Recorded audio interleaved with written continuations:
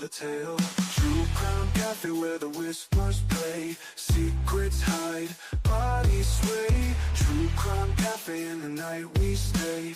Truths decay, truths decay. Ashtrays full, sins don't wash. Table stained, lies embossed. Fingers point but the lines are crossed. Justice sleeps at a heavy cost. Coffee cold, market break. Beer buzz, tongue don't blink. Where they go, who's the link?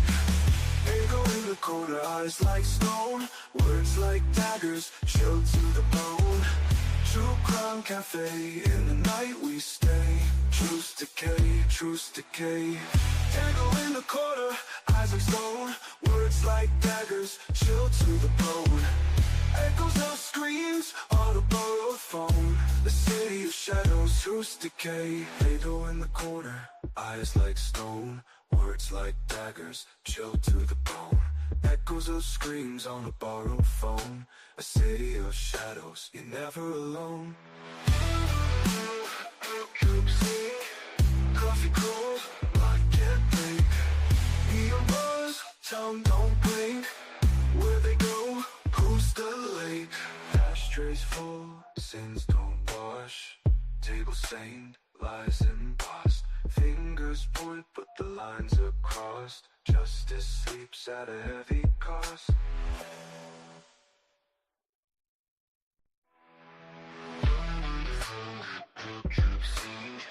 Coffee cold, market break.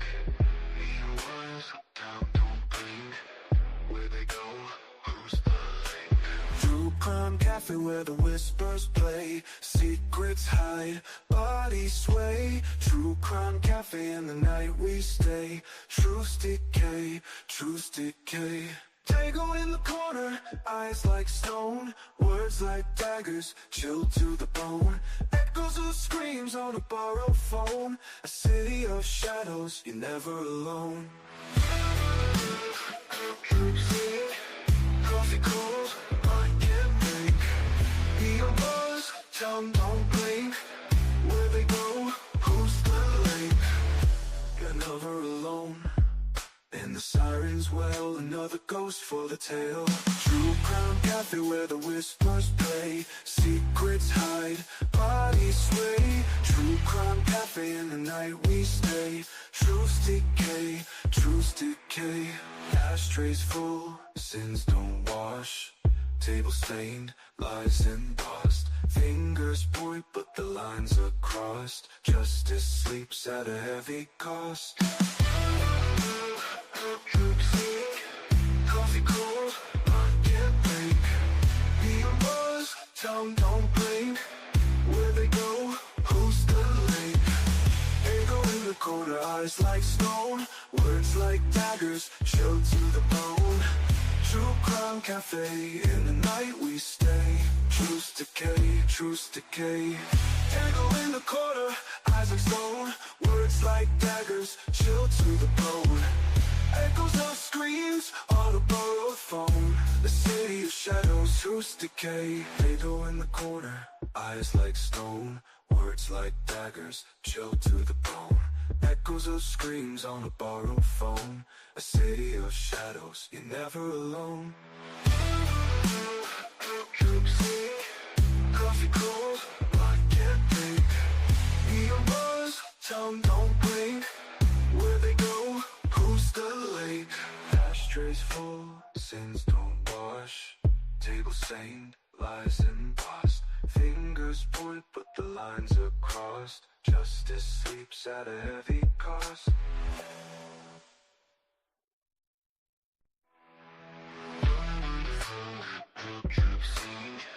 Coffee cold, market break. Neon buzz, town don't blink. Where they go, who's the link? True crime cafe where the whispers play, secrets hide, bodies sway. True crime cafe, in the night we stay. Truths decay, truths decay. Tango in the corner, eyes like stone. Words like daggers, chilled to the bone. Echoes of screams on a borrowed phone. A city shadows, you're never alone. Coffee cold, I can't think. Be a buzz, tongue don't blink. Where they go, who's the link? You're never alone.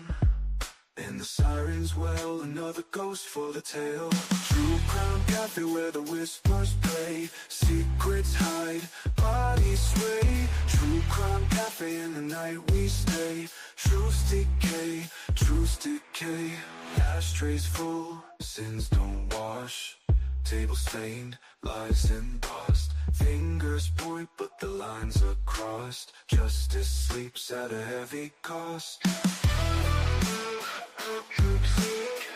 Coffee cold, I can't think.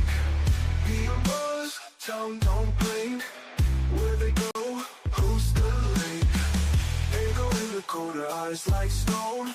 Words like daggers, chill to the bone. True crime cafe, in the night we stay. Truths decay, truths decay. Echo in the corner, eyes like stone. Words like daggers, chill to the bone. Echoes of screams on a borrowed phone. The city of shadows, truths decay. They go in the corner, eyes like stone. Words like daggers, chill to the bone. Echoes of screams on a borrowed phone. A city of shadows, you're never alone. Coffee cold, I can't think. Be a buzz, tongue don't blink. Where they go, who's the link? Ashtrays full, sins don't wash.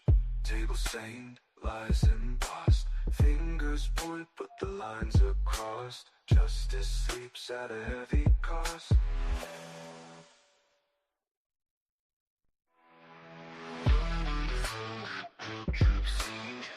Coffee cold, I can't think. Even words, down don't blink. Where they go, who's the link? True crime cafe where the whispers play. Secrets hide, bodies sway. True crime cafe, in the night we stay. Truths decay, truths decay. Tango in the corner, eyes like stone. Words like daggers, chill to the bone. Echoes of screams on a borrowed phone. A city of shadows, you're never alone. Coffee cold, I can't think. Be a buzz, tongue don't blink. Where they go, who's the link? You're never alone. And the sirens wail, another ghost for the tale. True crime cafe where the whispers play. Secrets hide, bodies sway. True crime cafe, in the night we stay. Truths decay, truths decay. Ashtrays full, sins don't wash. Table stained, lies embossed. Fingers point but the lines are crossed. Justice sleeps at a heavy cost. Coffee cold, I can't think. Be a buzz, tongue don't blink. Where they go, who's the link? Echo in the corner, eyes like stone. Words like daggers, chill to the bone. True crime cafe, in the night we stay. Truths decay, truths decay. Echo in the corner, eyes like stone. Words like daggers, chill to the bone. Echoes of screams on a borrowed phone. The city of shadows, truths decay. They go in the corner, eyes like stone. Words like daggers, chill to the bone. Echoes of screams on a borrowed phone. A city of shadows, you're never alone. Coffee cold, I can't think. Be a buzz, tongue don't blink. Where they go, who's the link? Ashtrays full, sins don't wash. Table stained, lies embossed. Fingers point but the lines are crossed. Justice sleeps at a heavy cost.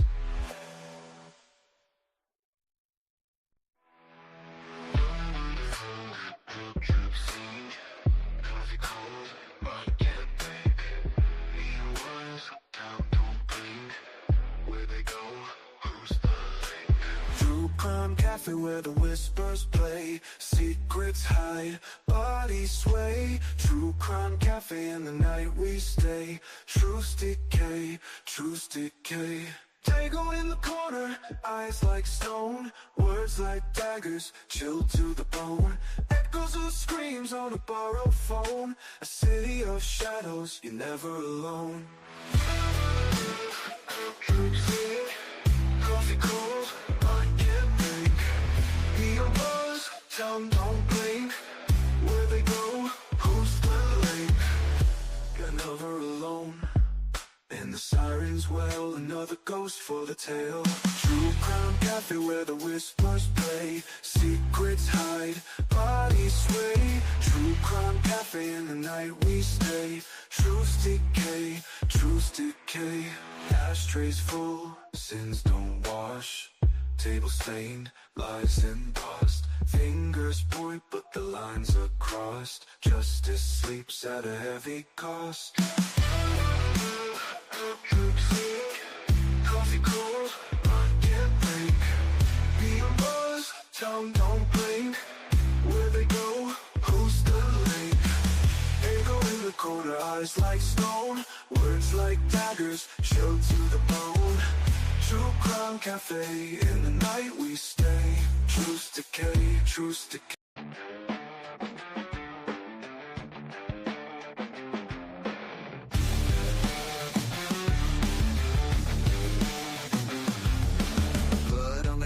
Splattered like rain, coffee stains tell stories of pain. Spoons clinking, whispers in the night.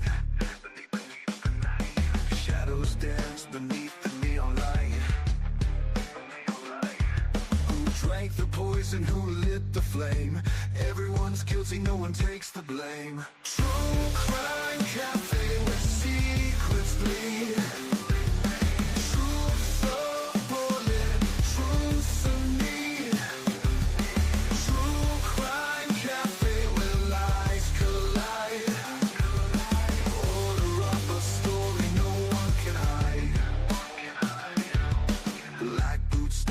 Flows of regret, ashtrays full but we're not done yet.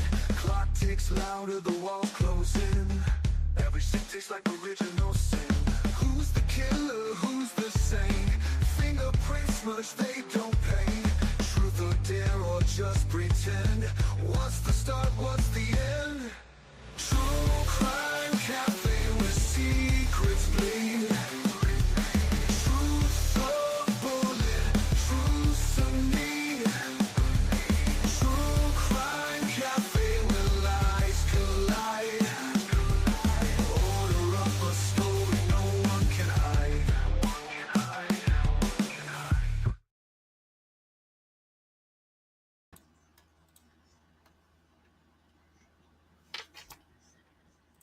All right. Welcome back to the True Crime Cafe. We are open for business. It's a late show with the Dago. Thank you guys for joining me. I have missed you all horrendously. It's great to be back. I have been so busy trying to catch up, trying to get my wife happy, keep her happy, decorating for Halloween. I had to redo some stuff in the yard, the outside, blah, blah, blah, blah, blah, all sorts of stuff. And plus I was sick too. So I'm here. I missed you all so very much. And I'm grateful to see you all here, guys. Truly and honestly. Tonight, we are on a road trip heading back over to Idaho, University of Idaho Murders. We have the raw, uncut, I do believe, version of the Dylan Mortenson interview. We've been waiting on that since we got Bethany's interview. So that one is going to be interesting. We have some new documents review. There's actually some new pictures. We got a whole bunch of stuff to go through, folks. I don't know if we'll do it all tonight, but we're definitely going through the interview and some documents and maybe some pictures tomorrow, so on and so forth, because this is going to kick up some dust. I promise you that. So I am grateful to see you all here. Thank you so much for joining us again tonight. I appreciate you all more than you know, and I've missed you guys amazingly. It's great to see you. Thank you to my Blue Crew. For those of you that are here, I appreciate you so very much, and I have missed you so very much as well. I haven't even got to really talk to these guys, and I usually talk to my mods daily, maybe a few times a day, and I haven't even got to do that, you guys. So I missed you all. Who do we got in here with us real quick? Samira Dalby, welcome back to you. Esther Hahn. Whoa. Hold on, you guys. I got to fix something. Sorry, you guys. Give me a second, please.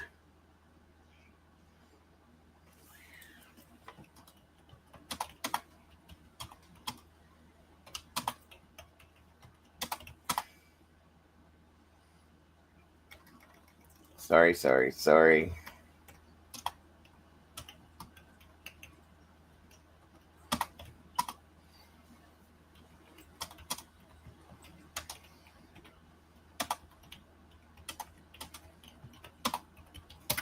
Okay, sorry about that. I'm trying to turn this Discord. I always forget to turn this Discord thing down. Sorry.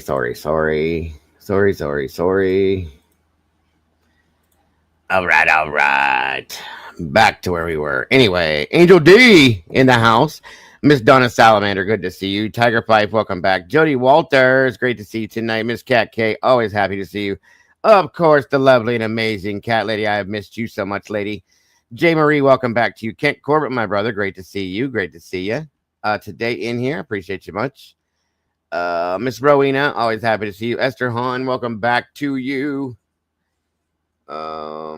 Beach Babe, welcome back to you. Great to see you. Please do what Miss Tandy says. And hello, Miss Tandy. Good evening. Fizzy's fizzing around in here as always. Great to see you, Fizzy. Thank you so much for those purple hearts, Donna. God bless. Samira Dalby, welcome back to you. Yes, Ken, I missed you guys yesterday too. I was hammered, slam busy as hell yesterday, guys. Not hammered, just slammed. True Seeker, welcome back to you. Great to see you.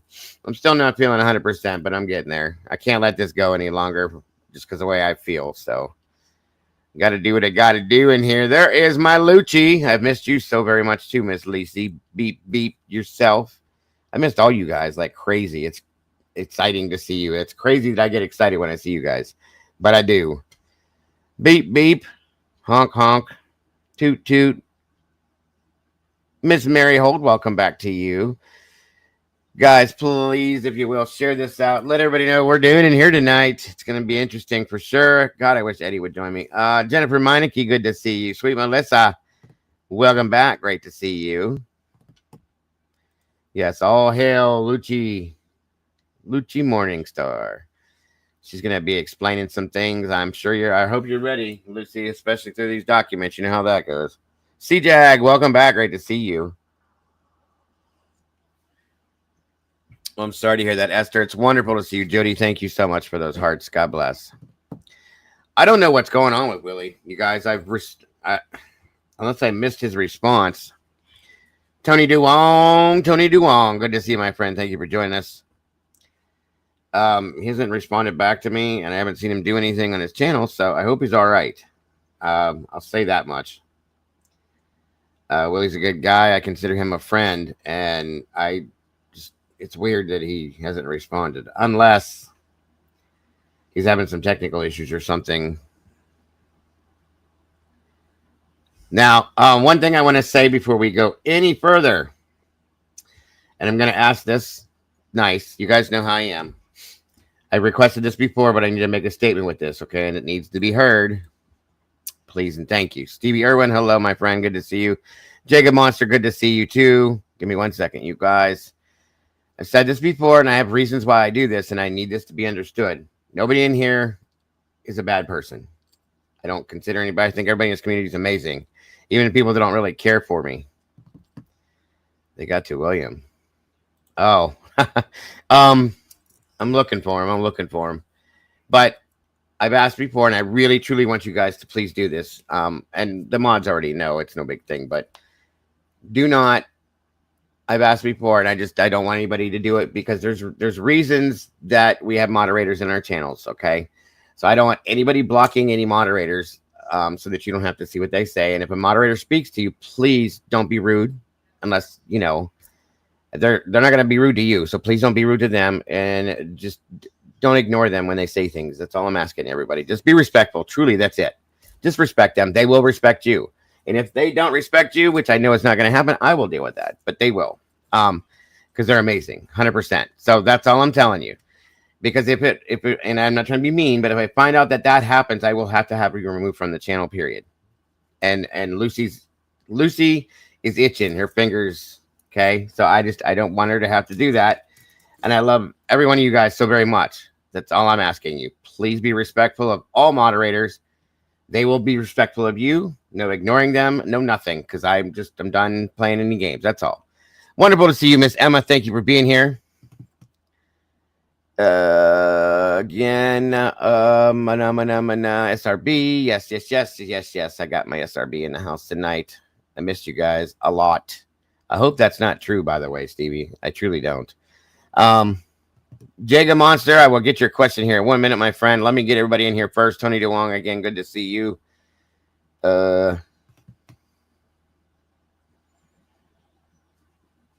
Yes, Miss Donna's right. Please remember to smash that like button. Hit that like. Share it out. Please and thank you. And get everybody, drag them in here. Let them know what we're doing. Get the whole gang and crew in here. Please, all the meatballs. Michelle F., welcome back to you. Great to see you. Thank you for joining us.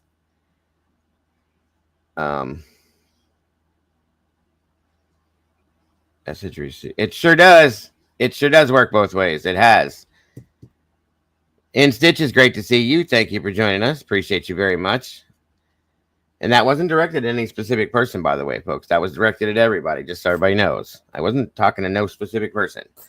Drew Bledsoe, what is happening, Dylan? Good to see you, brother. Thank you for joining us. Very much appreciated.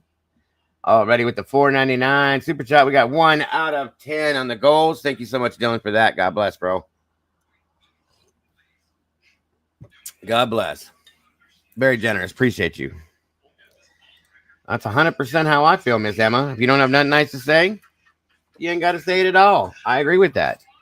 And this community is very open and forgiving and very trying to think of the right word. I couldn't think of it. We're all very welcoming. There you go. And nobody in here should ever have an issue. So I have the question I have is on whether 2 perps on floor 2, because I find it hard to believe the wound on Xana and Kaylee and BK still had energy to. A lot of people have thought that. I believe there was definitely more than 2 people, to be honest with you, Dylan. So yes, that's my answer to your question, my friend. I do believe there were at least 2, if not more. Possibly 3, possibly 4. Who knows? That's my feelings. Your other question, my friend, says, I've always wondered is how did nobody check on Maddie and Kaylee? Is it possible they didn't care what happened to them? It is possible that they didn't need to care what happened to them. I guess you could put it that way for lack of better terms, but yes. Yes. CJ, great to see you. Sunshine Girl, great to see you. Thank you for joining us tonight.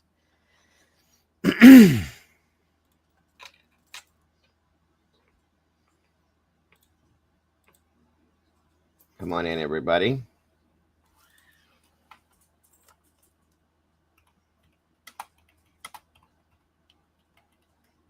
Where is my bomb toy? I don't see her yet. Where's the bomb toy? Everybody is entitled. Fizzy, welcome. Good to see you. Everybody's entitled to their opinion. Just please be respectful of opinions that may differ from your own. Amen to that one. Thank you, Fizzy. Ms. Rowe, number 2 on the goals. Thank you so much for that, Rowe. God bless. You're such a sweetheart. Thank you so much and keeping that coffee flowing. Thank you for that super chat. So very much appreciated. Yes, ma'am. Miss Jen, it's great to see you tonight. Yes, it is. I really, truly have missed you guys. Told you guys, I go through withdrawal when I don't come in here and get to do this.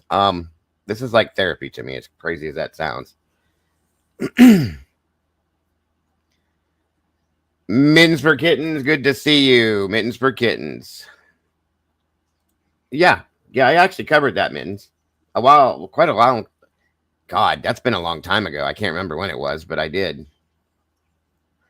There's another case I covered a while back that I had a parent reach out to me yesterday. Welcome, True Crime X. Great to see you. Thank you for that. Oh, come on. I know better than that, cat lady. I know that. Where are we at? that on an older case that we looked into. I have to look into it, get in my notes and pull it out. But I may have that parent joining me here as a guest here soon. I'm not going to give anything out on it yet. We'll talk about it in a day or so.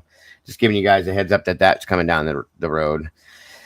Not on this case. Not a parent from this case. Humphrey, welcome back. Anna D's in the house. Good to see you, Anna. Thank you for joining us. Yeah, it happened back in February. It's been a while. I remember covering it slightly. All right, where is my? Let me check my messages to Willard here and see if I got anything back yet.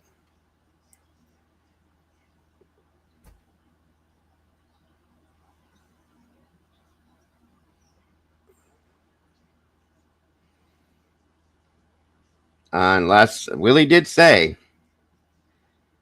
that if Brian didn't file a motion for an appeal after that 42 days, that maybe he wouldn't be around anymore.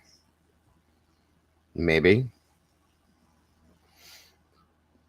Better. What are you talking about, Angel? Better with the question mark. What are you asking me, my dear?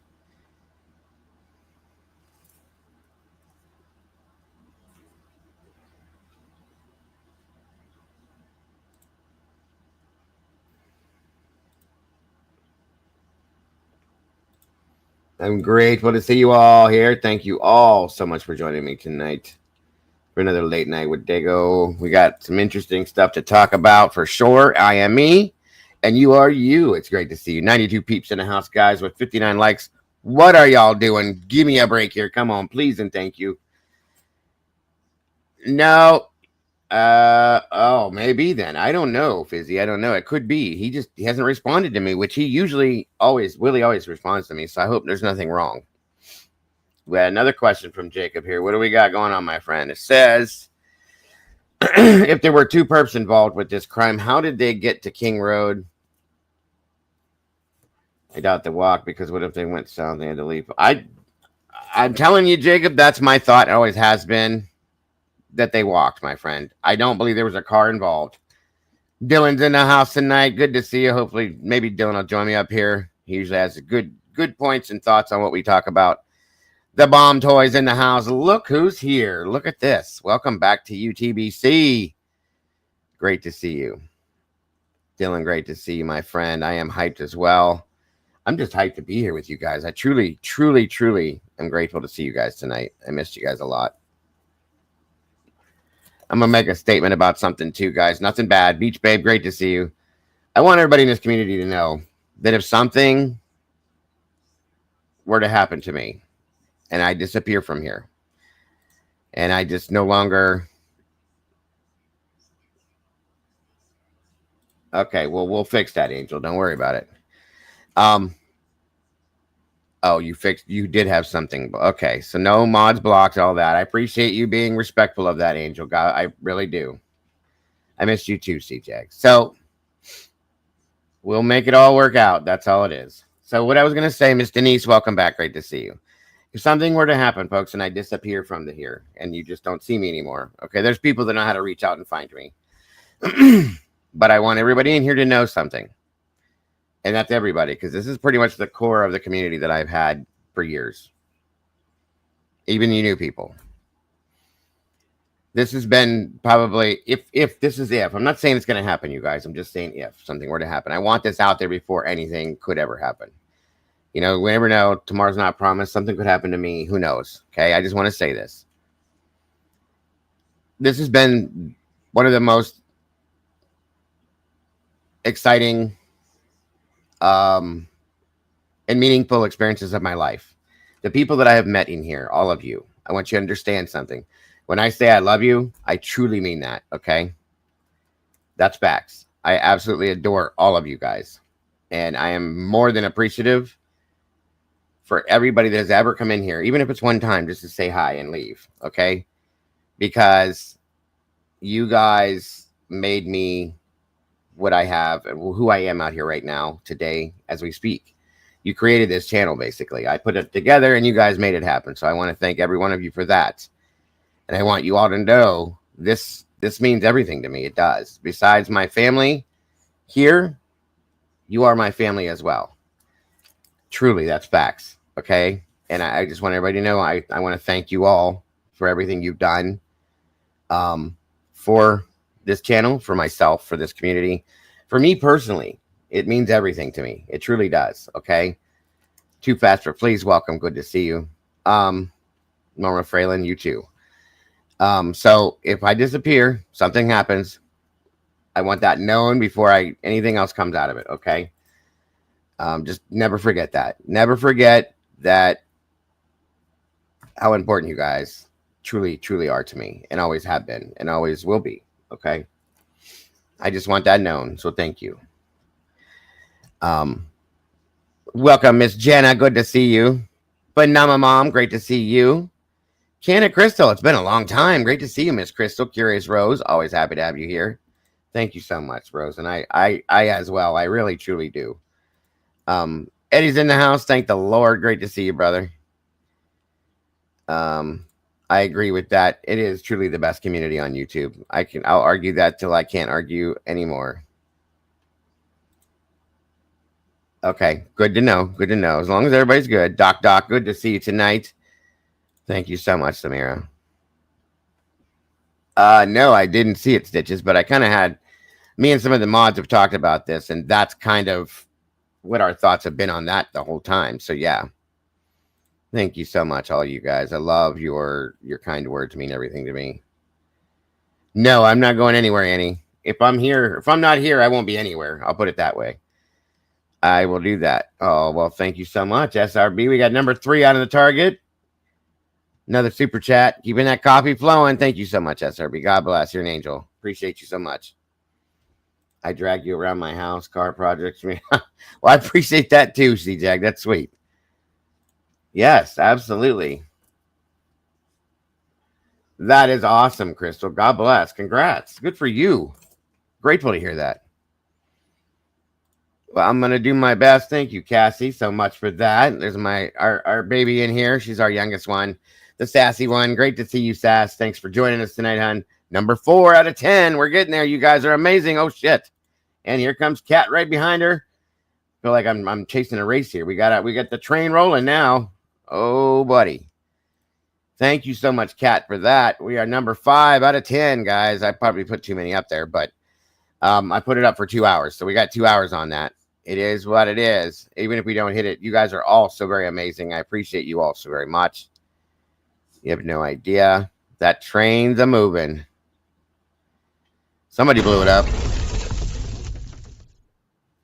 Thank you so much for those. Give you guys a round of applause. Yes, yes, yes. All right, all right. We got the super chat train going. That's awesome. Thank you, guys. Thank you. Thank you.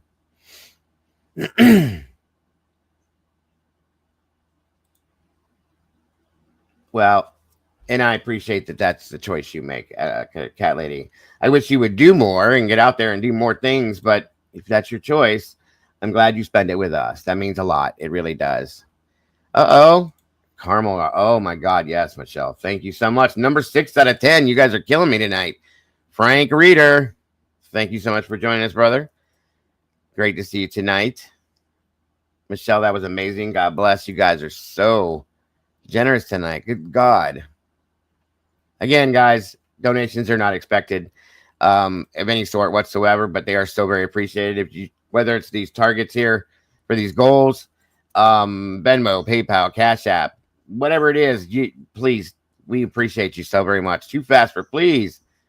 You guys are killing me. Wow. 7 out of 10. And we're not even a half an hour into this out of 2. Jesus. Unbelievable. Unbelievable. Yes. Well, thank you. Thank you, Drew. I appreciate that, brother.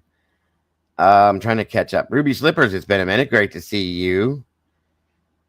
God, you guys are amazing tonight. Thank you so much. Where is... She was Rusty's broom and head north. Wait, what are we talking about here? What are you talking about there, tomboy? Well, it's wonderful to have you here for your first time. I hope you enjoy it and you want to come back, my friend. I hope you do. I truly do. Doc with it too. We got a super sticker. That is 7 out of 10. Thank you so much for that, Doc. Very cute. It's like a dancing pear blowing a party horn. That's kind of interesting. Thank you so much, Doc. God bless. We appreciate that support so very much. Wow, you guys are killing me tonight. Unbelievable. 3 more to hit that goal and we're out. Damn. 36 minutes. And that's crazy. 101 peeps in the house. 69 likes, guys. Please, if you will, hit that like button on your way in. Share this out. Let everybody know what we're doing tonight. Again, we're heading back over to the University of Idaho murders. We are finally getting to see the interview that I think we all really wanted to see. None of us, I mean, I'm sure it was no big deal about the Bethany interview. We wanted to see that, but I think more than anything, we wanted to see Dylan's interview. At least I did.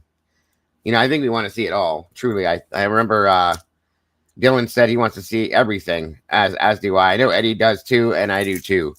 All right, gentlemen and ladies, the link is pinned to the top of the chat. Eddie, Dylan, anybody, if you want to join me up here to go through this stuff tonight, it's up there, bro. Or bros, please do. Miss Esther's hitting it. Number 8, 2 more, folks. 2 more to hit this goal. My God, you guys I did not expect that. I spread it out like that, thinking nobody's going to hit that. That's insane. Thank you so much, Esther. God bless. And so generous. You're a sweetheart. Mountain Mama, great to see you. I know. 2 more, you guys. This is nuts. Yeah. This is crazy. Yeah, this interview is definitely worse than Bethany's. And Dylan's in the house. Welcome back, my friend. How are you tonight? I'm doing good. Just spent about 2 hours recording stuff, and now I'm here. Good to see you tonight. I kind of missed you guys all being up here and everything. It's been a few days. It's great to have you back here, sir. Always happy to see you. Always fun being here. Oh, it's a great community, great people, and I really appreciate you all very much. I haven't seen the interview. I haven't seen the docs. I'm ready to. You're raw. It's all raw for you then. That's good stuff. Good stuff. I like saving the natural reaction for you. Right. Yep. Kate hit number 9. Nope. Wait a minute. Oh, that didn't flow into that. That's weird. Keep that money flowing. Thank you, Kate, so very much for that super chat. Appreciate that so very much. So generous, so sweet. Thank you. What's up, Dylan? Good to see you. How are you? Fantastic. We got some action tonight, Dago. We got some good stuff came out. Yeah, we have quite a few things to see. Thank you to Meg for letting me know about the interview. Of course, Meg, she's a megastar. She's here finally. Good to see you, Meg. Thank you so much for joining us, dear. Miss Cassie hit 26 months. That's not right. You're beyond that. That's over that because your mom's even ahead of that. Wait a minute. Miss Kitty Cat dropped 9 out of 10. We got 1 more coming, folks. 1 more and we're done. Damn. 38 minutes out of 2 hours and we hit 10. Jesus Christ, you guys. I don't even know what to say. Right. Yay for kitties. Right. Tell your kitty I love her. Thank her. Thank you so much, Kat. That was so sweet. Meow. Yo, Dago, I got a link that I want to send you. Can I email that over to you? Yeah, or you can drop it in the back chat. Whatever's easiest for you, bro. Oh, yeah, there is that back chat. I could Private use chat. it, Too fast for please. Killed it. We're done. Too fast for please. Hit the number 10. Thank you so much. Wow. You guys should be getting confetti in the chat now. That's amazing. Thank you all. I can't believe you guys did that. No, you're good, Eddie. You're good. Whatever works for you, brother. I understand. Anytime. I'll be here tomorrow whenever you're ready to come back up. If you can't, I get it. Hemisphere, welcome back, my friend. I got these 2 awesome gentlemen up here with me tonight as it is, so we're good to go. And thank you guys for killing that goal. My God, 10 super chats in 40 minutes. That's insane to me. Thank you, all of you, for being here. 103 peeps in the house, 83 likes. Let's hit that like button, folks, if we can. Thank you to my mods for just being who you are and being here. Thank you so much. You guys do amazing things. I couldn't do this without you. It's great to be back, folks. I have missed you guys. So I think the first thing we're going to hit tonight is we're going to do the interview first, then we're going to go over the All right, Eddie. No problem, brother. Whenever, you know that. My door's always open. We're gonna go over the interview first, review that, break it down, take our time, and then we'll hit those links. So we got new picks that came out too that we're probably gonna end up doing tomorrow, but I don't want to keep you guys in here for 8 and 10 hours again.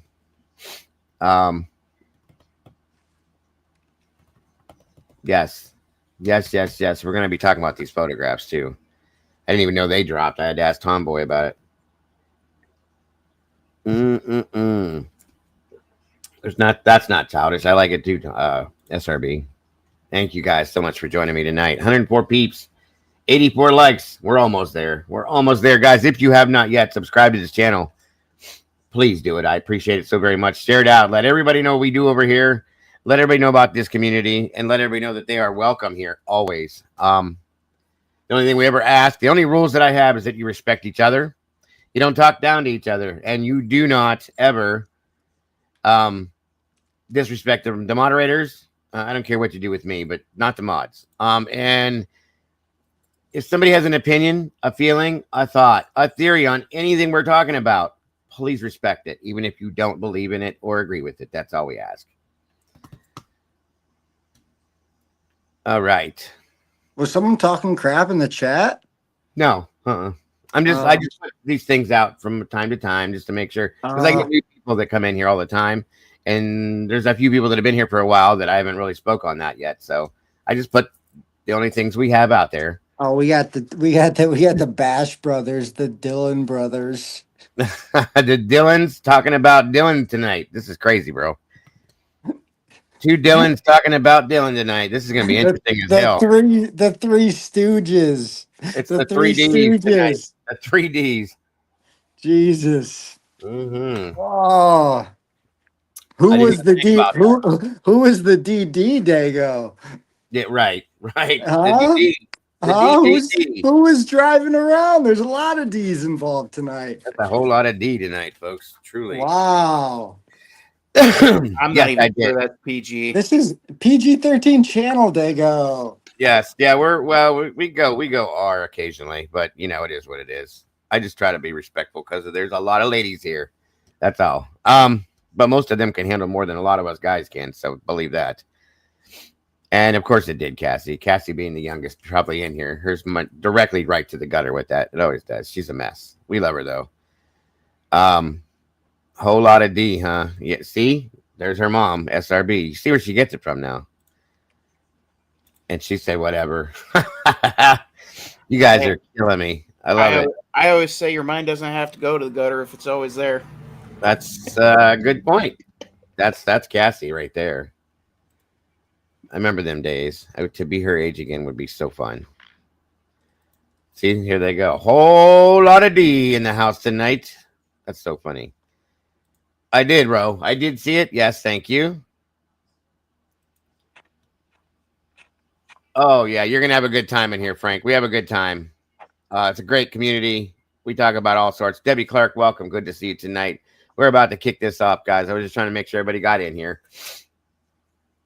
Oh, please hit that like button when you come through the door, please, and thank you. Beach Babe, great to see you. Not a Dylan, though. No, thank God we don't have it. We're going to talk about that, Dylan, with the two Dylans. I feel like that TV show. My cousin played on that TV show. I was telling you guys. The hell was it? Newhart. My name's Larry. This is my brother Daryl. My other brother Daryl. That's what it reminds me of. Hi, I'm Dago, and this is Dylan. This is the other Dylan. And tonight, folks, introducing Dylan. Yeah, we get a little crazy sometimes, but nothing bad or anything like that. And I did get your I got what you sent me, Hemisphere. I appreciate it, bro. I got to look that over. It's pretty wild. My real life has taken over my life, folks. Therefore, I've been stuck doing real things instead of this stuff. It was a pretty good show. Yeah, my cousin Tom Poston played on there. He played who was the old guy that wore the overalls all the time? I don't know what his character name was. I just know that he's my cousin. Or he was. He's deceased now, but and What the hell? What? He was a handyman, I think, or something like that. Mm. Great to see you all in here. Thank you. Thank you. Thank you. We can get a little rowdy, not too often, but sometimes. All in good fun, though. I'm grateful. I got all these awesome mods in here: Lucy and SRB and Meg, Cassie, Tomboy, Tandy. Thank you all for being here tonight. Again, I wouldn't do this, couldn't, shouldn't, or never, ever would do this without them. I would make it all messed up. True Seeker, great to see you. Yes, my cousin is Tom Poston. My grandmother's he's my grandmother's first cousin, so he's my second cousin. I believe that's how that works, I think, isn't it, you guys?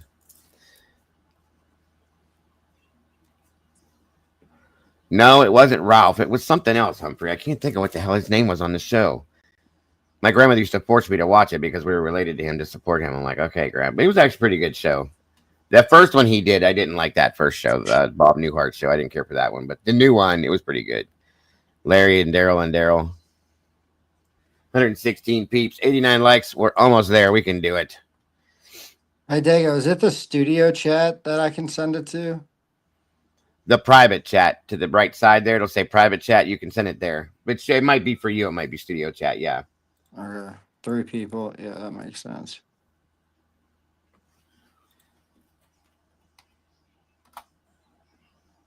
See if you can open that. Right. Because it's the best and most accurate sheet that I don't do a bunch of work on this case. I don't have time for that. Okay, no problem. But this person does and has taken all the documents and evidence that's come out and put it into time slots with Oh wow. details. Oh, So Sarah. yeah. So again, I go to X all the time, right? I use X because I think Yeah. it's the most I don't know, consistent for me in terms of getting keywords Dude, and this points is across. But I have it printed out. I also have it pulled up. I did not want it to interrupt the what you were gonna do tonight. uh-huh. Because Well, it I gotta show you something. I gotta show them this, bro. This is wait. Again, don't before you do again. It is awesome and it is detailed, but I want to be very, very, very clear that there are some inaccuracies with portions of this that should be redacted and people shouldn't see okay. because they Gotcha. are in my theory, completely and factually incorrect, and they are Yeah, based on assumption. But I get it. in terms of how the information is gathered from what's been released and then generated back into a format to easily go through the times and then also allow us to nitpick it and say, wait. And there are literally, if I could paste clip art, little question marks, Mm-hmm. which you might be able to do at some point here Yeah, with your viewers, um, uh, of this document, there would be question marks on so many lines and so yeah, many times be and being like, what is happening here? right. So if you want to, you're more than welcome to kick things off by doing so. I definitely wanted to be involved in the discussion while you go over it, so I can raise my hand and say, hey, look, that is something I don't think should be, Oh no, I no. think Sarah's wrong. Yeah, Uh, understood. because she is still on the um, post 4 a.m. all 4 kids were murdered time Okay. frame for some reason. Uh, She hasn't opened the door to the concept of everyone being killed earlier and really no one being alive at 4. And using the only thing that she's using as evidence for that is Xana's TikTok usage, but we haven't even seen that, right? So again, I'm getting ahead of myself, but it is a You're great document. Sarah did a great work. At the same time, while I'm doing that and while I'm giving you this, I have a new little account on there. It's Truth Pair 2020 on X. And what I'm doing on there, Is it when I'm payer not or pair? Pear, Pair? pear. It's a funny, goofy looking pear. Oh, And I'm okay. trying to my original account that was a little vulgar got deleted. But this one, what Little. I'm there's a portion of this app that has muddied the waters to make it seem like Idaho did a good job with this investigation. This app is very functional in terms of its reach, Mm-hmm. in terms of us being able to contact and reach people and voice opinions and question certain individuals.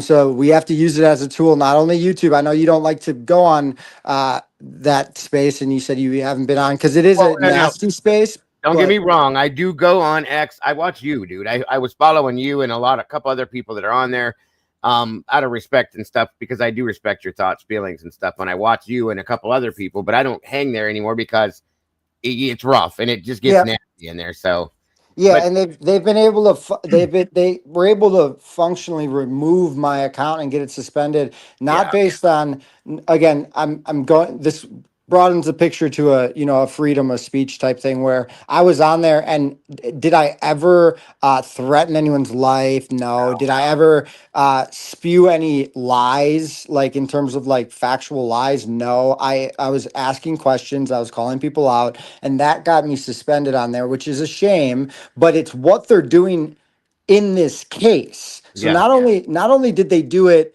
to Brian Koberger and the trial and the investigation and the release of evidence, Mm-hmm. they were able to do it to a small little account on X with like me, I don't know what I don't know, a couple hundred followers, but my voice was loud enough for them to get it suspended again, Yeah. where I never um they, according to them, I broke policy, but again, was, I'm not an idiot. I went into it and saying, hey, I can bend these rules. I'm never gonna threaten someone. I'm never going to illegally call someone out or Right. post information about anyone that's not public Well, already or well, wasn't yeah. gained from public information. So when I was posting specific individuals and calling them out, not only did I have the right to do it because they are involved with this case, they were on camera in public in this case. Mm-hmm. That's all I'm doing. And then on top of that, I'm posting their family members, which is also public knowledge. I'm Mm-hmm. not breaking any laws. I'm not breaking any policy. I never asked anyone to go target them. All I No. was saying, hey, we should look at these people. And And that's what Sarah's I was gonna say and is I saw what you did a lot of, dude, and it was nothing, in my opinion, that because I went back and was like looking at different things and stuff like that. And wow, long this was a while ago, but anything I ever saw you do was something I would do the same thing with. I would right. call somebody out, things like that. So nothing I saw looked like it broke any terms of service at all. Right. And what Sarah does, and to loop it all back in. So, like, again, it is a small little app, but I think we do need to, It looks awesome. Yeah. talk on here and figure it out. And then what Sarah does is Sarah, with her spreadsheet that I hope you go through here, Mm-hmm. it releases specific names that I know, haven't discussed. And it opens our eyes to saying, okay, what was released today or what's not being released, and why are these people being protected? And it's going to start painting a little clearer picture for us. So it's really exciting. I think you deserve these donations that are coming, Thank and you. I'm excited to talk about all the D. And prove that Brian Koberger didn't kill the Idaho 4 with you and this cool group of people that get to talk about it. And I appreciate what you said about the donations. Thank you for that. And yes, I agree. And that Sarah comes in here all the time too, so I appreciate her. I didn't even know she did stuff like this. Looks amazing, and I'll show you. And what we do as a community anyway, Dylan, fits with this. There are things that we're all going to look at and say, okay, I don't really believe that that's a factual statement or something. And out of no disrespect whatsoever towards her, I'll say, we're going to put a question mark on that one and move on to something else. That's how I would handle that. Because there's a lot of things that I've seen already in here that I do have some questions about and things like that. But by no means is it any kind of disrespect towards Sarah. It's based on things she's seen and heard and how she puts it together. And this is a really, between this and the tool that SRB found for us, this has it all, guys. This has it all. And you'll see it here in a little bit. Like Dylan said, we're going to go through it, talk about it as well, and use it. I mean, this is a lot of work. A lot of work. So God bless her.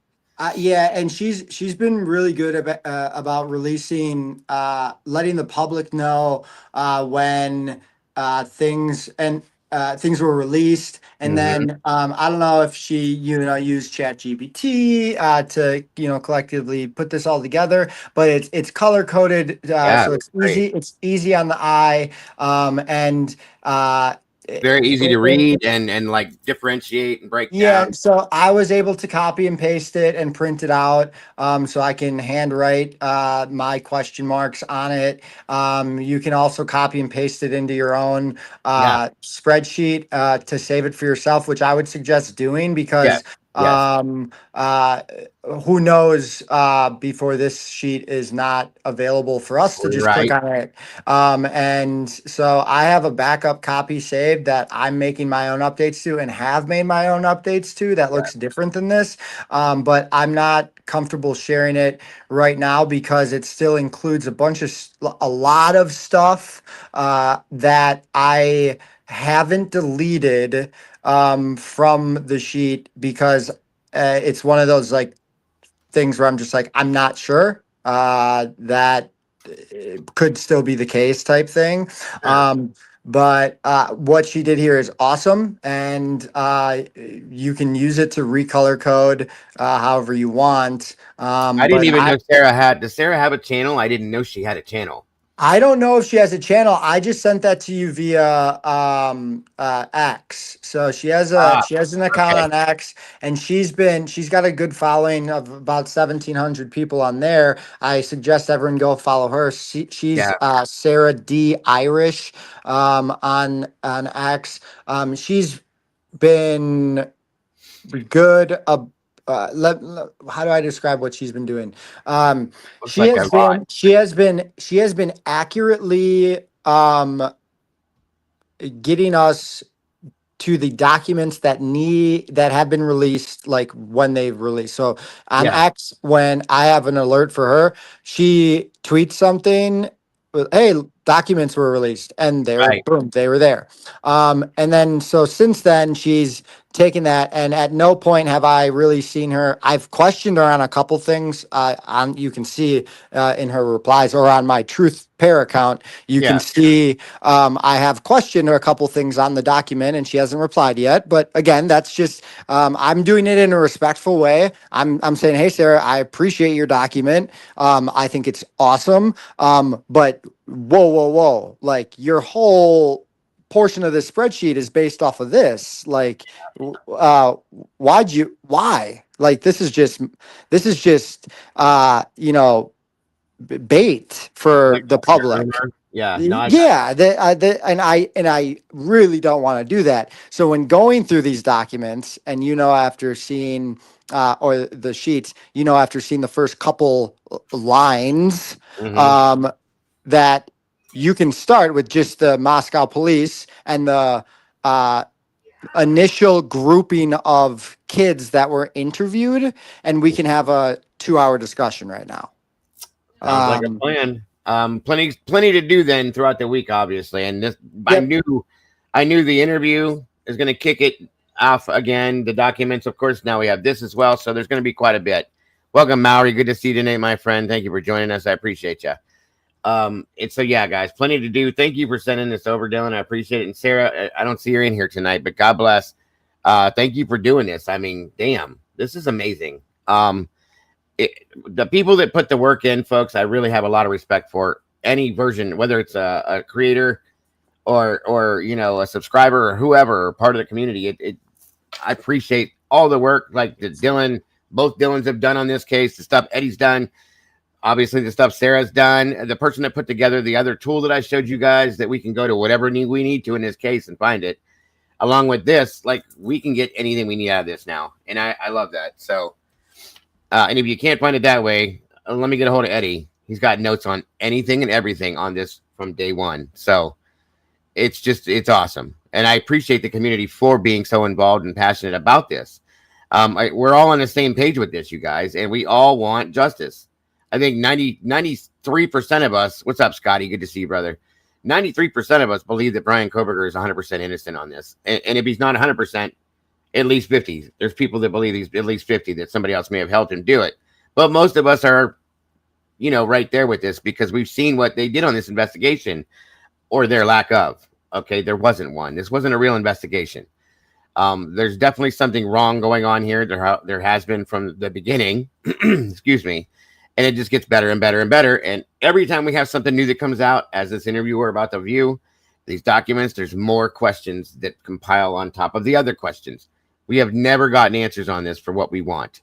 Maybe one or two little ones here and there, but they still don't equal out to what we're supposed to be getting on this. And that's why we're doing what we're doing. Truly, this has nothing to do with Brian Koberger at this point, folks. It's about this jacked off investigation and joke of an investigation that I've never in my life seen anything like this before. Maybe Delphi, close, but not this bad. That's all I'm saying. So that's where we're at with this. And that's why we do this. So until we get some answers, this is where we're at, folks. Anytime something new comes out, we're going to look at it. Anything that we can find to break it down and make it make sense, we're going to go through it. One day, we may get answers. And if we don't, we're going to do it till we get answers. That's all there is. Tracy, welcome back. Good to see you tonight. Thank you for joining us. Let me.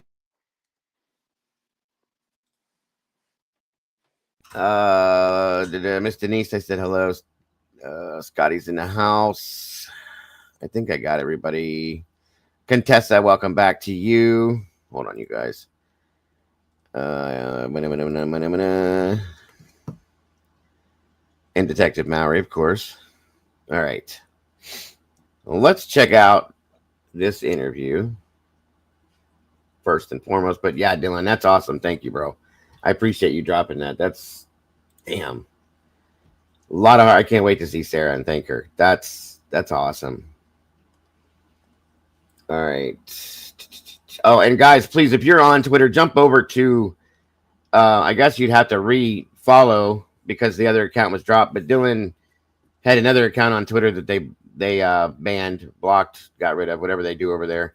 And he's got a new one. It's called Truth Pair. Truth Pair 2020. There you go. Truth Pair 2022. I'll drop it in the chat. There you go. Because I know quite a few people followed him over there. So now you guys have a way to continue to follow him.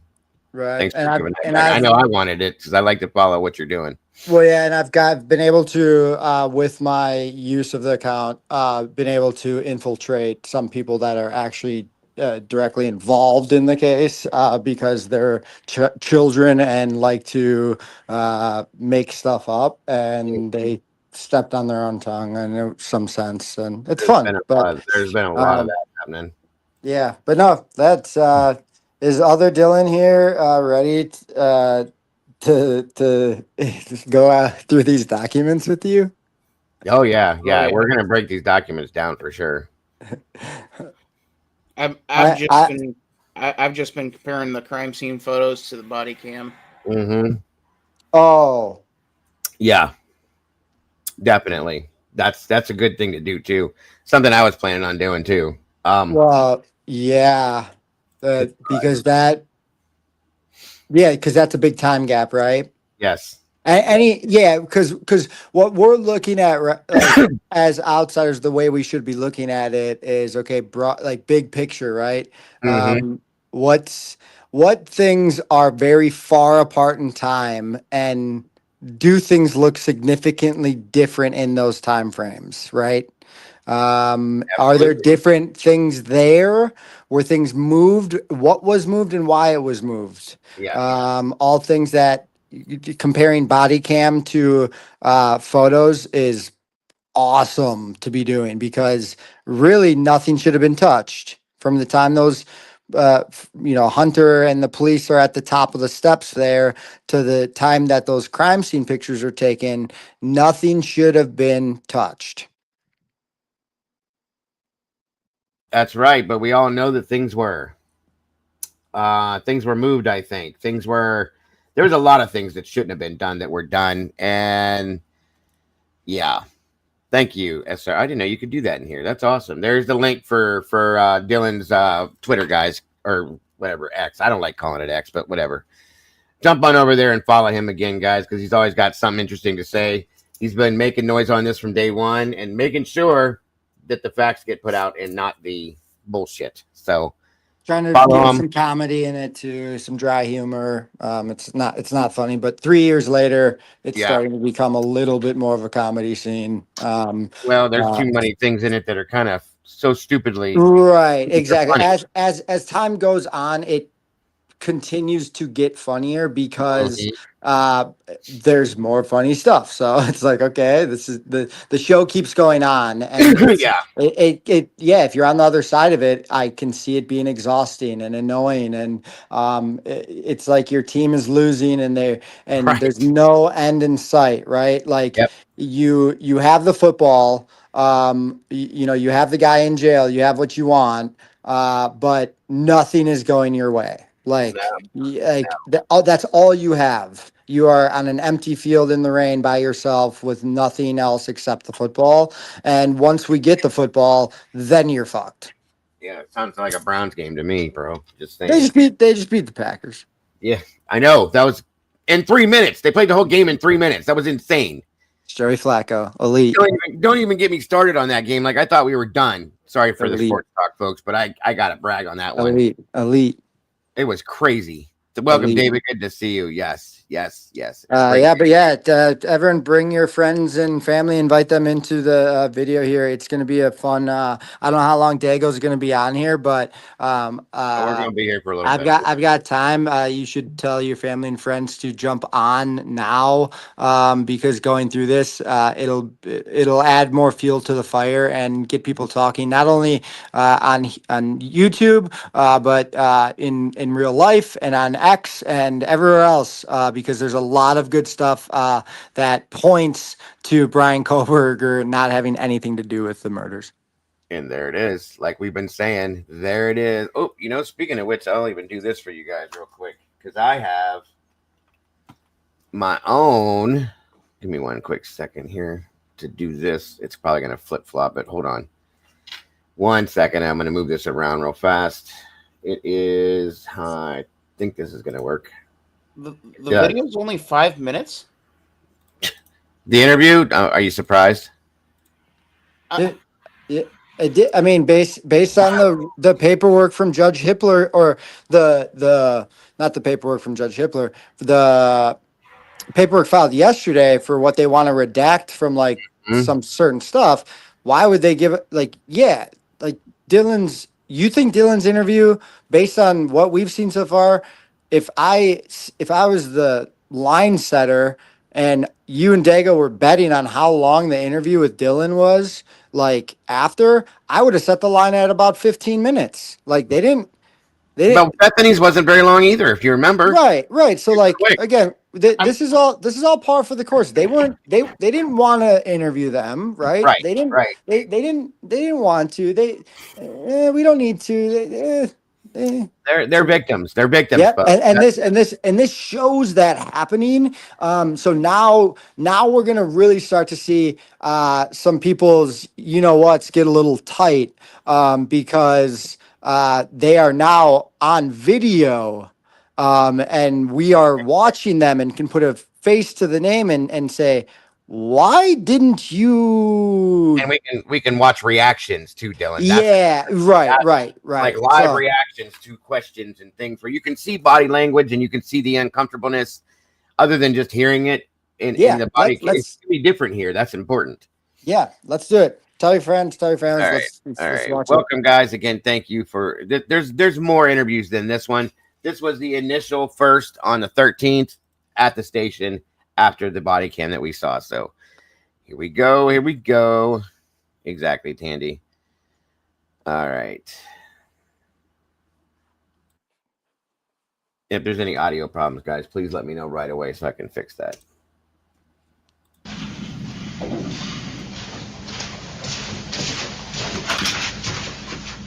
So I think that somebody might have said something that. Just so everybody knows, this is with Detective Mowry. Oh, I didn't know that. I didn't even see that. Okay, so let me throw that in here. I guess Plunder put this up. So here is the link for Plunder. Please make sure that you guys jump over and give her some credit for that. Hit the like button, and I will throw up a thing for it. Thank you again, Aquarian. Good to see you, and thank you, Meg, again. Here we go. You said, I think what maybe you was, did you have, or in the recent history, have anybody that you thought might have been stalking you, or that was just acting weird? No, but me and Ben were talking. Remember about a month ago, I think that one of the police officers that Kayla was outside taking Murphy out, and she saw a shadow. Yep. Okay. And then when Kitty was at Winco, Xander was in the car. She noticed this guy was following her. She got what she's getting, put it in the car, and she could see in her mirror that the guy was behind her in the car. Okay. So obviously he was trying to follow her. And then that was about 2 or 3 weeks ago. And then about a week ago, our door is broken, but me, Maddie, and Ben came home and the door is wide open. And obviously, yes, the door is broken, but that could also be something else as well. With the front door? Yeah. Okay. Did you ever find the back slider open or anything? Is that usually locked? What's the condition? I mean, we're pretty good at locking Did it. you say the front door was broken? Last night. She said a week before that the front door was. Remember, we had heard that the front door was kicked in. Okay. I think that's what she was referring to. I thought it was more than a week, but okay. Dago. Yes, sir. I do not have a degree in criminal justice. I am not a detective. Right. I have watched a lot of 48 Hours. Have watched a lot of crime. Welcome, Witchy. What would prevent him from his first question being, what happened? Thank you. Well, here's what I'm going to say to that. Isn't that how, okay, this is a detective that has no idea what happened. He knows there's 4 dead bodies. He knows that this girl is supposedly found roommates and found. So wouldn't the first question be what happened? You mean shouldn't? Yeah. And here's the thing. Do you think this is the full uncut interview? I don't know. Didn't she just walk in and sit down? She did, but I'm curious to know if there were things. I see what you're saying. She Yeah. needed to take a break or something. Yes, and they pick it up from a specific spot. Okay. Yep. Now you see that's also thank you for catching that, Dago. Mhm. That's also another point in this cover up.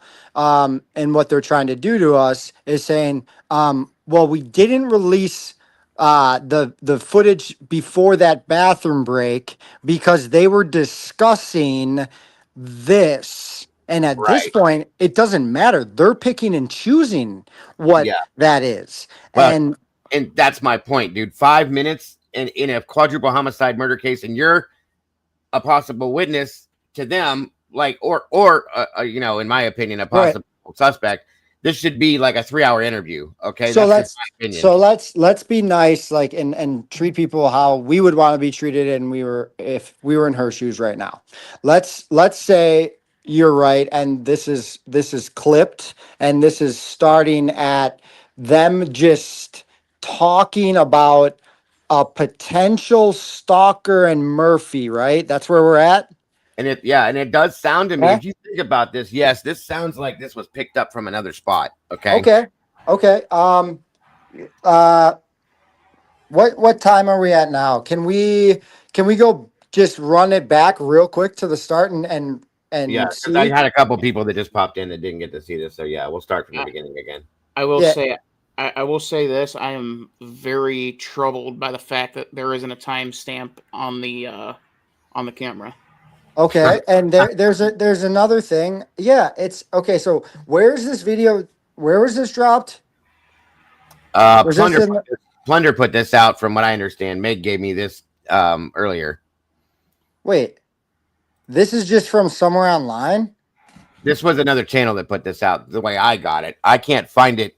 I looked around. I don't see it anywhere else other than other creators. So,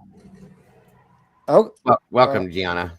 Okay. I'm going to keep looking for a different version of it to see if there's anything different from it. You know what I mean? Well, my only point here, Dago, is the only evidence that's been released. Oh, okay. Well, yeah. So go ahead. This is interesting. I'm going to keep looking to see if there's different versions because I'm saying the state of Idaho or Moscow or Pullman or ISP. No, it didn't. This isn't from them somewhere directly. This is from somewhere online that we're getting this. So yeah, she goes and pulls like she FOIA stuff and gets things all the time. She always gets these interviews and stuff like that, and then she'll put it out. And then usually she'll put the whole thing out, but this is probably what she got. Okay. So we'll find it out. And it should be in one of the reports as well, and see if it matches up times and all that stuff with the Moscow documents. We'll see the reports that we went through and see if it matches up. That's all. And what's Dylan's outfit? Does that match initially to what she was wearing on body cam? No, but there is a video of her walking away with an officer leaving the house that night around 5 or 6 p.m. I think it was, wearing this outfit. Yes. So that does match up. There's a picture. So what? She hung out. She called the cops at noon and then was hanging out outside of the house right around there for 5 hours. No, they had to take her inside and get her a bag and some clothes and shoes, obviously, and then they took her to the station from there. I believe they took her back inside the house. That's my understanding. Somebody went in there and got the stuff for her, or maybe they went in with her. Obviously, they're not going to let her go by herself. Okay. So no, that's not how crime scenes work. You don't get to grab your makeup. Right, you don't get to grab. It doesn't matter. It doesn't matter if you're diabetic and have insulin in there. That's evidence at a crime scene. Go get another prescription. So if whoever thinks that's the narrative and that's okay, that's definitely not. That's evidence tampering enough to get Brian Kohlberger off. It should be. They've been doing it through the whole case, dude. The whole case. We haven't even gotten past. I haven't even gotten past one question in this, and it was about Dylan's outfit. And I'm already hung up on a portion. If you went to trial, that would be like, wait, Dylan, you guys took something out of the. Wait, what? She came when in the picture I saw. She's walking with a Moscow officer with a book bag over her shoulder. She didn't have that in the body cam. We know that. And she has different clothes on, sweat outfit type looking thing is what she's wearing here. So somehow somebody went in maybe, or I don't know. It doesn't make no sense to me. Add it to the question list. So, all right. So if we're trying to put a timestamp on this, right? If we're looking at Sarah's sheet, when does she say this is? What time is this interview at?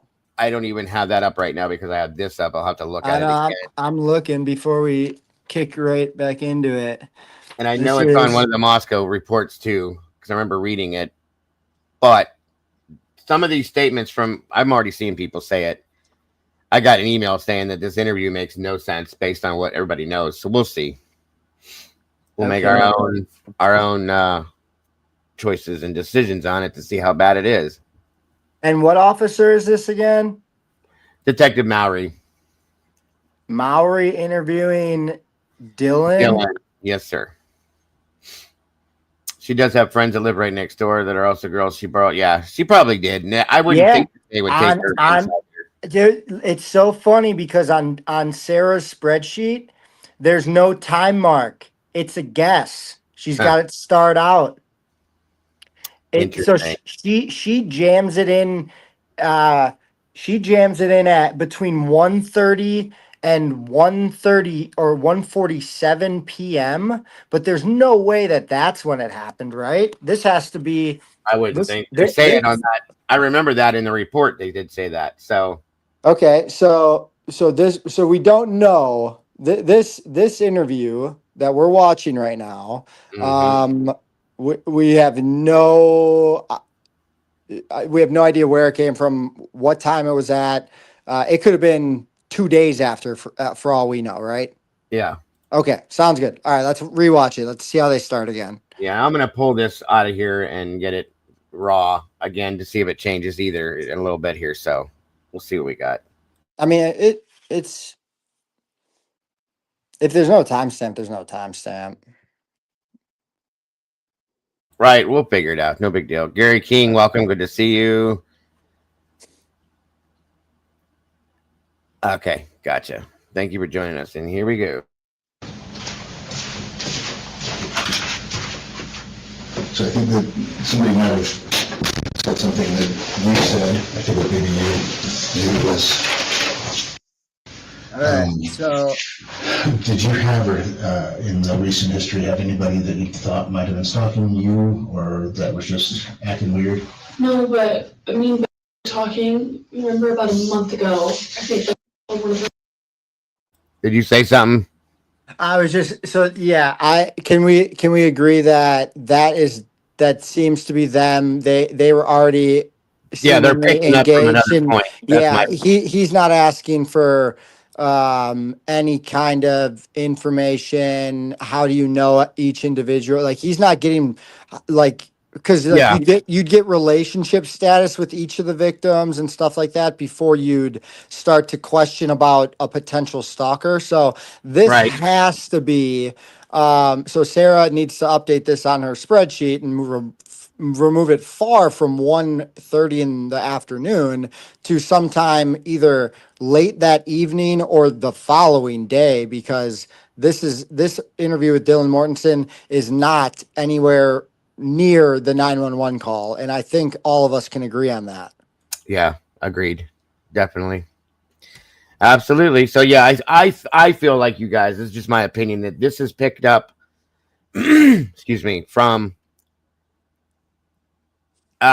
put it in the Discord, Meg. I can't pull anything out of chat. I'd probably be a little bit more comfortable with that one, to be honest with you. So yeah, do that real fast, Meg. Thank you. Sorry guys for the delay. And plus I know that it'll probably be more raw until I can pull the raw version. I'm going to download it myself. I just found the link for it. So 1 second. I'm going to pull this other one up, guys. Same thing. And just give me 1 quick second here. Bingo. Thank you so much. I'm already deeply troubled by the fact that there's no timestamp on that, especially with it being a mounted camera. Yeah, right. You can see the right 100%. It's almost like you guys are trying to make us look stupid, right? And you have Whole time. I don't know. Whole time. We lost 6 seconds in this interview. It looks like a storage unit. It's I really bet you. small. I bet No you. windows, no nothing. I bet you if you asked to walk in that room right now, they would be like, "Yeah, you can't. It's not a thing. It's not where the yeah. We didn't actually interview her there. It's That so small, so small. like, all right, let's roll. Let's see if we can get a little further. Too. Thank you. Right, 100%. It doesn't give anything. I agree with that too. Yeah, we're gonna go through the whole thing and then we're gonna break it down bit by bit. Go back, whatever we got to do. So I think that somebody might have said something that you said. I think that maybe it was.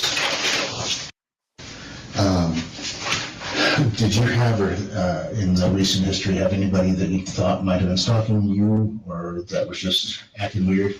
No, but me and Ben were talking, remember about a month ago, I think that one of the police officers that Kayla was outside taking Murphy out and she saw a shadow. Yep, okay. And then when Kitty was at Winco, Zana was in the car, she noticed this guy was following her. She got what she was getting, put it in the car, and she could see in her mirror that the guy was behind her in the car. Okay. So obviously he was trying to follow her. And then that was about 2 or 3 weeks ago. And then about a week ago, our door is broken, but me, Maddie, and Ben came home and the door is wide open. And obviously, yes, the door is broken, but that could also be something else as well. With the front door? Yeah. Okay. Did you ever find the back slider open or anything? Is that usually locked? What's the condition? I mean, we're pretty good at locking it. Okay. I don't think we locked it last night. And it sounds like the code is fairly well known to the front door by people. I mean, only people that know us, random people would not know. But Okay. Right. Yeah. Because Hunter said he knew it. Yeah, it does. Obviously knew it because it sounded like she was going to move in with you guys, Yeah. possibly. Doesn't sound like he knew it. Mm-hmm. Okay. Did Kaylee ever say anything or report that weirdness to anybody else other than you guys? No, because you can't. There's no proof, I Right. can't really do anything about it, and people are just weird sometimes. We didn't obviously we were scared for a little bit. We didn't think much about it after that because there's nothing really weird after that. Did she see what kind of car it was that he was driving? Nothing like that? Mm-hmm. Where did Kaylee work? She worked at home for a business, I believe. I can't remember what exactly it is. So she was she works from her apartment? From the room? Okay. What about Maddie and Zana? Where did they work? Maddie and Zana both worked at Mad Greek, and then Maddie also had a paid internship through this business as well. That was online at home.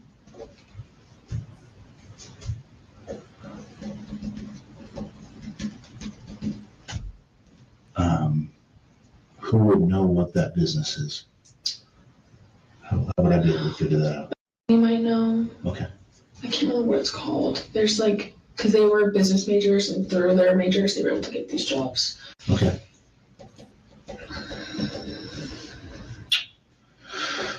Okay. Yeah, I told you about. No, Becky, we literally just started, so you just got in here just in time, hon. You're fine. Hey, Dega, Yes, sir. is what she just said about the jobs accurate? That's what that sounded right, or Yeah, sounded yeah. Kaylee was doing that. Last we heard, she was working some from her okay. computer doing something for that business, Yeah. I believe. Yeah. Okay. Kaylee talking about something like that, Yeah. and then I heard that it was possibly you. So I just wanted to make sure that I got the right person out of those kind of things. Did you hear Murphy barking or doing anything Yes, he was barking a lot. throughout the night, or? And I heard Kaylee go upstairs. He's barking a lot, and then I could tell that he was outside. I don't know how the police found him because he wasn't in the house. Okay. But he has a puppy. He barks, but he was barking a lot. If there was someone there. And that was at 1:32, or was that around 4? 4. And everything happened. And when he was barking. Dago. After. Why is this guy questioning her on the roommate's jobs and then jumping to Murphy Bart? Is this is almost like he's questioning her to as if to find out what's happening, right? It sounds like they're building a story for me.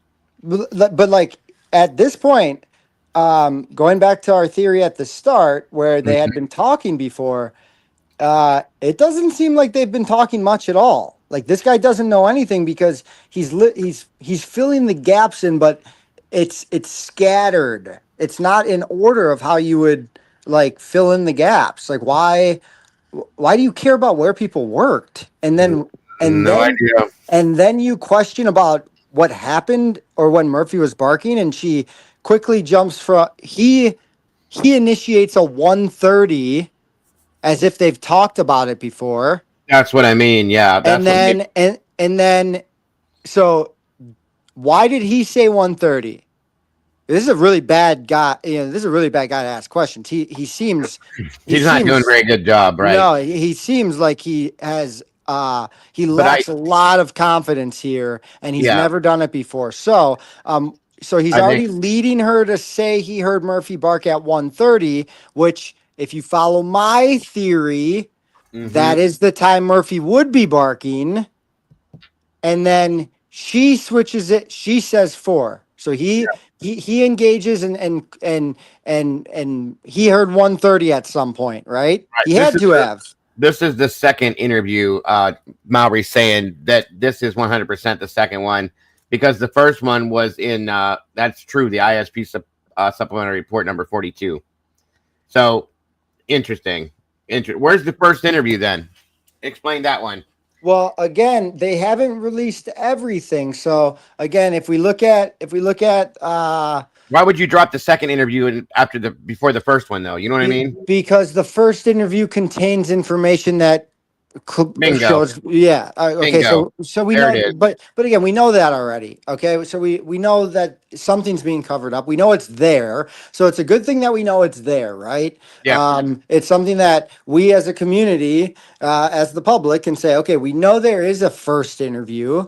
You can either delete it and say it never happened, and then we'll question your entire investigation, and then you're then in fact really have to release Brian, like it's like, all I right, get it. we have to, I get it. whatever. Right. But I don't know. Well, On we it's- go. On we go. She was up there playing. I got a serious problem here. Did you hear? So All right. What's up, buddy? in Bethany's interview, she said that Murphy barked. Yeah. And here Dylan is saying Murphy is barking. A lot. Yeah. So, and if this is the second interview, this is a major problem because at this point they would have had time. story changes. Yeah. They would have had time to have something aligned. Of course. Yes. Yeah. All right. Okay. Hey, Kelly. Welcome, Kelly. So if anything, well, we know one thing for sure. This is one thing that nobody can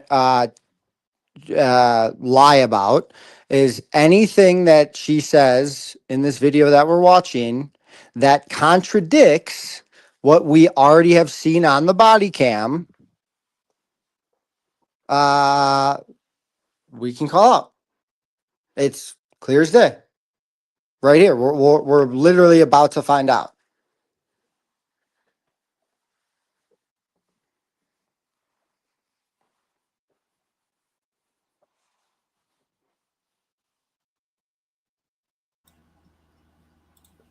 Good Lord, Kelly. Thank you so much for that. God bless. It's so generous of you. That's what That's I'm amazing. talking about, Thank Kelly. you so much, Kelly. That's amazing. God bless. Did he inside go outside, or did he start outside? Murphy was with Kaylee when they were like dancing. They walked upstairs. He was still with her. And then when she yelled, someone's here, he started barking in the house. And then I believe the slider door was open, and I think he went out that way because I could tell like the sound of his barking was getting like more distant. Do you think that Murphy would have went after him, wherever he was? Maybe, but I mean, he's a puppy. He doesn't fully know that yet. No, he would just be, if anything, probably playing with him. Yeah, I don't know. When the guy in black left, did he close the slider or did he leave it open? I don't know. I just ran downstairs. Perfect. Okay. Wait. Not that I Popped can up. think of. Hang on. I'm gonna go talk to my guys who've done other interviews Okay. and see if anybody's got questions. so that we can kind of start putting more pieces together.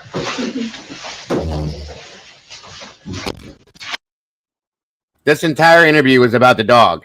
That's it. No, was that the whole interview? That's it, dude. It's done. Okay, so I don't understand the purpose of that interview. That was weird. That's what I'm saying. We're gonna watch this. But the last thing she said. The last thing she said was, he said, "What happened after you saw the guy dressed in black?" She says she ran downstairs. She doesn't say she went back in her room. Right. This is her second interview where she's sober and she's had time to think, and now she's saying she ran downstairs. Yep. Yeah, we're gonna go back to the whole thing and watch the entire thing again. I'm not gonna pause it either, and then we'll talk about it after that because I want to make sure I catch every single word. All right. She lied 3 times from what I've grabbed so far. Bye, Angel. Have a good night, hon. On we go. Back to the beginning. 5 minutes, folks. This is ridiculous. Something that you said, I think what maybe you was, did you have, in the recent history, have anybody that you thought might have been stalking you or that was just acting weird? No, but talking, remember about a month ago, I think one of the police officers that Kayla was outside taking Murphy out and she saw a shadow. Yep, okay. And then when Kitty was at Winco, Xander was in the car, she noticed this guy was following her. She got what she was getting, put it in the car, and she could see in her mirror that the guy was behind her in the car. Okay. So obviously he was trying to follow her. And then that was about 2 or 3 weeks ago. And then about a week ago, our door is broken, but me, Maddie, and Bo came home and the door is wide open. And obviously, yes, the door is broken, but that could also be something else as well. With the front door? Yeah. Okay. Did you ever find the back slider open or anything? Is that usually locked? What's the condition? I mean, we're pretty good at locking it. Okay. I don't think we locked it last night. And it sounds like the code is fairly well known to the front door by people. I mean, only people that know us, random people would not know, but okay. Right. Yeah. Because Hunter said he knew it. Yeah, he does. Obviously knew it because it sounded like she was going to move in with you guys, possibly. Doesn't sound like he knew it. Mm-hmm. Okay. Did Kaylee ever say anything or report that weirdness to anybody else other than you guys? No, because I mean, can't. There's no proof, right. I can't really do anything about it, and people are just weird sometimes. We didn't obviously we were scared for a little bit. We didn't think much about it after that because there's nothing really weird after that. Did she see what kind of car it was that he was driving? Nothing like that. Mm-hmm. Where did Kaylee work? She worked at home for a business, I believe. I can't remember what exactly it is. So she was she works from her apartment? From the room? Okay. What about Maddie and Xana? Where did they work? Maddie and Xana both worked at Mad Greek, and then Maddie also had a paid internship through this business as well. That was online at home.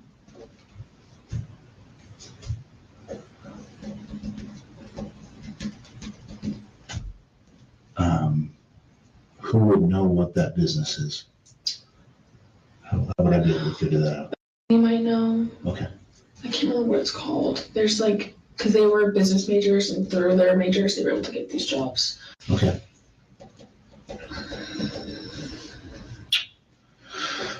Okay. Yeah, told me about Kaylee talking about something like that. Yeah. And then I heard that it was possibly you. So I just wanted to make sure that I got the right person having those kind of things. Did you hear Murphy barking or doing anything? Yes, he was barking a lot. Throughout the night or? And I heard Kaylee go upstairs, he's barking a lot, and then I could tell that he was outside. I don't know how the police found him because he wasn't in the house. Okay. But he was he has a puppy, he barks, but he was barking a lot if there was someone there. And that was at 1:32, or was that around Like 4? 4. And I think it happened. And when he was barking, when you first heard him on barking after she was up there playing, did you hear him go outside, or did he start outside? Murphy was with Kaylee when they were like dancing. They walked upstairs. He was still with her. And then when she would yell, someone's here, he started barking in the house. And then I believe the slider door was open, and I think he went out that way because I could tell that the sound of his barking was getting like more distant. Do you think that Murphy would have went after him, wherever he was? Maybe, but I mean, he's a puppy. He doesn't fully know that yet. No, he would just be, if anything, probably playing with him. Yeah, I don't know. When the guy in black left, did he close the slider, or did he leave it open? I don't know. I just ran downstairs. Right. Okay. Okay. Anything else? Not that I can think of. No. All right. I'm gonna go talk to my guys who've done other interviews Okay. and see if anybody's got questions, so that we can kind of start putting more pieces together.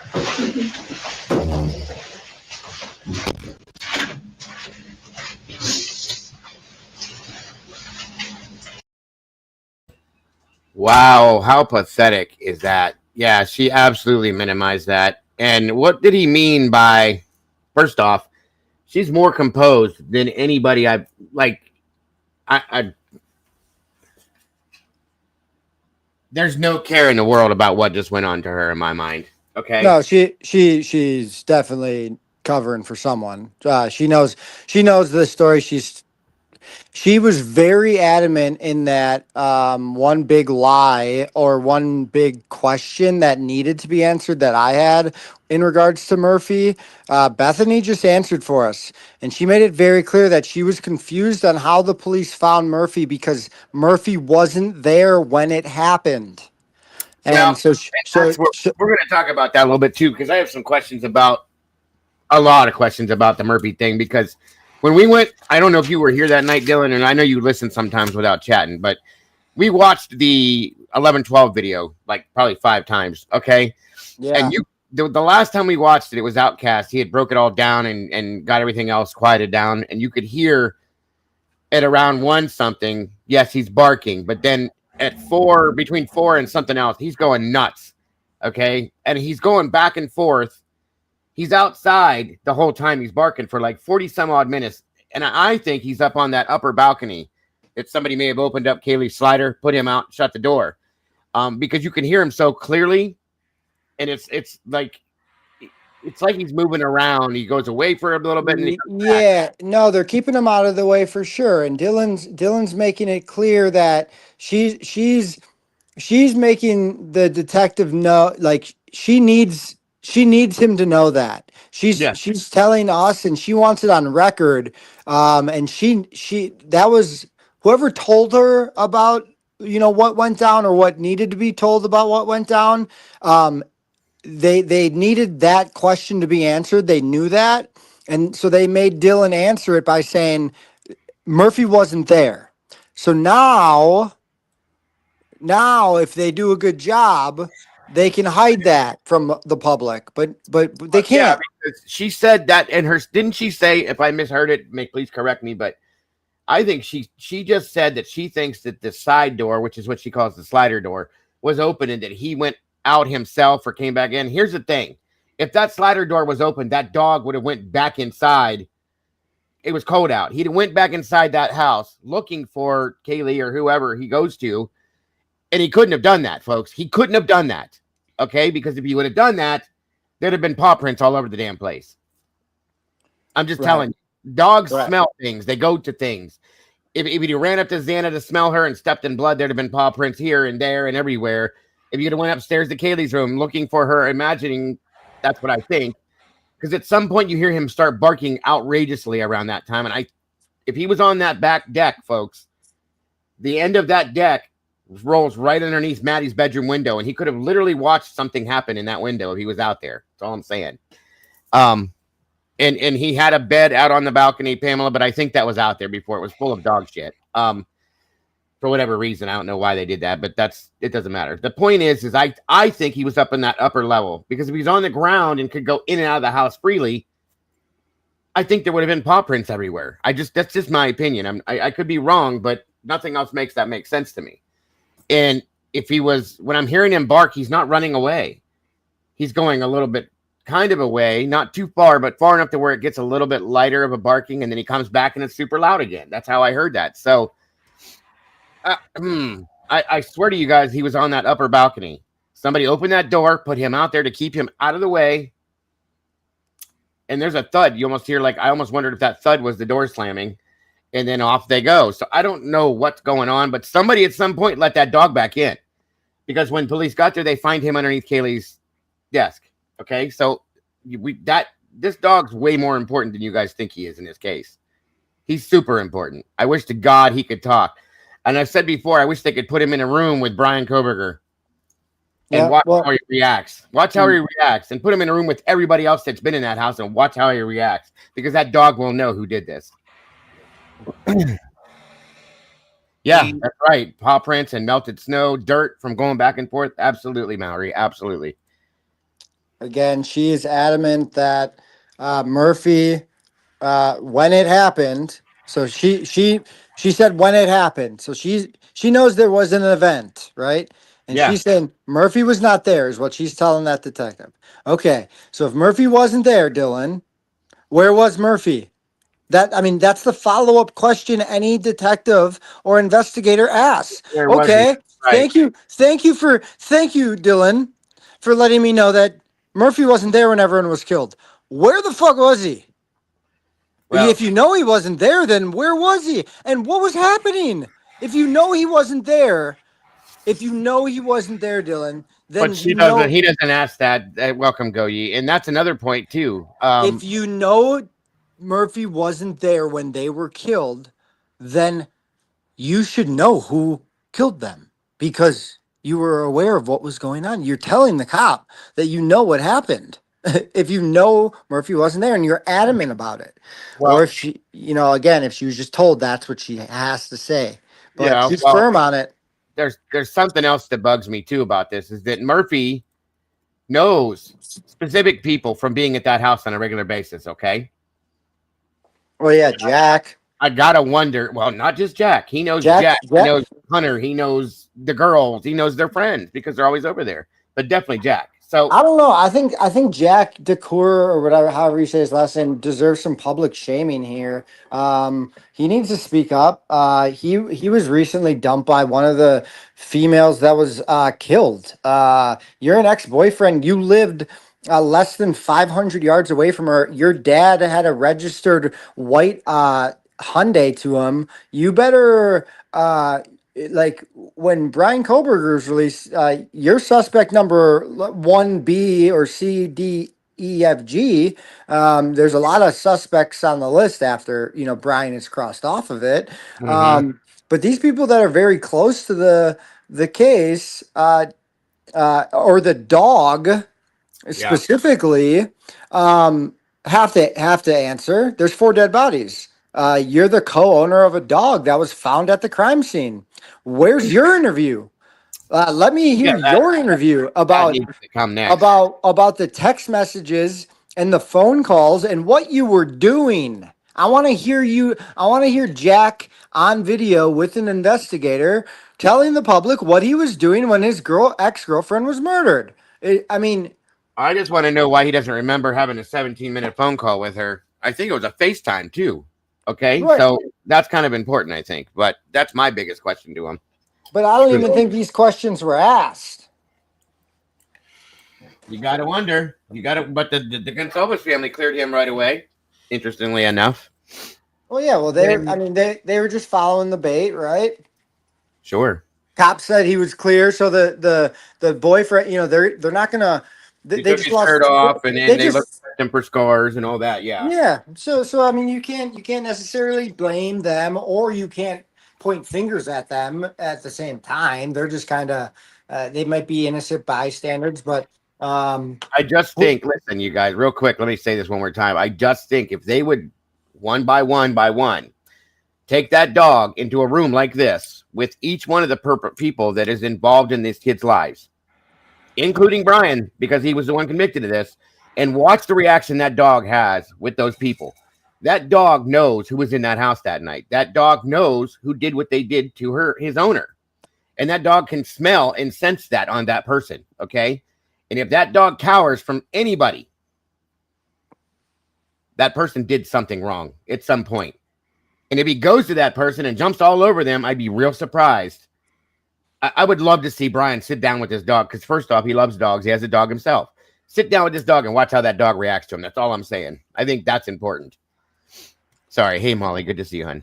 So one thing that I did find interesting was watch Dylan's hands when he actually asked for a time frame on Murphy barking.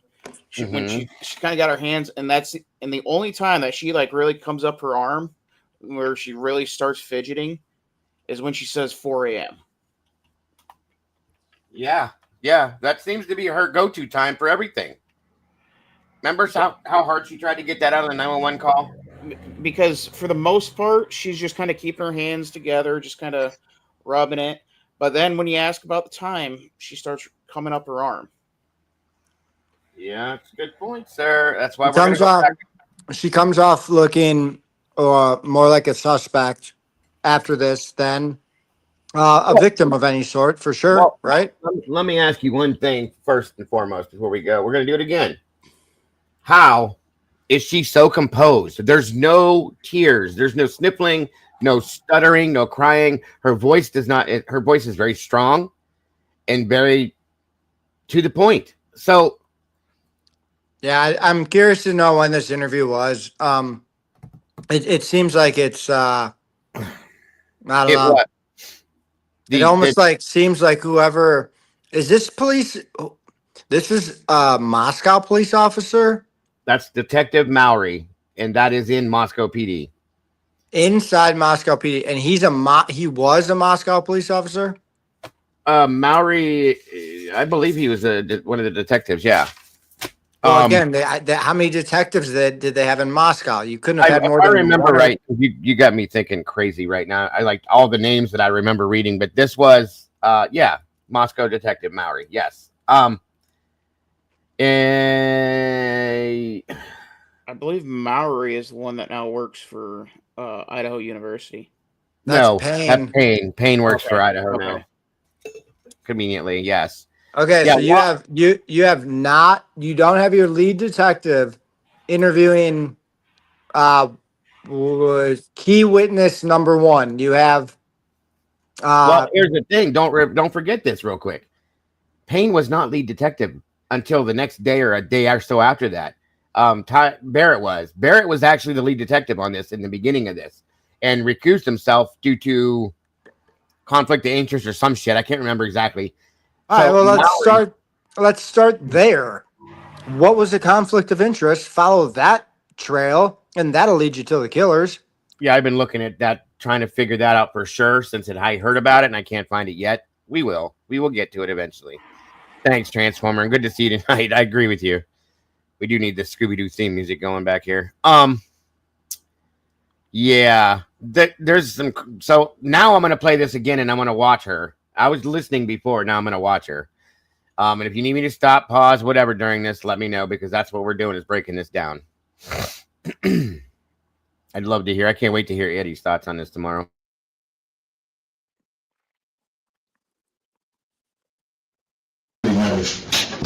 Something that you said, I think what maybe you was,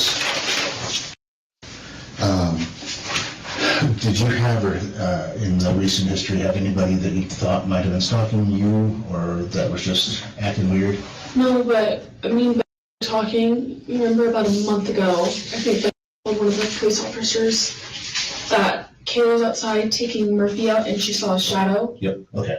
And then when Kitty was at Winco, Xander was in the car, she noticed this guy was following her.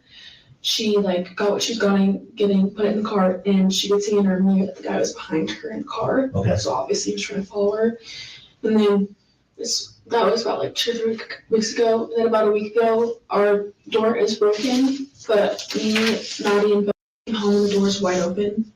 And like obviously, yes, the door is broken, but that could also be something else as well. With the front door? Yeah. Okay. Did you ever find the back slider open or anything? Is that usually locked? What's the condition? I mean, we're pretty good at locking it. I Okay. don't think we locked it last night. And it sounds like the code is fairly well known to the front door by people. I mean, only people that like know us, like random people would not know, but Okay. like. Right. Yeah. Because he knew it. Yeah, he does. Obviously knew it because it sounded like she was going to move in with you guys, Yeah. possibly. Doesn't sound like he knew it. Mm-mm.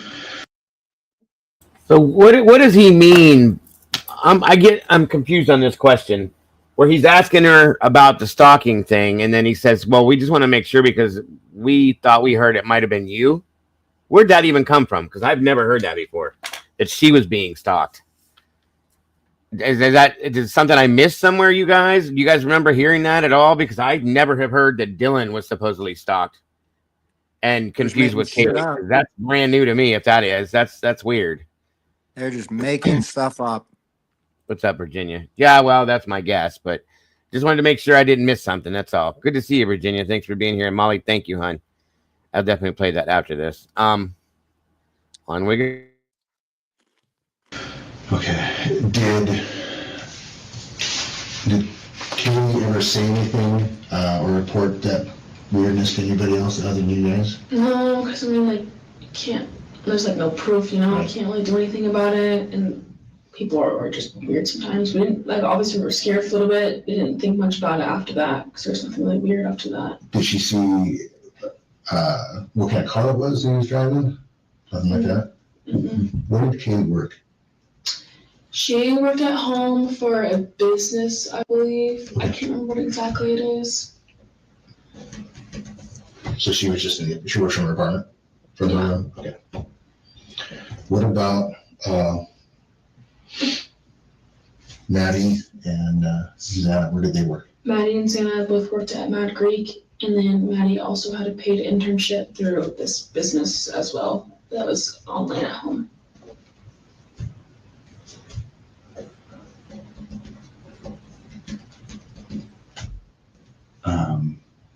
Who would know what that business is?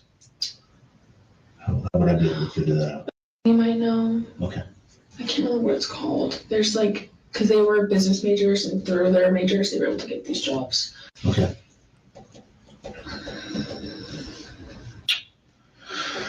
Okay. Yeah, I told me about Kaylee talking about something like that. Yeah. And then I heard that it was possibly you. So I just wanted to make sure that I got the right person out of those kind of things. Did you hear Murphy barking or doing anything? Yes, he was barking a lot. Throughout the night or?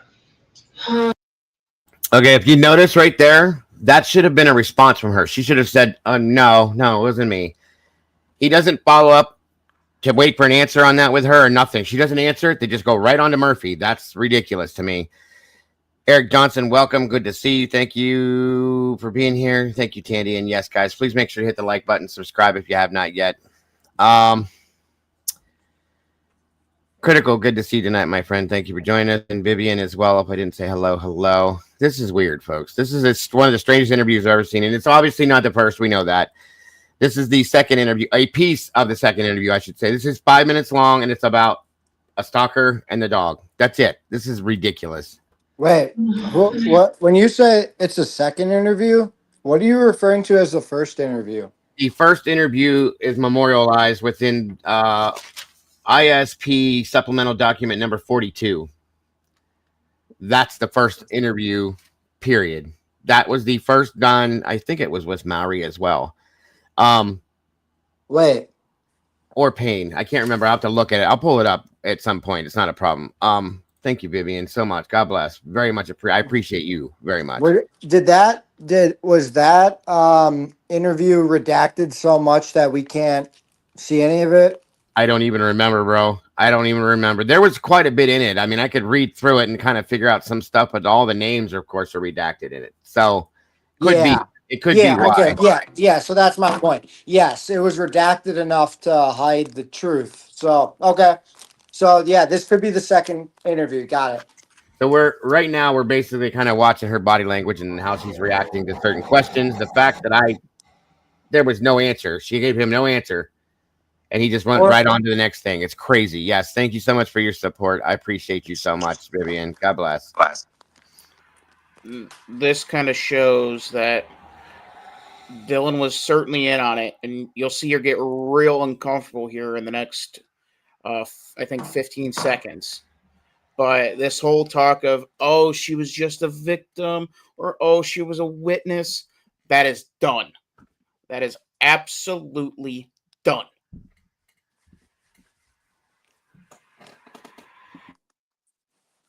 Definitely. That's been out the window for me for a long time. But yes, I agree. This was dated 11/13/22, but I think there were more interviews done in that same day, Beauty Way. Thank you for joining us, by the way. I mean, they didn't have much time. If you look at Sarah's spreadsheet, I mean, unless they're doing interviews, which they should have been, doing interviews into the night if they had to, it should have been, treated as a manhunt. If I can think about it, right? Like, yeah, shouldn't it like immediately like have been like search for killer? Like, yeah, but I think I can't imagine another scenario in modern day America where four 20-year-old white people get gunned down in a college town, and the local law enforcement act like it's another day at the office, and they don't really care about finding who killed them, and that's sad and it's scary. very, very true in that aspect. Very true in that aspect. Hold on. I think it's about 4:45, 4:50, Beck, is when I heard him last stop barking roughly. And I think he was still barking a little bit then. So in the last audio I heard on that. So yeah, and I agree with that, Dylan. That's a good point. So she's about to, if you remember, I was watching her a little bit before, but not as close as I am now. But she does seem to get her hand movements and stuff start to change up a bit. So I heard Kaylee go upstairs, he was barking a lot, and then I could tell that he was outside. I don't know how the police found him because he wasn't in the house. Okay. But he has puppy, he barks, but he was barking a lot if there was someone there. if they didn't find him in the house, how did we get that picture of him under Kaylee's desk? He was in the house. In the report, it states that they opened her door and saw him on her bed. He's in the house. Dylan just says Dylan confidently is saying in this interview right now he's not in the house. That he's not in the house. So we have to ask ourselves, okay, when we're looking at this case and we're trying to look at it unbiasedly, we have to ask ourselves, Dylan, are you telling the truth, or are you lying to cover for the real killers? If you are telling the truth and you simply are stating that Murphy was not at the crime scene when it happened, what you're saying, when it happened, then okay, then where was he? And then this detective then goes to ask, well, she says, I don't know. Well, then let's find out where Murphy was. Because Dylan's saying it, dog's not there. So let's find out. That's what I'm saying. This is contradicting the report we went through where they're stating They open the door. They see the dog on the bed. Then we see the photograph later where he's underneath Kaylee's desk. And it took them a little while in the one report they stated, I think, or I can't remember where I heard that. It took them a little while to get him out. And then we see during the body cam statement that she's making, they walk out with Murphy on a leash fine. They walk down the road with him. So what's the truth here? Obviously, we know that she's not telling the truth. Right. So what if she is telling the truth, then yeah, where the hell was the dog? What we can say is that as of tonight, what is the date? September 24th, 2025. We can confidently say with evidence, if we take this statement by Dylan as fact that Murphy wasn't there, that someone moved Murphy from outside of the house to inside of the house after everyone was killed. Exactly. So we can say that and say it not as theory or speculation, but we can say that as fact that there's a question mark here. So we haven't, this, the dog, I mean, somebody had, after the murders were committed, I'm going to say this right now. Somebody let that dog in, whether it was from the balcony, which is where I believe he was, or outside. I don't believe he was on the ground floor, on the ground outside. I think he was on that balcony because, like I said, if you think about it logically, the dog probably would have ran inside the house out of the cold and ran through that whole house. There were no paw prints. There's no wet snow prints. There's no mud. There's no this. There wasn't none of that unless they cleaned it all up. Whoever let him back in from the deck, what I think has happened. Somebody let him back in after everything was said and done. Right, and then the first suspect of who would have let him back in is right here. We're looking at her, in my opinion. Well, I don't. That's me. Maybe. I would say she maybe managed to bring the dog back, and yeah, when she finally did call, maybe she was down in Bethany's room, but yes, she might have brought that dog back. I absolutely believe that. The only other person, or the next person you'd look at if Bethany isn't the one, is Jack, but I don't think we have to go to Jack to figure this out. I think we can keep it in house here and say Dylan here was the one that brought Murphy back. So she knows who told her to bring Murphy back, and whoever told her to bring Murphy back knows what happened. And whether that's a Moscow police officer or a Idaho student or an ex-boyfriend or whoever it is, I don't know, but we have to find that person. We don't have to do some IgG testing on a sliver of DNA and have it tested multiple times on a make-believe sheath to find this killer. I think we can keep it in-house and ask Dylan again if she maybe recalls what happened the morning everyone was killed. Yeah, good point. And JK, to cover that, they covered this. They covered this because Jack's story is that he was so drunk that he was trying to throw up and he couldn't, and that he passed out. Hence the reason why he doesn't remember the 17-minute phone call that went on from, I think it was 2:24 to 2:56. Don't quote me exactly, but I'm pretty sure it's in that realm. Whatever the 17-minute call was that they did a FaceTime call on.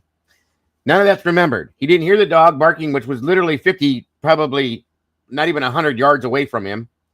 Outside on the balcony barking. He knows his dog. I would know my dog's barks. I do. I would think. Okay, but listen.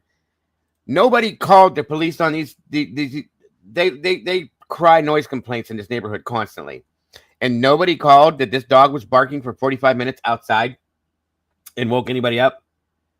And I think that's why the dog was brought in at some point. Eventually, is maybe they did. Maybe somebody did. I don't know. And somebody said, "Hey, your dog's barking. Deal with it." And they did. And brought him in, or they heard him and said, "Oh shit, this is going to draw the attention we don't want. We don't have time for that right now. We're not ready for that yet. Bring him in." And that's what they did. That's my opinion again. I'm just saying. I have a lot of issues with this whole thing. It's ridiculous.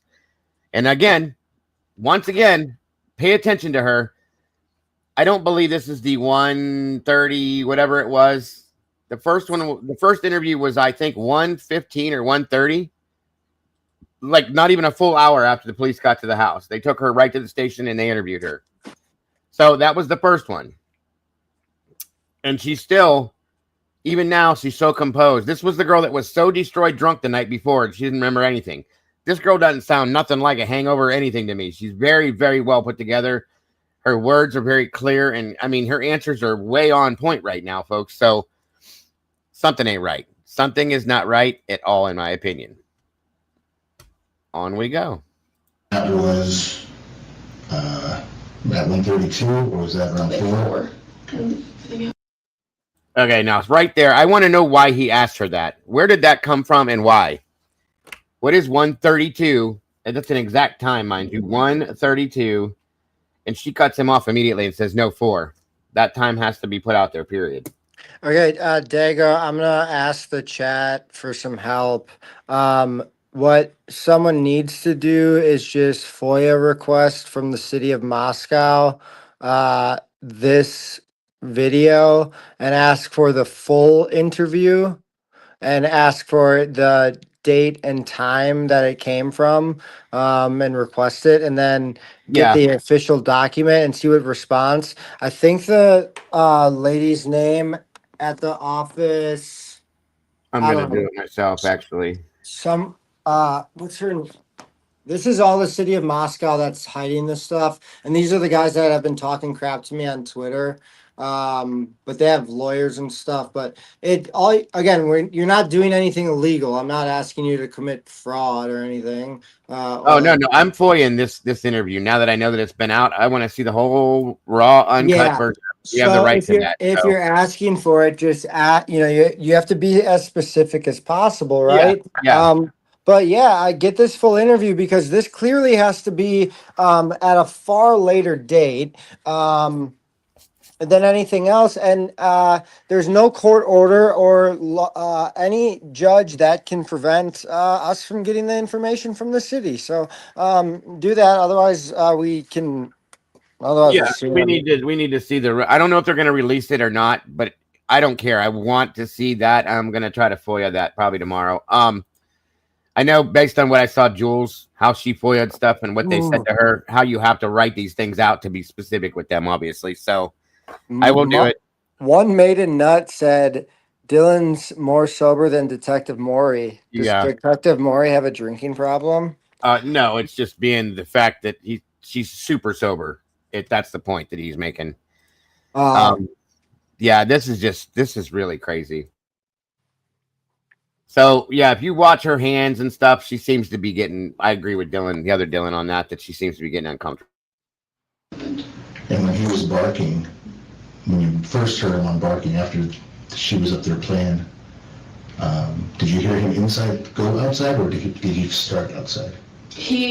Murphy was with Kaylee when they were dancing. They walked upstairs. He was still with her. And then when she yelled, someone's here, he started barking in the house.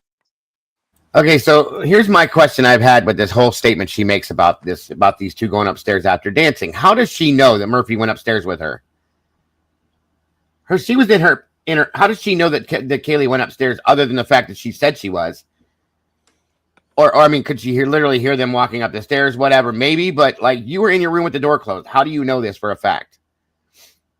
Because this is her statement, folks. That her and the dog were dancing around in the living room, listening to music. Said she's going to bed. Her and Murphy go upstairs.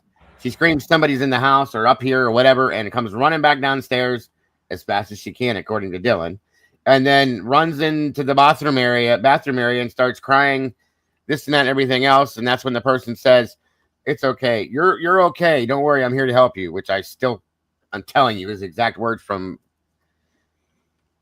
Vampire Diaries, but it's whatever. Not docket decoder, just the docket. Curious, yes. But anyway, that I have a question about that statement. And then I believe the slider door was open, and I think he went out that way because I could tell like the sound of his barking was getting like more distant.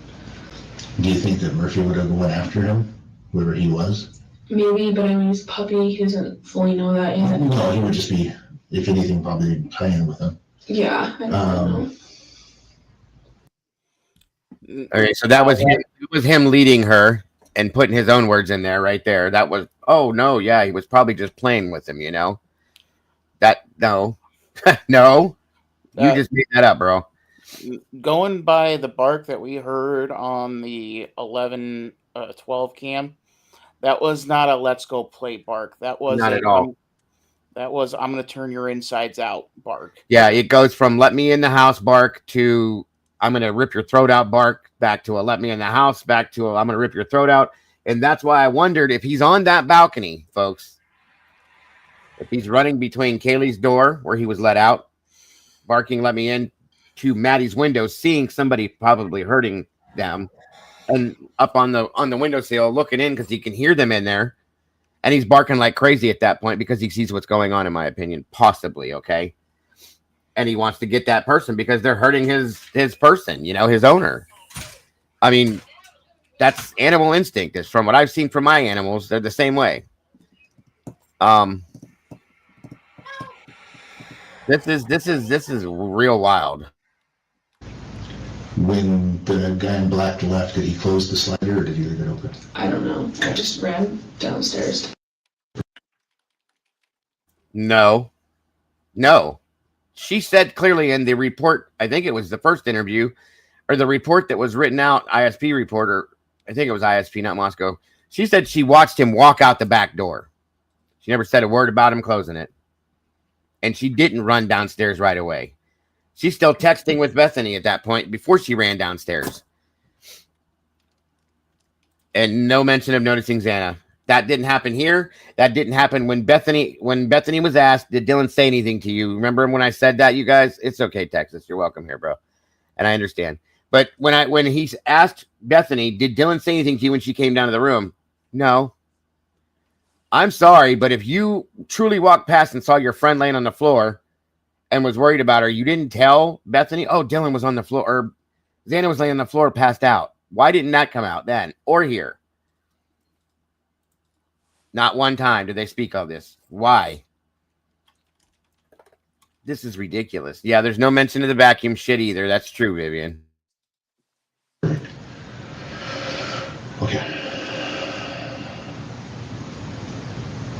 Okay. Anything else? Not that I Popped can up? think of. No. All right. I'm going to go talk to my guys who've done the other, whoever he was. Maybe, but I mean, he's a puppy. He doesn't fully know that yet. No, he would just be, if anything, probably playing with him. Yeah, I don't know. When the guy in black left, how would I be able to figure that out? You might know. Okay.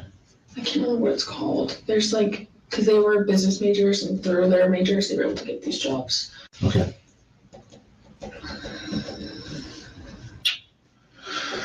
Okay. Yeah, I just, told me about Kaylee talking about something like that. Yeah. And then I heard that it was possibly you. So I just wanted to make sure that I got the right person having those kind of things. She should have responded to that and did not. She just let that go. Did you hear Murphy barking or doing anything? Yes, he was barking a lot. Throughout the night or? When I heard Kaylee go upstairs, he's barking a lot, and then I could tell that he was outside. I don't know how the police found him because he wasn't in the house. Okay. But he has a puppy, he barks, but he was barking a lot if there was someone there. And that was at 1:32, or was that around Like 4?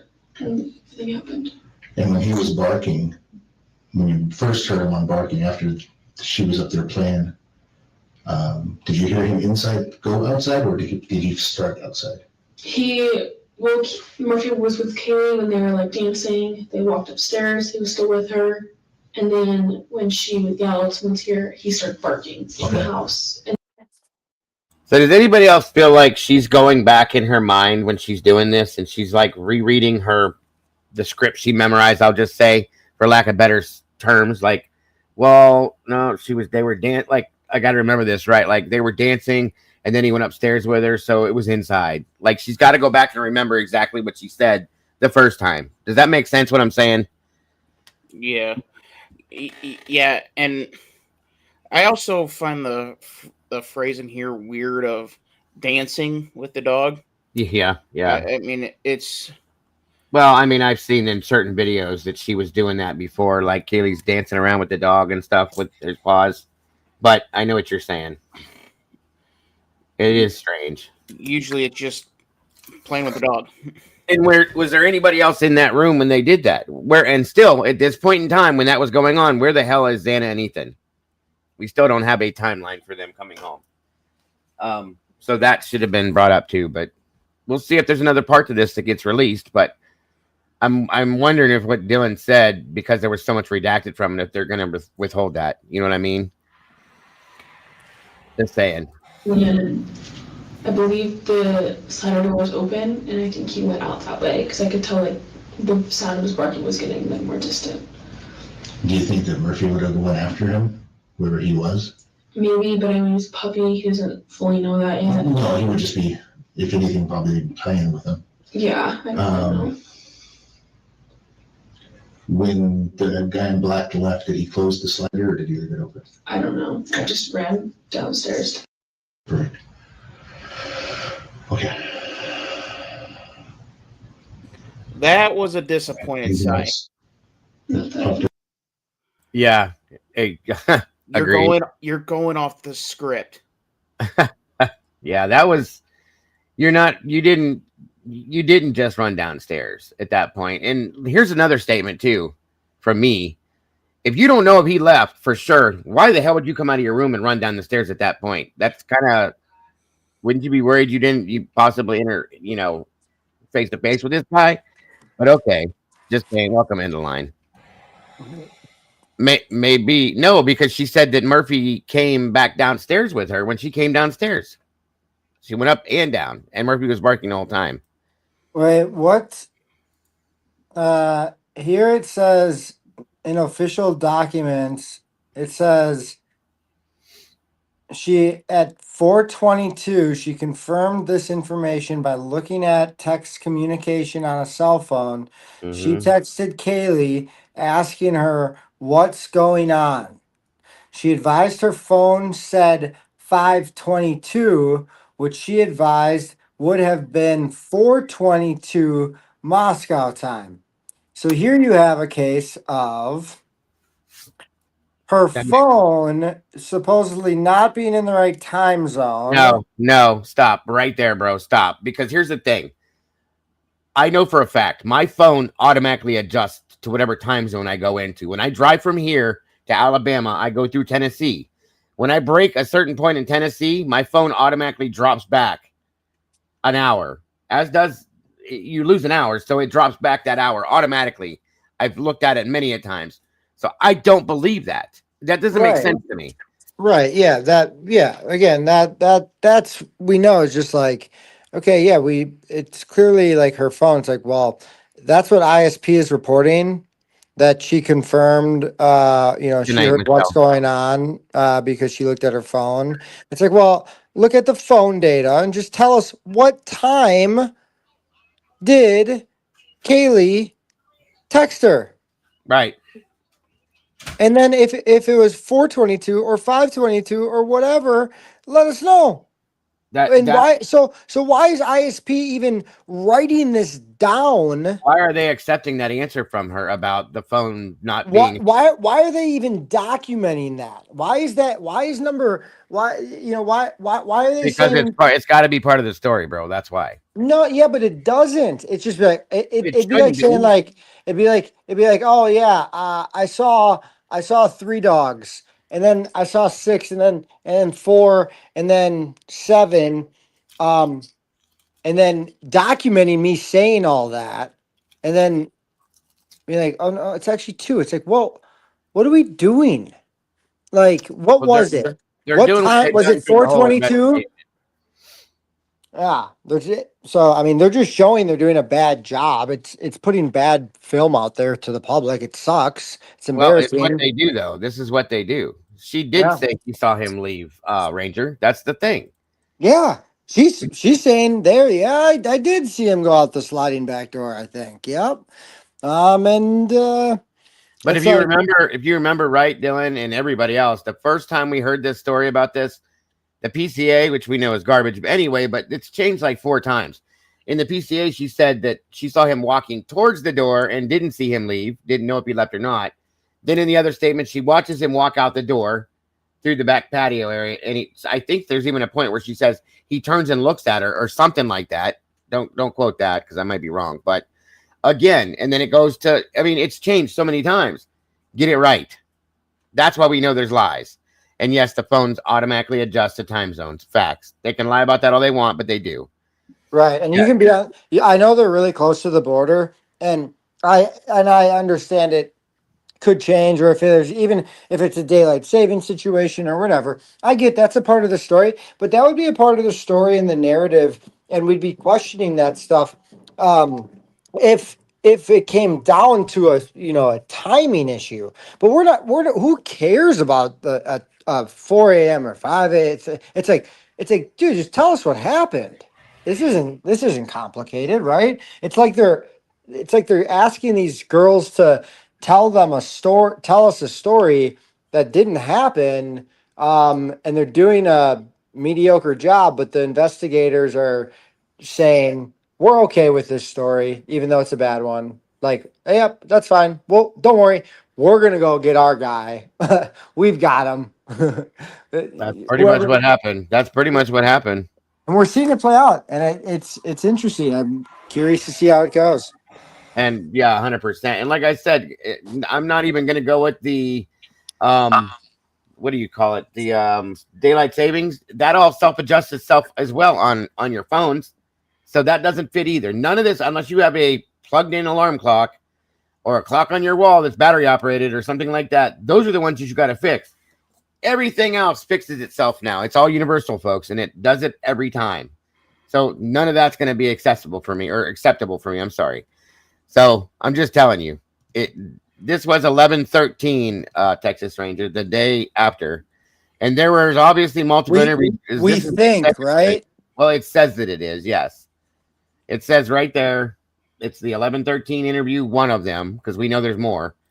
And I don't believe this is the one, whatever time it was that they says it in the number 42 report. So Yeah, Dylan, it comes after, off as it's the next day because it's almost like she's got time to sleep on it, and she's in a position, and she's not happy right now. She's not sad. She's not curious. She's not concerned. It's almost like she's in a position that she doesn't want to be in. She obviously doesn't want to take the blame for the murders, but she sounds like a girl that is not comfortable.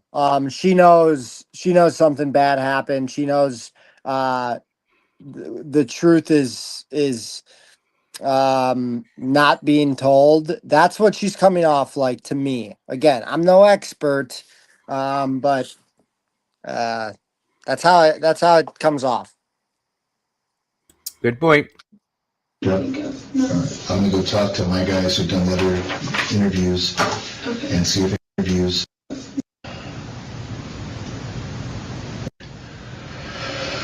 Okay. Okay, anything else? Not that I Popped can up? think of. All No. right. I'm gonna go talk to my guys who've done the other interviews Okay. and see if anybody's got questions, so that we can kind of start putting more pieces together.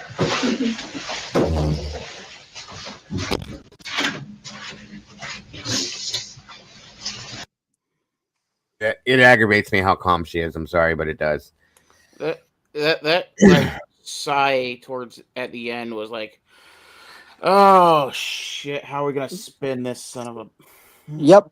Yep. It's I don't know what to do. We're in a room, and We're putting on a show. We're asking stupid, irrelevant questions. But along the way, she cracked a couple times with, how confident she answered certain questions and some of those arm movements. And so now we should turn our focus immediately to Detective Maury here and ask why and who prevented you from being a little more firm in this questioning this day, the day after. Why didn't you question her more on Murphy's whereabouts? Why did you say you're going to go see if anyone else has questions? You didn't have any more questions. 4 people are dead. You have a dog that you don't know where is, and you have no other questions. Well, he said he was going to go talk to his other guys and see what they come up with so they can start putting more pieces together. But what the hell kind of an interview was that? Like, there was no. You have to get pieces to put the puzzle together. He didn't get any pieces. He got irrelevant pieces. Right. It's just like you didn't get anything. Like It makes no sense. Makes no sense at all. He just took the answer she said, the very slight, simple answer she said. Okay, thanks. Okay. Yeah. So this was probably later in the afternoon because the first interview in number 42 was done around 1 something. So this was obviously you can tell that it's picking up from somewhere else. So I can't remember who was in. I'll pull it up and look at it at some point to see who gave the initial interview. I swear it was Payne, because Payne was at the station in the one report we read. That's why he didn't go to the crime scene at first. He was at the station conducting interviews and talking to people early on, like 1 or 2 or something like that. So I gotta wonder if he was there when all this was going on too. Yes, I do, Wade, and we're gonna check that out too. That was definitely not an interrogation at all. I agree with that, Tanel. It was a joke. I mean, right off the cuff, when you get a call for an unconscious person, you walk in there and you see 2 people brutally killed. It's okay. Everyone's going downtown in separate cars, in cuffs, and you're going in your own separate interrogation room, and we're gonna figure everything out right here, right now.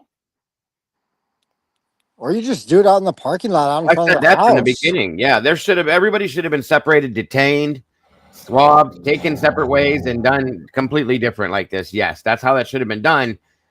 But no, they did do their interviews, and then after they were done with the initial interviews and statements, then they shove everybody together in the same hotel so that they can put together their story, I guess. You know what I mean? It's insane. Yeah, I've never seen anything like this before. It blows my mind. Yeah, Good to see you, Janelle. Good to see you. I thought stuff was wild and trucky. Yeah, right. Good old Truckee. Kylie Rodney. Good God. That brings back some memories for sure. 1, 2, 3, 4, 5, 6. So it looks like there's 7 new documents. I don't know what's going to be in these guys, if anything, but we do have pictures to go through too. Let me see what we got here so far. So we're back to sealing States Exhibit 1. I think we knew that was coming because there was a motion put forth on that. And it says that based on the state's motion to seal. Wait a minute. Based on the state's motion to seal States Exhibit 1. You guys can't see this. Hold on. There we go. Because I can't see it if you can't see it either. Exhibit 1 filed on September 19th of 25. The court does hereby confirm an order that Exhibit 1 attached to the state's response to the second order regarding sealed documents is exempt from disclosure and are sealed pursuant to. This is ridiculous. Why are we sealing shit, folks? Why are we back to sealing shit? This is ridiculous. Because Ian Taylor's got something coming down the pike. Well, I think that's part of it. Yes. Thank you so much there, Dylan. I appreciate that super sticker. God bless, brother. Very, very generous and very, very gracious of you. I appreciate it. I know, Molly. I miss her too, very badly. She'd be able to make some kind of sense out of this, I think, at least a little. Hold on here. State's request for restitution and motion to seal exhibit. What? So this is Dago. I read over this stuff yesterday. This is a big portion of this. This goes back to my X account, my Twitter account, and it being silenced. This is the state of Idaho, and if you go scroll all the way to the bottom to start, see who signed it. Okay, Good old Smash Me, right? so before we read these things, let's read who they're coming from, right? So this is the state of Idaho and Ashley Jennings saying, Judge Hippler, we are asking you to very specifically hide these pieces of evidence from the public in the Brian Koberger versus the state of Idaho case because we don't want them to see it. And they're basically saying it privacy, and it starts with them. This is them asking, but what they're asking for tells us what they're hiding, kind of. Well, it doesn't make any sense because they put all of these documents out showing all the restitution he owed for what, how much, and why. And it was This up is to 250,000 some odd dollars. scroll on this one. This is specific to the Gonsalves and the Laramies. Yeah, no, forget this one for now. This one, uh, there's some with some blue writing with Ashley Jennings. The anything with the money, that's just basic stuff that happens in every case. Yeah, yeah. Nothing standard. This would happen no matter what. This is standard proceeding. But some of the other I stuff, don't understand though is why you're sealing it after you've already showed it to the world before on the other documents. yeah, but again, more paperwork for us to look at and just like, hey, we're doing our job. This is everyone requests this typically in like a murder trial, but Yeah, there's a portion of it that people don't always request right. in these documents here that were recently released. But anything to do with restitution here, Dago, is not relevant or very Yeah, fun I for know. I know. viewers. I figured that. No, so just yeah. Um, But there's that's all some these really are. good stuff coming. Yeah, that's all these are. They're just talking about. Hold on, guys. I gotta go grab some water real fast. What we've already seen in the restitution documents. So hold on a minute. I'll be right back, guys.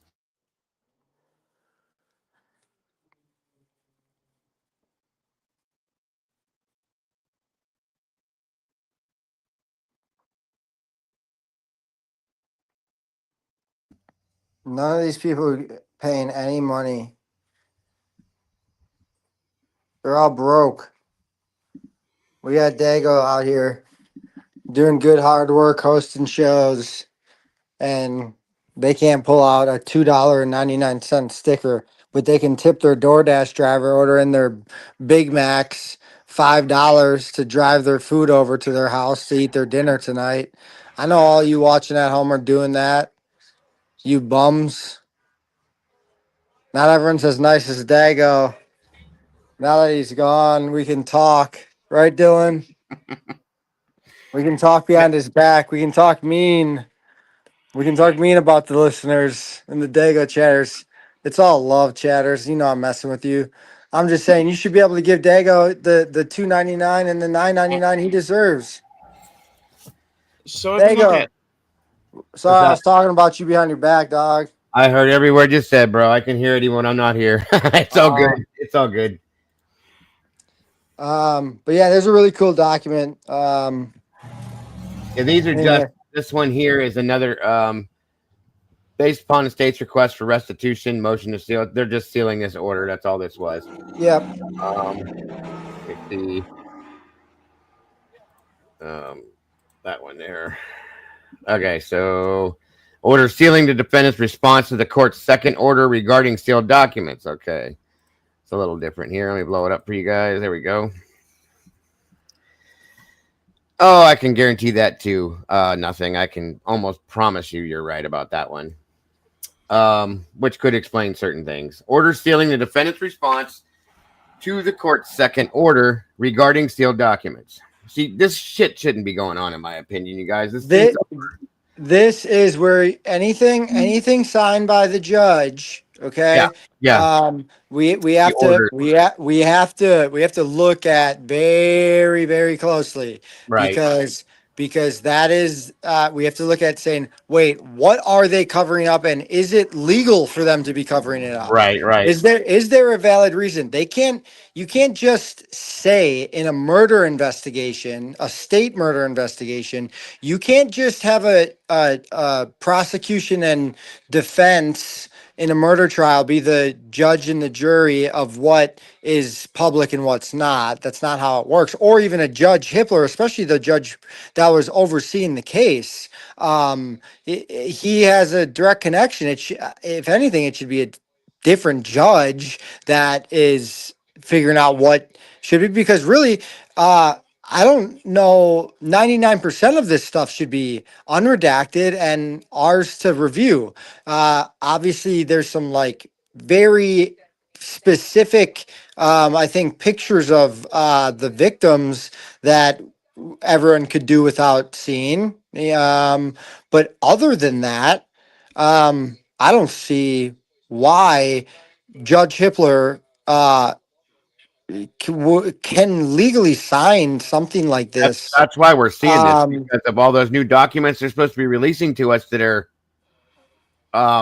unsealed, redacted.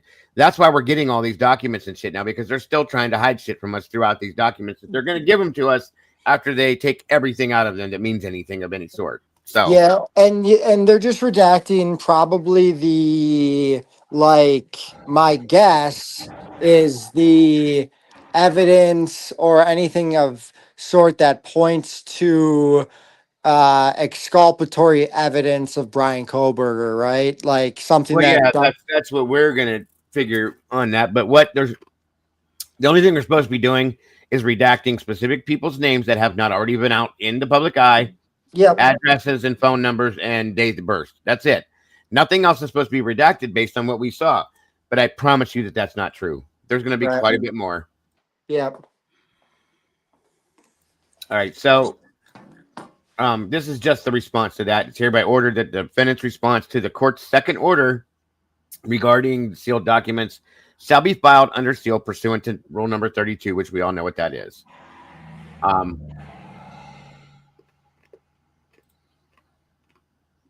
Okay, so this is the state's response to the court's second order regarding sealed documents. This is where it gets wild. So now this document, if you scroll real quick all the way to the bottom, and see who signed it.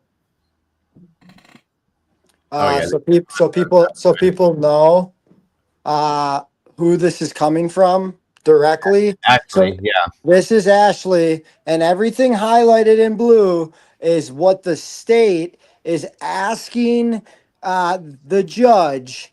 This is just the state asking.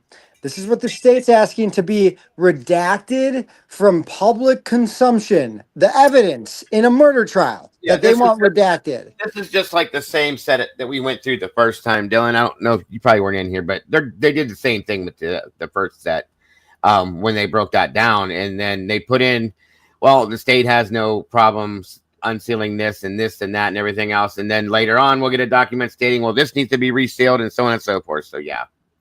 The thing is, all this stuff should be unsealed like tomorrow. Well, everything should be, but they got 14 days to go through and pull out all the little pieces of info that they don't want everybody to see. So on we go. I said, this is again, Comms Now, State of Idaho. I'm not reading all that. You guys know what that says because they all say it. This is the second order seeking parties' position regarding the sealed documents. So what they're saying is they're looking to see what the defense or state, the party's position is on regarding the sealed documents. The state identifies each document by date, name, number is identified in order, and subsequently provides the state's response to continued sealing in blue, including any notice of non-objections as follows. Parties propose stipulated jury instruction. The state has no objection. The state's proposed supplemental jury instruction, the state has no objection. Defendant's amended phase 2 mitigation witness list. For this item, the state incorporates its response to item 29 to the sealed state's response to the court's order regarding requested redactions. Again, names and dates of birth and addresses is the same thing they've been saying through all these. That's what that means. Exhibit S2 to the state supplemental rebuttal disclosure, the penalty phase experts. Again, state has no objection to unsealing of this item. Exhibit S1 to the state supplemental rebuttal disclosure, the penalty phase experts. The state objects to the unsealing of this item as it is protected pursuant to ICAR 32, i.e., contains highly intimate facts or statements, the publication of which would be highly objectionable to a reasonable person. I don't care. That's the problem right there. That probably right there has, if you read what this is, the state's Exhibit 1, supplemental rebuttal disclosure, penalty phase experts. That right there should not be sealed. I'm sorry. Anyway, regarding records of psychiatric care or treatment and professional counseling records relating to an individual's condition, diagnosis, care, or treatment. Because they don't want it known and seen that Brian, at least this is my opinion, they hear the professional side or the, not the professional side, but the statement that the expert gives on the basis of what Brian's diagnoses were. They don't want people to hear that, because that might explain some of the shit that they're going to try to use against him during the trials, what that was. Sorry, but I don't agree with that one either. And it says the state has no objection to the unsealing of this. Now, that's where the defense had issues with that one, I do believe, because I think Brian didn't want himself put out there that way. He's not thinking clearly on that aspect, in my opinion, because some of that stuff needs explained to give you a defense, okay? That's my opinion. I know that there was an issue coming out with that he was afraid people were going to question his parents and ask why they didn't have him diagnosed when he was younger and treated when he was younger and try to attack his parents. That's something he was worried about, and I think that's why the defense is trying to keep that one sealed. That's my opinion, but just saying. So the next one is the defendant's evidence in support of the offer of proof, the alternate perpetrators.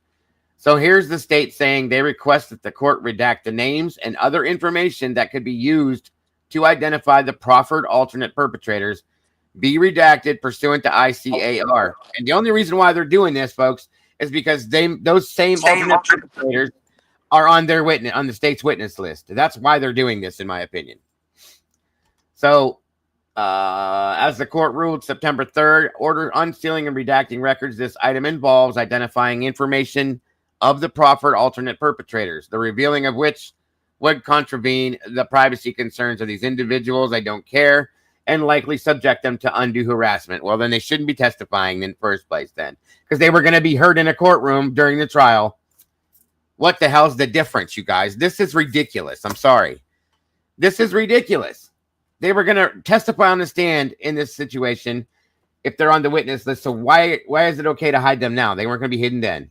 That's ridiculous. I'm trying to figure out what in the world they could have possibly, like someone like Jack would have been able to testify to exactly.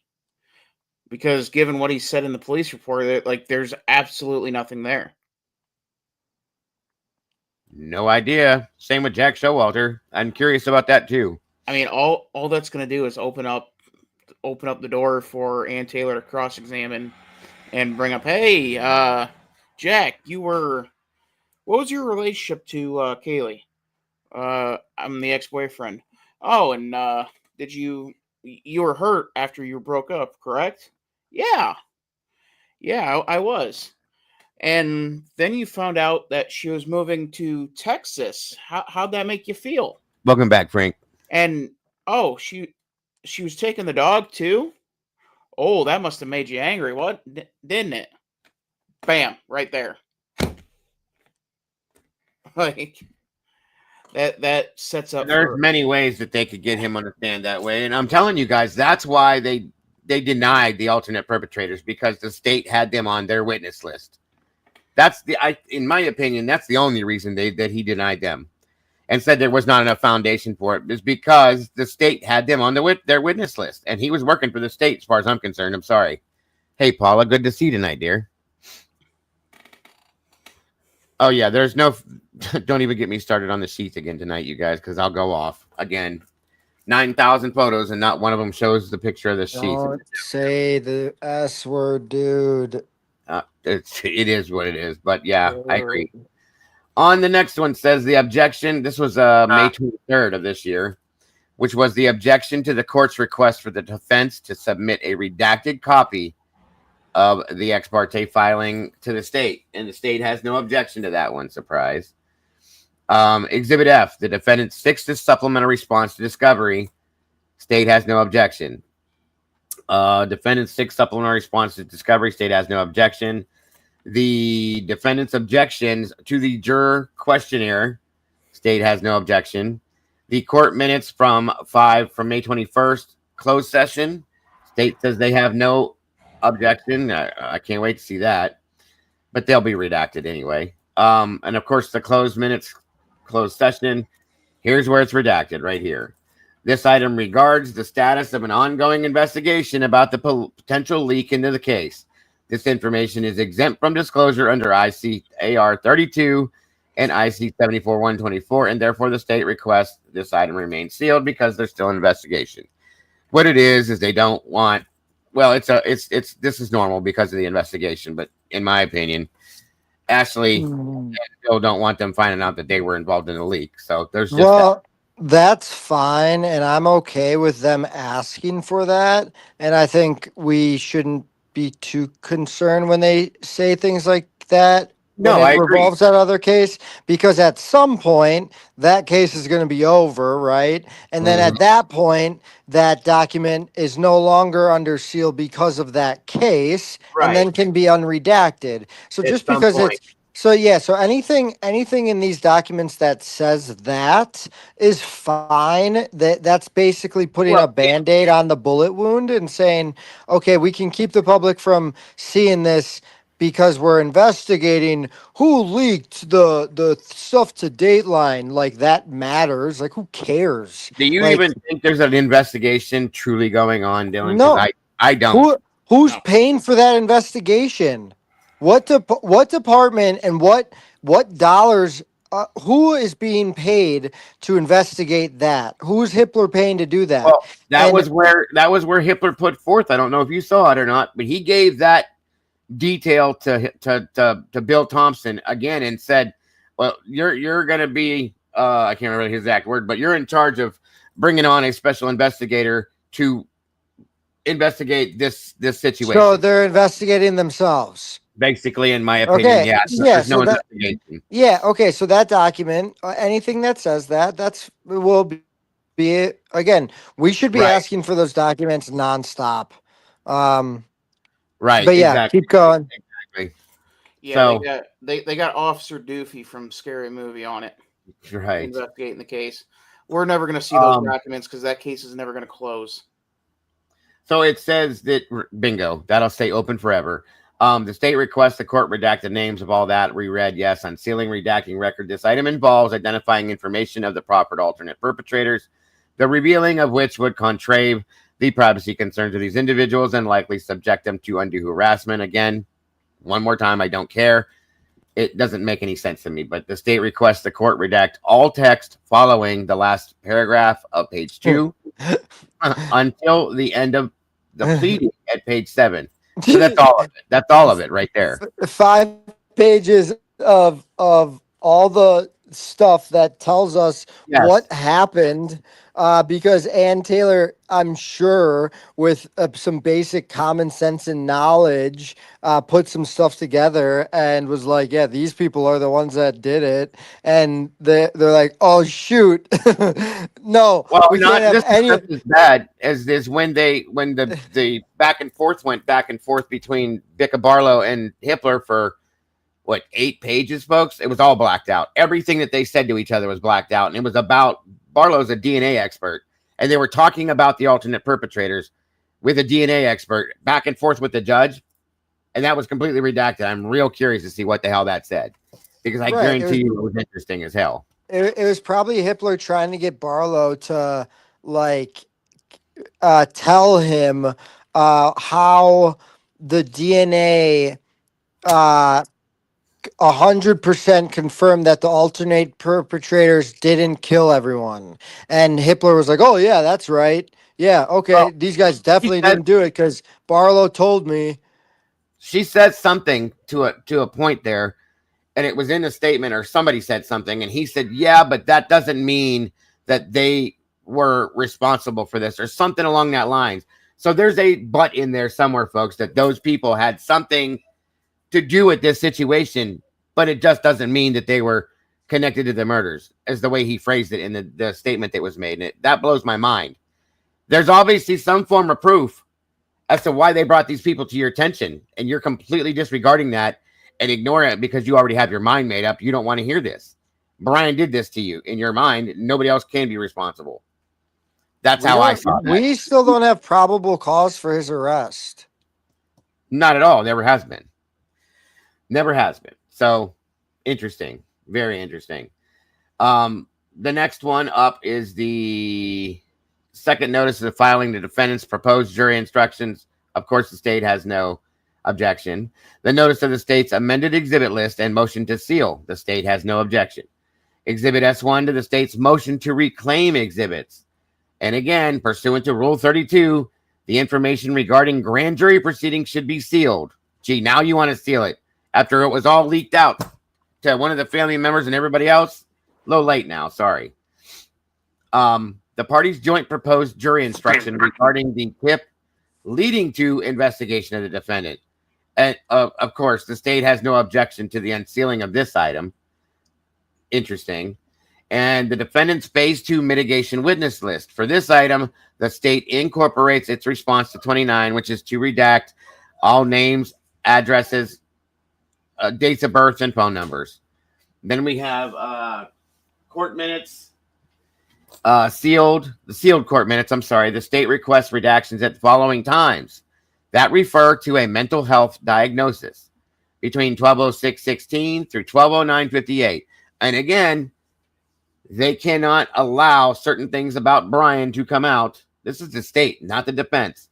Because I'm telling you, why would the state care about that at this point?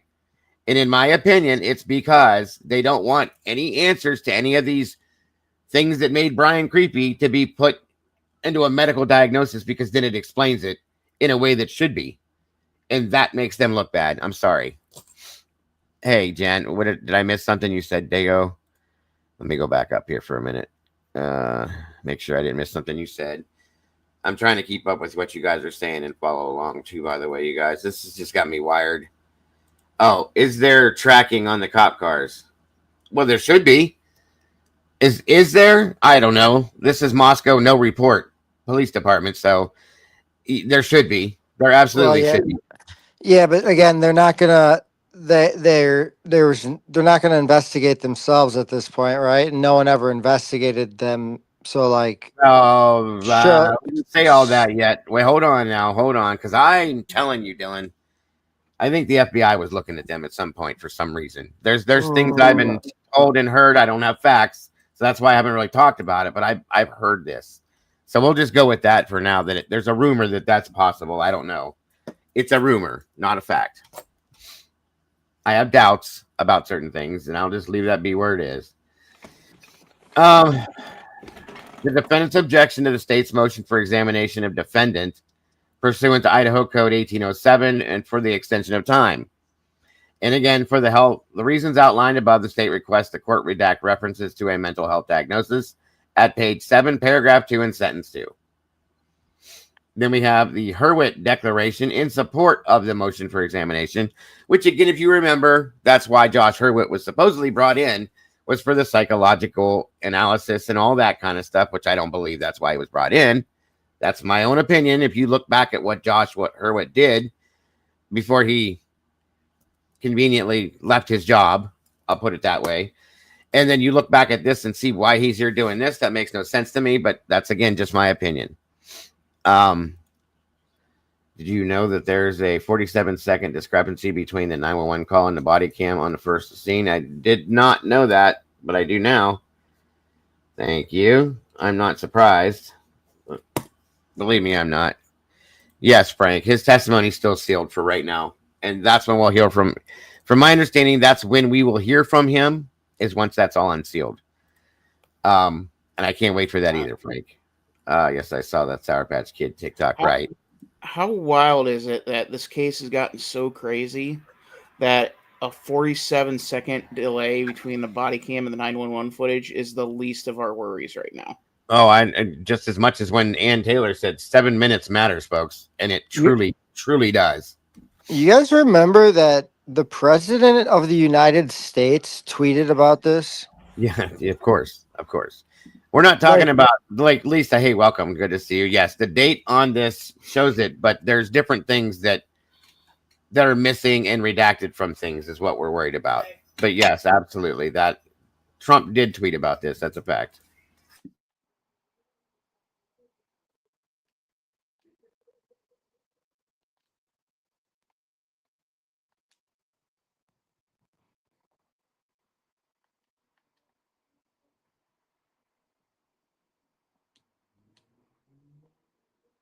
One second.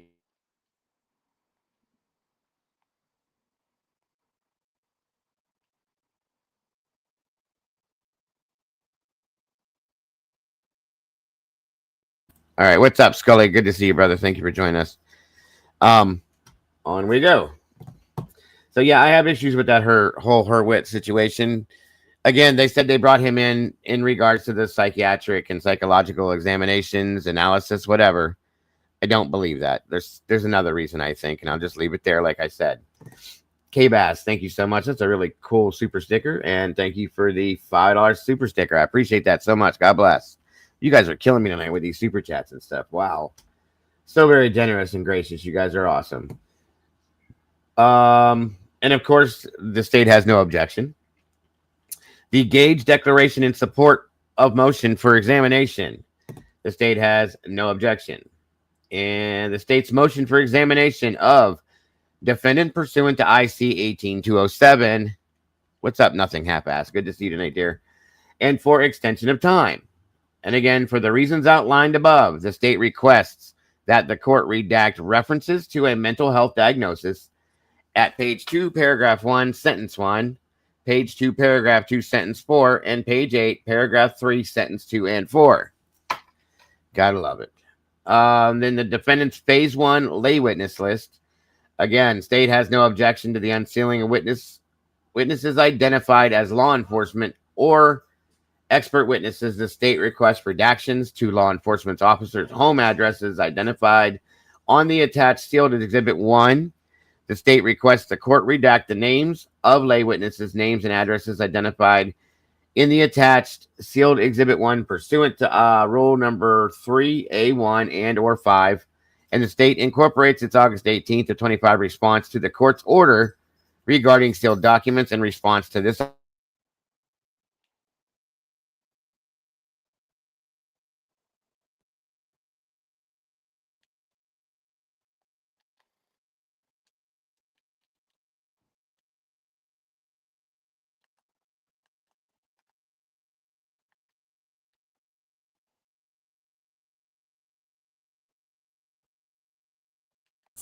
So then we have the state's exhibit list. This was dated as of April 21st.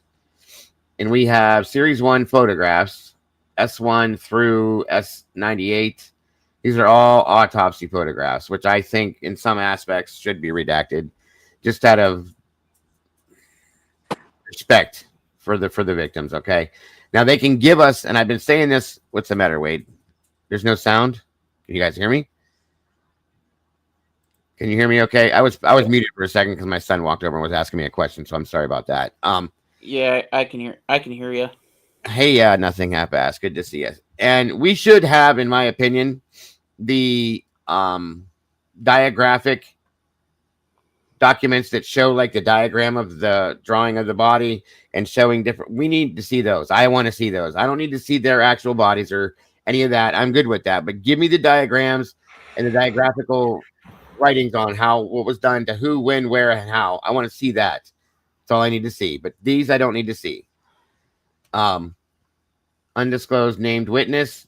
We should. Dago, I'm going to stop you there. In terms of the autopsy pictures, you can show me everything outside of, again, the private areas. It's an Well, I autopsy. wouldn't mind seeing the injuries, yes, but I'm not going to show that to the world. But my point being is, like, they're trying to redact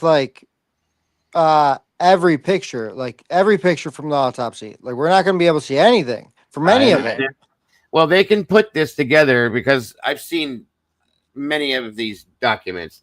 There's a form out there that's a diagram of a human body, and it shows everything that was done to that body. Okay, I now, understand that, but I don't trust that. I know. I was gonna say. I understand most people don't trust that.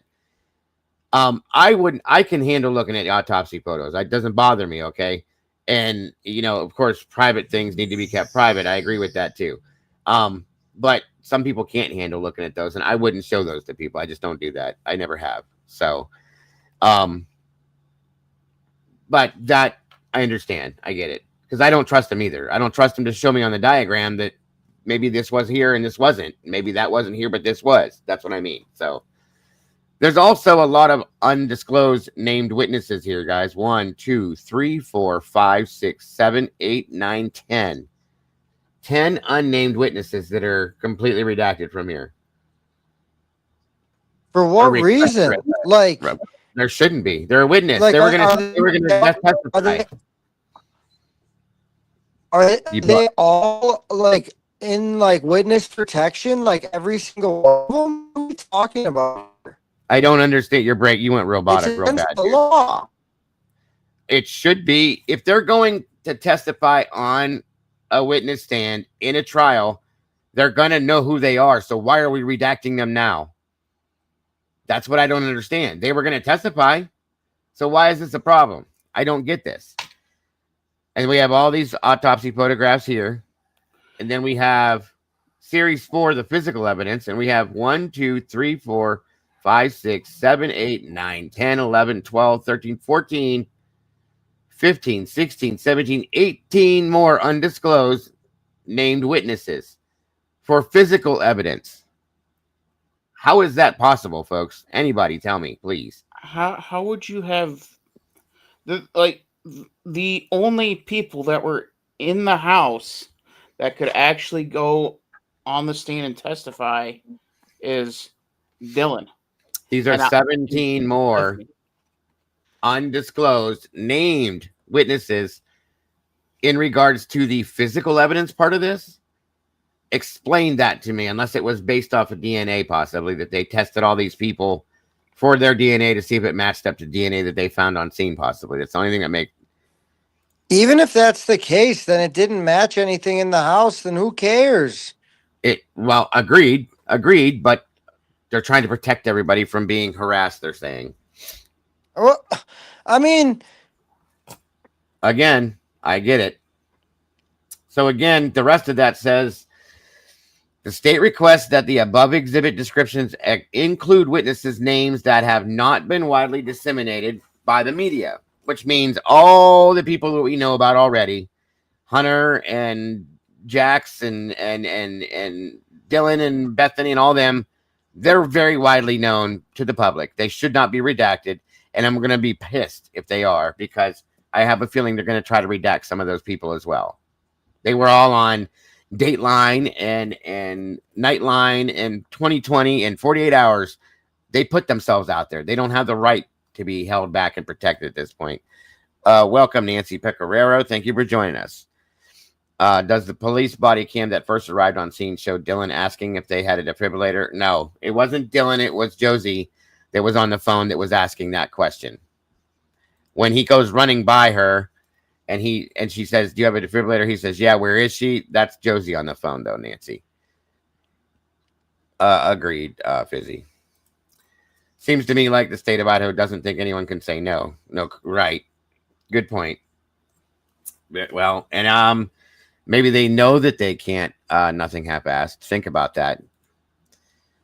You got to wonder, because they are young, and I wouldn't trust it either. But who knows?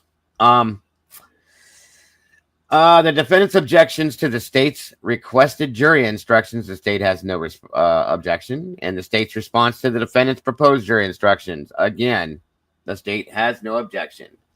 Defendant's second response to Exhibit S1, the state's first supplemental request for discovery. No objection from the state. And the defendant's second response to the state's first supplemental request for discovery. No objection from the state to unsealing that. Transformer says, can discrepancies in the various aspects of a case be considered exculpatory? Absolutely, they can. A discrepancy is a huge, in my opinion, a huge piece of exculpatory evidence, in my opinion. Because if it's a discrepancy, it's obviously not right. We don't know what the other side of it is. And if the other side of it could make the whole thing not be void, make the whole thing be void at that point, Transformer. Good question.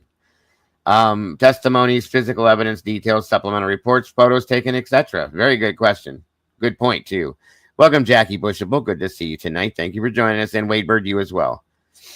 And, of course, Transformer Uplifter. Wonderful to see you tonight again. All right, moving on to the Exhibit E to the defendant's fifth supplemental response to discovery, and the state requests the redaction of the potential lay witness names associated with items B, C, D, E, F, G, H, I, J, K, Jesus, and M for this item. The state incorporates its August 18th, 25 response to the court's order regarding sealed documents in response to this item. You are very, very welcome, Transformer.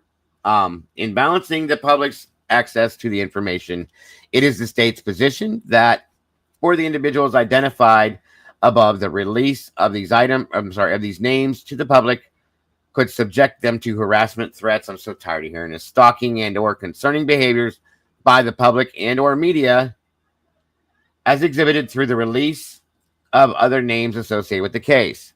The state submits that the release of these names would be an unwanted invasion of personal privacy pursuant to Rule 74124, 74101, 17A, II, and should be redacted in their entirety pursuant to ICAR 32, 3A1, 35, and or 7.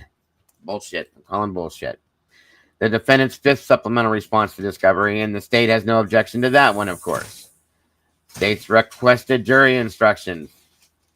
Let me see. The state has no objection to that one. The state's trial brief.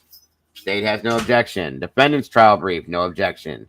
Defendant's proposed jury instructions, no objection. And defendant's response to the first supplemental request for discovery. The transfer of test materials, no objection. That definitely should not be redacted.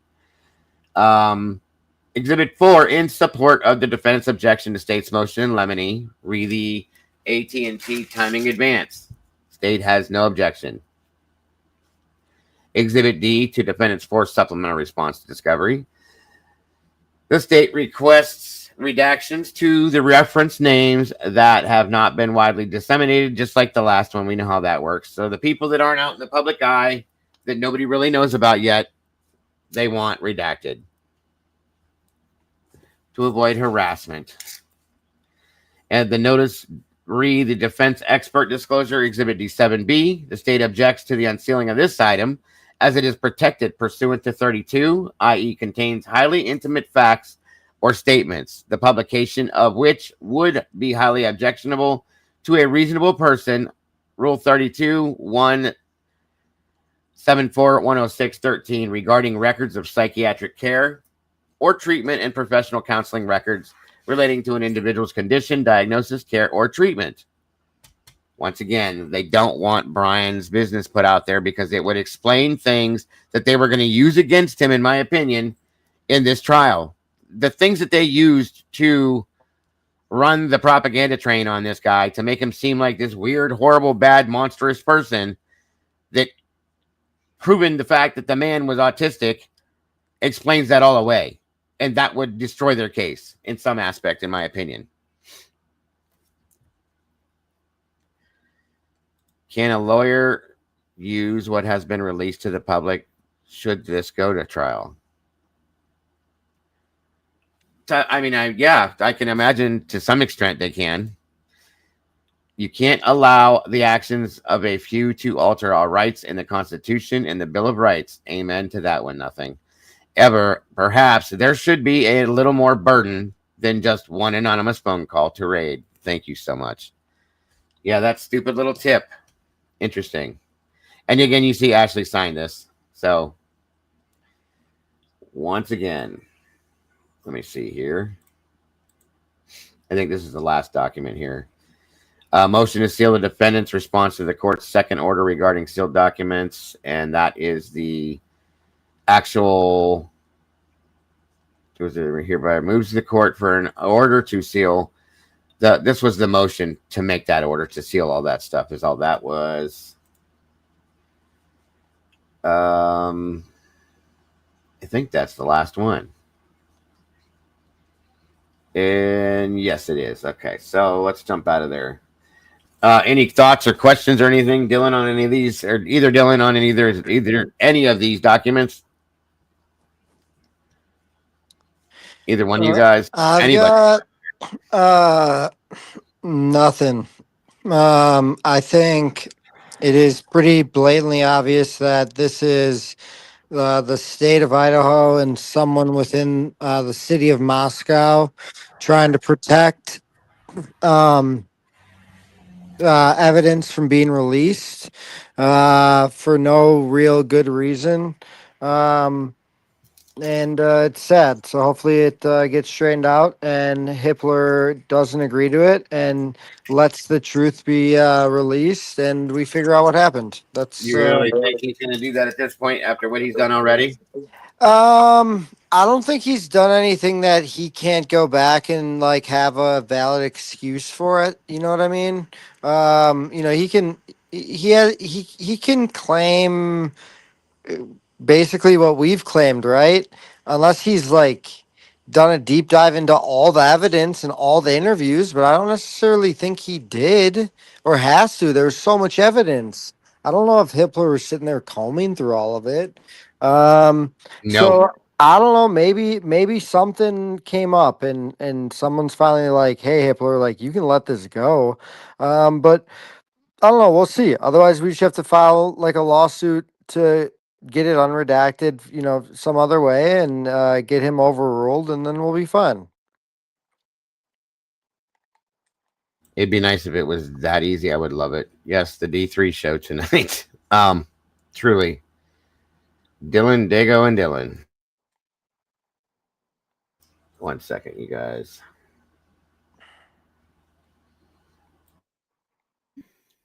I mean, Hitler is as corrupt as they come. He's he's going to operate in his best interest, which is to keep as much stuff sealed as he possibly can. I mean, but like, yeah, you have to believe so because like the murder didn't happen in his jurisdiction. So, but now he's the shot caller on what evidence obtained by Moscow police is disseminated to the public. So like in this case, he is the judge, the jury, and the executioner, and also the secretary of deeds in terms of evidence and what's released and what's not.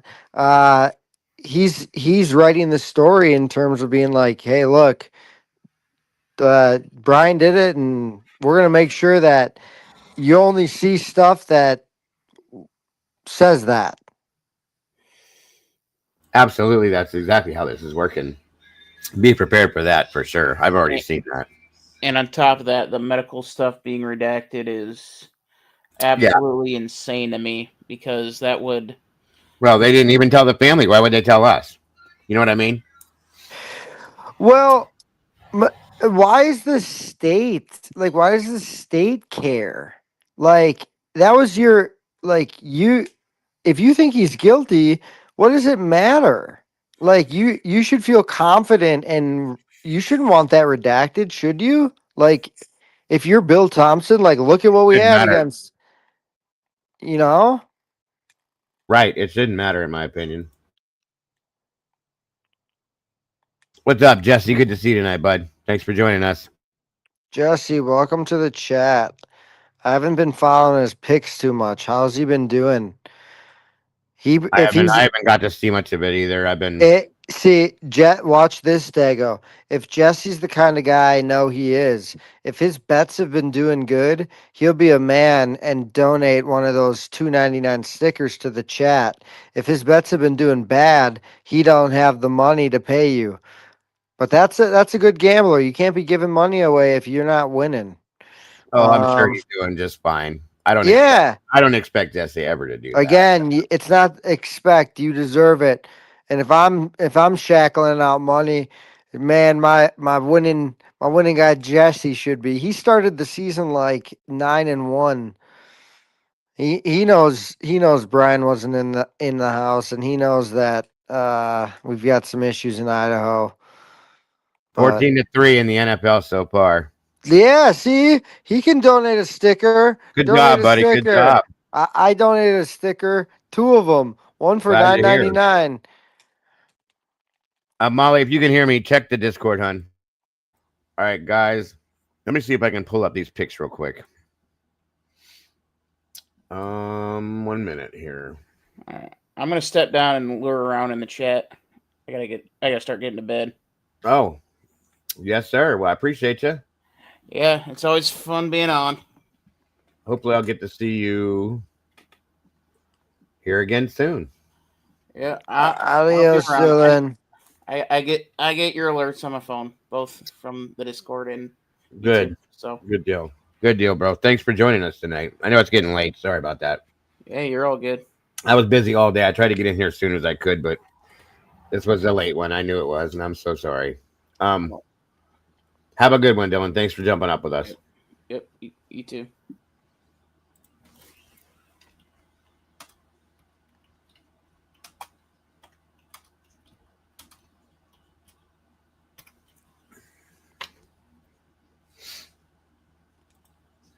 All right, guys. Give me a That was it. Yeah, I'm gonna pop off too, Dago.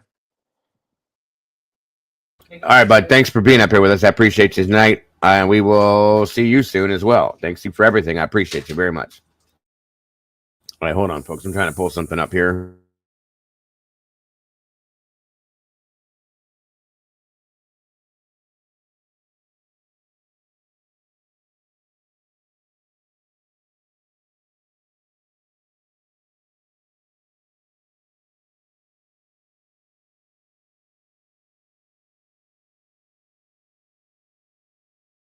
We went over the Dylan Mortenson 5-minute interrogation, whatever you want to call it, Jesse. And then the new docs that just came out. There was only a few of them. Nothing super, super exciting, but the interview was quite interesting. There's more stuff coming, obviously, for this to come like it did.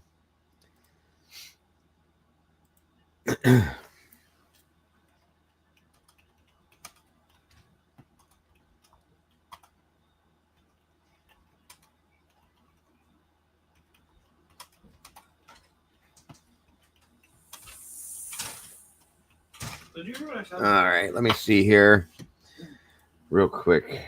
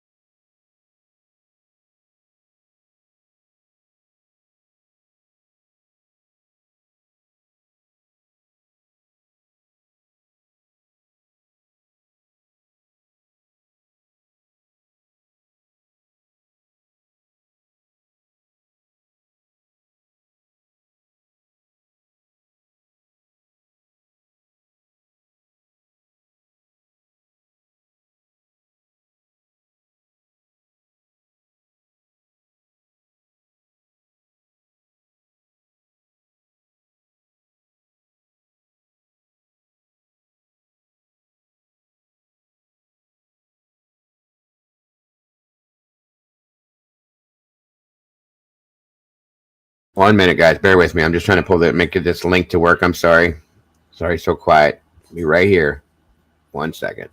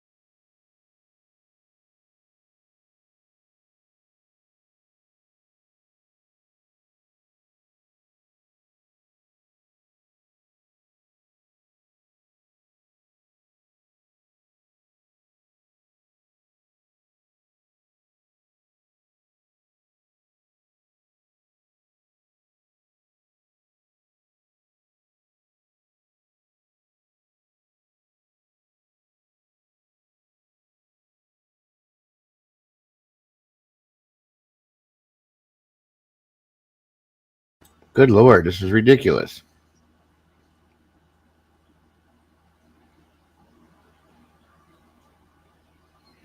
Oh, no. I just posted something in the chat for her in the Discord.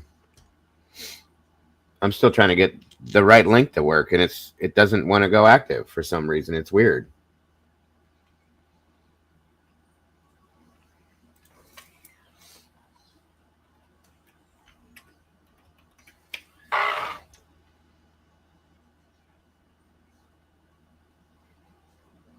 Let me try this other. Hold on. I go backwards a little bit on this. See if this one works. 1 second here. And I don't know why my initial link doesn't work on this anymore because it's the same damn link. Very weird. But I got it. I think.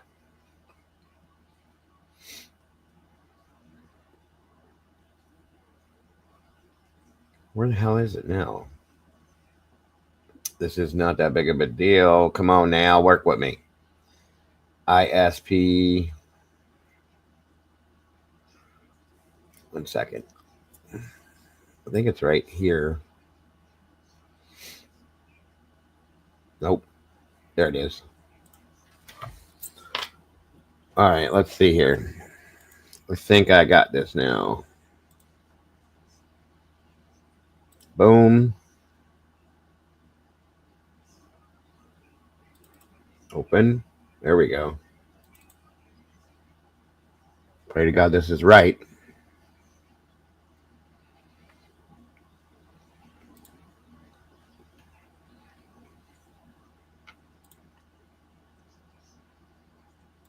Open says me.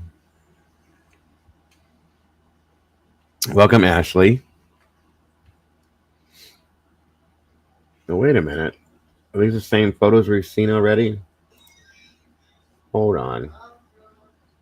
Oh, no. I clicked the wrong link. Sorry. Or not wrong link, but the wrong one.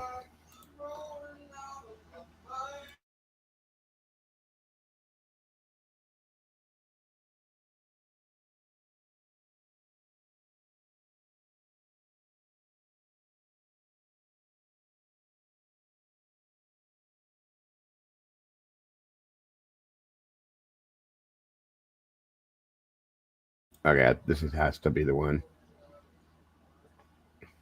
That's 3, I think it is. James Moen, what's happening, my friend? Good to see you, brother. Absolutely. Wonderful to see you tonight. Thank you. Yep, these are the ones. Okay, here we go. Let's see what we have here.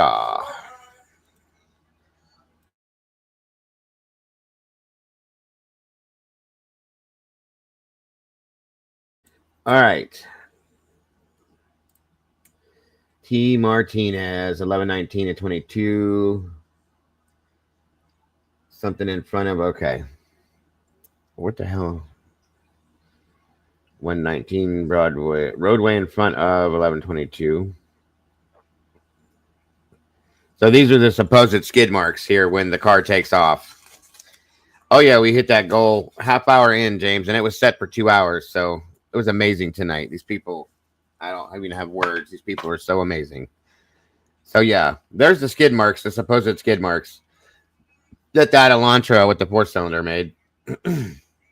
And they blocked this section here off. You can see the okay. Anyway, those weren't made from an Elantra, and I thought those yes, Wade, I was pretty under the understanding those came from like before this ever happened. So whatever. These are just showing road. I guess the road out in front of the house. There's the skid marks again, which makes no sense to me. But okay. I was 162 likes, so your chat is phenomenal. Oh, well, thank you, my friend. Thank you for being here.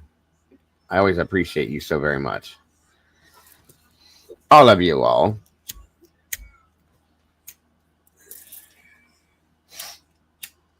All right, let's see here. If the Elantra made those marks, when you hear, I mean, I think you would hear it, period. But I don't believe an Elantra can make those marks. I'm just saying. They don't have enough power behind them, I don't think. I don't think I remember hearing. No, we didn't hear that at all, Fizzy. I don't remember hearing it at all. You can hear the car go by, and it doesn't even sound now. There's another car that was there that had a little more power to it that night, too, like a BMW or something, I'm telling you. Just remember that. So, that was very sweet of you, Miss Paula. We appreciate you.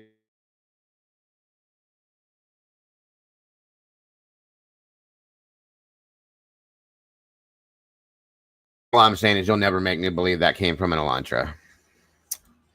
Did they match the width of the ear? Oh, they would have to match it up with the tires, in my opinion. Width, depth, all of that stuff. The tread, everything.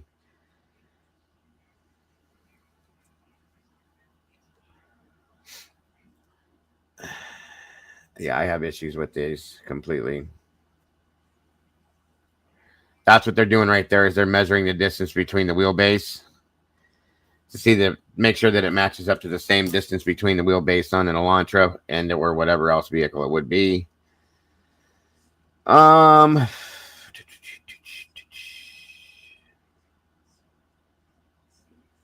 all these? These are all the tire mark measurements is what this is all about here.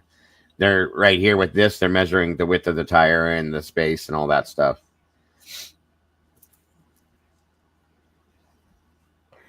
Welcome, Greg. Good to see you tonight, my friend. They're old skids from before visible and yeah, it's what I thought too. Nothing. I remember seeing that. Mama, good to see you tonight. Mountain Mama, sorry. Greg says, I had a friend that was told during a retirement party by the commander of North Central Idaho ISP, I'd follow you into any no-knock entry. We knew what he meant there. Yes, we do. Interesting, Greg. Interesting. Now, that wasn't his car. And again, I agree with you on that I believe that the people that committed the crime were on foot. I wholeheartedly agree with you, Ashley. Yeah, they are old. I remember that from something else because there was that photograph when Xana's outside dancing around and she's got the Steelers jersey on. You can see him in the road then. So, agreed. Yeah, these are all markings. There's no way to tell what the answer to this is by looking at these because we're not able to see the actual within measuring the vehicle either. Come on down. There's got to be something else here. In fact, I know there is, but there's a lot of these. And this is them trying to say that this matches up to that Elantra. Sorry. If it matches in Elantra, yeah, these are lengthwise now. You can see the lines in them now. There's no way. No way that car had enough power to do that. And like I said, these are old. So this is a waste of time and taxpayers' money doing this right now. This whole all of this right here is a complete total waste of time. If those officers were around that neighborhood as often as they were on foot doing noise complaints like they were, you would think they would tell somebody, hey, those have been there since the beginning of the summer or something. You know what I mean? James says, I'll tell you what, these Idaho public officials are just digging their hole deeper, looking worse than high school dropouts. Amen to that one, bro. Amen. Why is he taking the fall for these murders? He needs to stand. There's reasons, Ashley. There's reasons. I think he's going to at some point. Just try to have some patience and see what happens down the road. These are all nothing but tire marks to this point. Let me see what else we got, guys, because I'm not going to do this to you guys all night. If there's... Okay, there's a little bit more. There we go. Now it's starting to change over. So there's the rest of the end of the tire marks. Then we go to, that's the kitchen window. There's the DoorDash bag. Let me see if I can make this bigger for you guys. Yeah, that's the DoorDash bag, it looks like. And you can't see the receipt. It's flipped around. But there's your Domino's pizza box in the garbage can in that picture. You think that's the only thing at this point that I want to see, Ranger, is the damn sheath. I don't care about this other shit at this point. Show me the sheath. That's all I want to see. One picture of it. I bet you they can't, because I'm pretty sure that that's the pictures that were deleted. Right, exactly. This ain't my cousin Vinny, 100%. I love it. So there's that window, and there's the handprint and all that stuff. I think they figured out through there. More garbage. There's the window again. They're taking pictures. You can see them taking pictures of the mess on the table. The upper portion of the window. And then now there's that. See, that kid, look at that counter, folks, through this picture. Remember that? It is great to see you too, Ashley. Very good to see you. So this Moscow is so deep-seated in not making their town look bad that they are doing whatever it takes to keep the town from pure collapse and utter chaos. The machine is at the heart of it. Oh, you ain't lying, James. 100%, bro. Yeah, look at the counters over here, folks. Look how clean that is. Now, you're going to tell me that those other photographs we saw where that counter was completely destroyed. There was food bowls here, there, everywhere. And there was shit everywhere on that countertop, folks. Where'd all that stuff go? Where's the French fry container that was up here and the balled up pieces of paper and shit?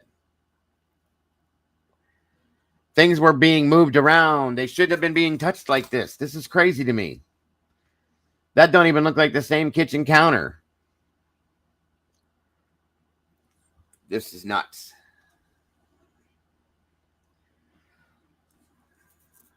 I hope you guys are seeing the same thing I'm seeing, because that ain't right. Sorry. That was absolutely, in my opinion, that kitchen was staged to look that way for those photographs, but we see this now. This is ridiculous. Oh, that was a big close-up of the window there, like right on top. I don't know what we're seeing here. They're really close. Oh, the handprints. Okay. And they got these marked with marker. It looks like it says L1 with a line underneath it. And then they have that measured. Same there. Same photo. Very close-ups. Jesus. L1. It's got to be left one. Good Lord. It's a damn good camera.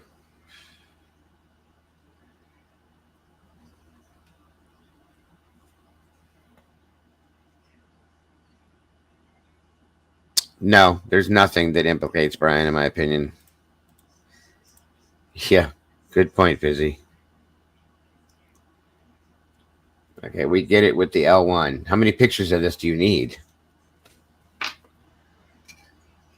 Yeah, their photographers have screwed up so much stuff in this case. It's unbelievable to me. You can see maybe they're trying to get close up to see the print of the palm here. You see what I'm saying? But you would, maybe because of the type of surface, they can't get an actual print off. No, that's not true. You should still be able to get a print off that, in my opinion.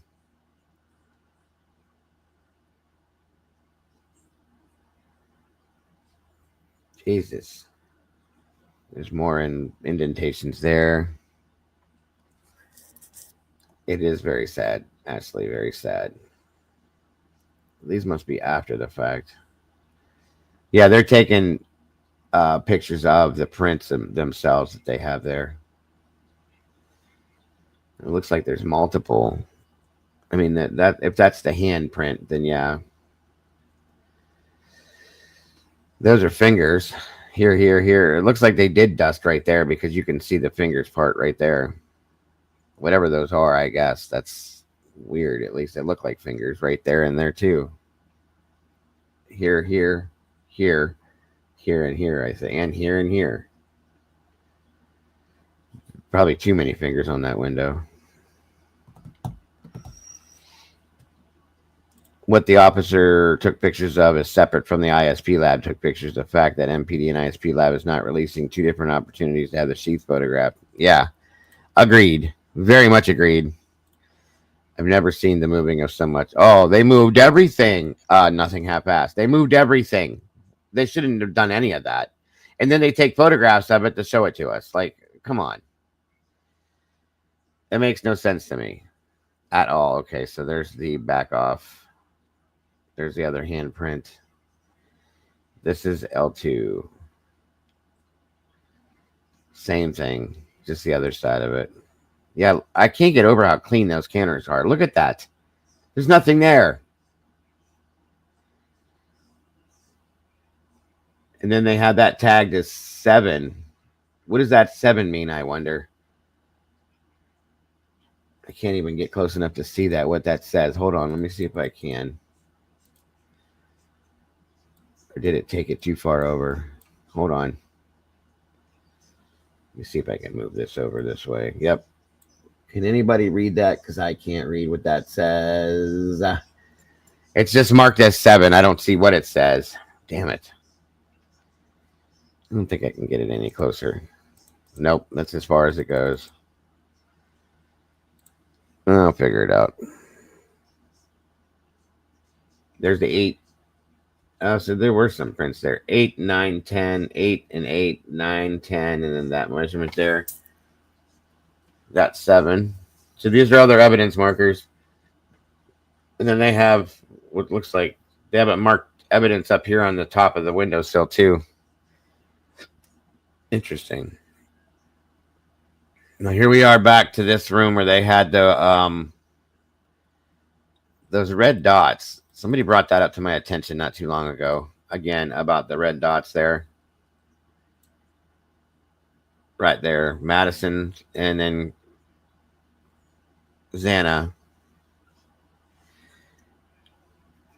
See, I thought that meant that Madison's room was up and Xana's was down, maybe. I don't know. It's kind of dumb to say it, you guys, but that's what I thought. I don't quite know what those are for. I think somebody in here that was in here did kind of get an understanding for it. There's the kitchen again. That looks like a garbage can. And those are towels, folks. And look, there's all the Amido Black on the counter still. And on the floor underneath the stools over here. Don't tell me that wasn't blood, okay? It's all over the front of the stove. It dripped down here and dripped down there. It's all over the floor right here. It's up on the counter. We saw those photographs before. It's on the door frame, going down the door frame right there. And that's all marked evidence, guys, inside and outside. Is that on that chair? That evidence tag right there? Or is that on the outside of the door frame? I can't tell. Yeah, the juice bottle. Everything's been moved, Debbie. It's crazy. I'm sure they moved some of this stuff off the counter to do the Amido Black thing, but then they put everything back. It shouldn't. It's crazy to me how they move all this shit. So we got the Amido Black going down the door frame here, and then what looks like a spatter down here, or it's all over the floor, you guys, everywhere. All sorts of footprints down here.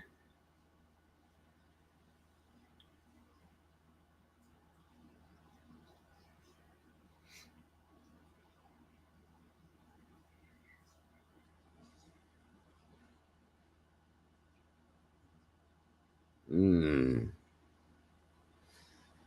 shrink that back down. That way we're not missing anything. Just the speaker. And that's marked as number 2. I don't know why, but okay. Okay, so here we are at the stairwell. There's the bag. In the initial picture we saw that they removed the bag from the wall. And if you look at the wall here, do you see all the blue here? The handrail is covered in it right there. See, we didn't see that picture before, you guys. Look. That handrail is covered.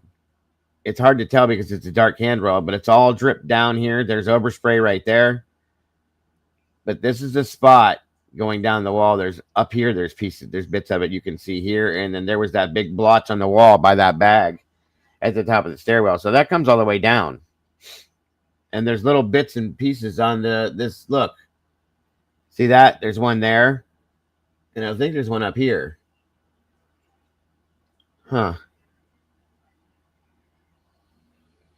These are more of the upstairs. Okay.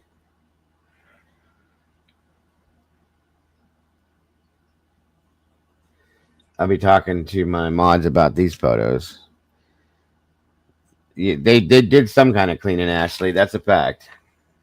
I mean, it's been stated more than once. For sure. Oh, we're back to the fries again. They moved them back over. There's some more spray and spatter here. Little bits of it. It's even on the paper towel roll. Got a close up on those curly fries. Okay, we're back to the 3rd floor in these photos here. The fridges, the dresser.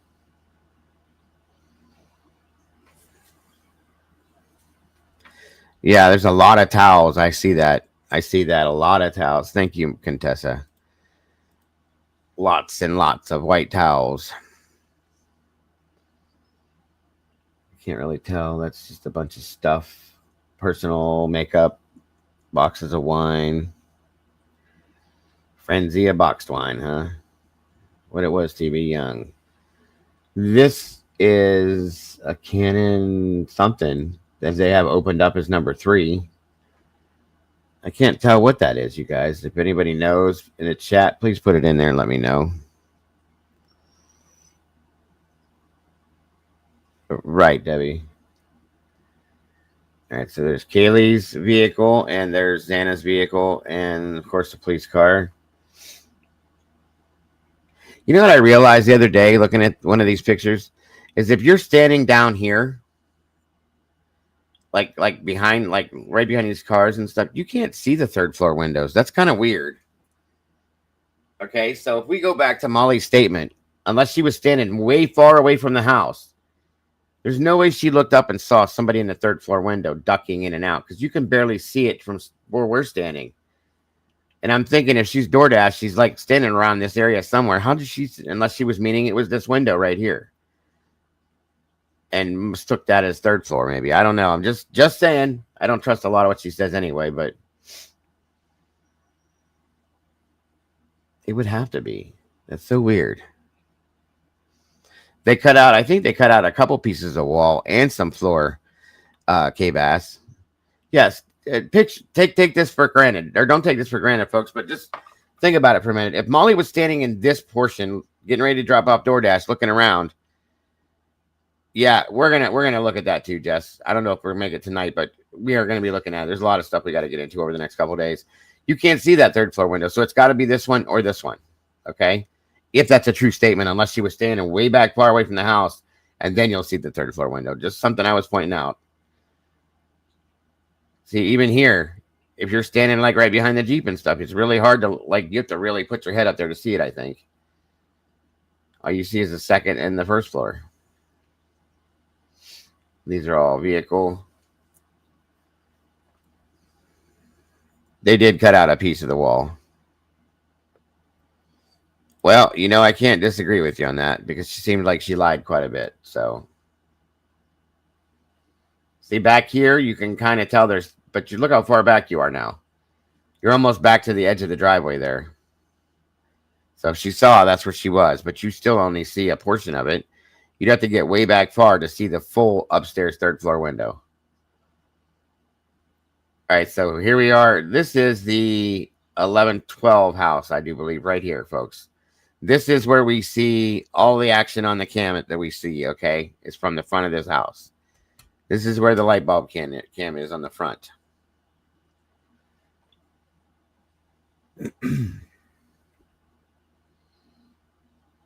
There's the road that leads right to it, of course. This is the house that's directly across from it. Well, diagonal to it, I should say.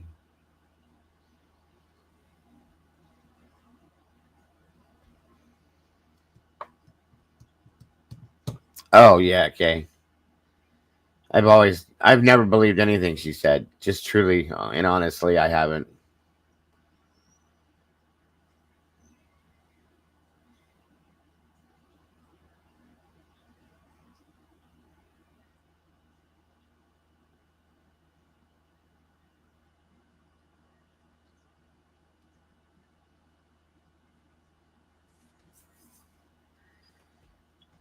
Okay, so we're standing up at the Queen Road before you turn onto the King. Okay, right here's the hill.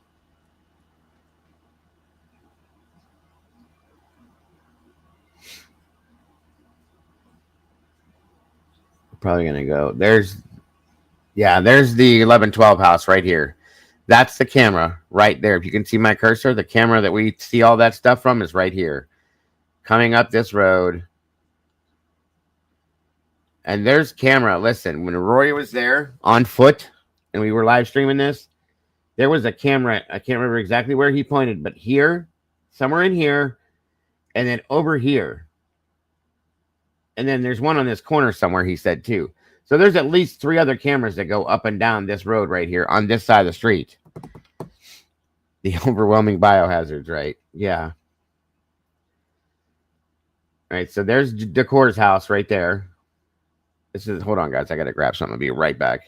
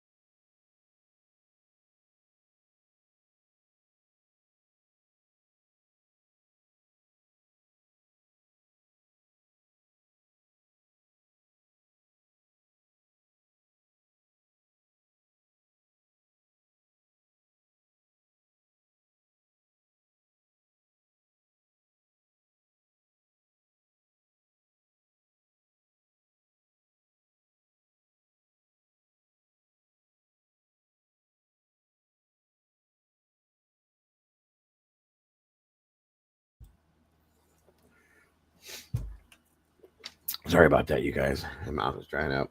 So yeah, this is Jack Decor's house right around the corner. Actually, you could walk right through there and get into the backyard of the 1122 house. All right, so this is the driveway going up next to the 1122 house. And there was, when Rory was there, there's a pole back here. There was a camera at the top of this pole, too, at some point.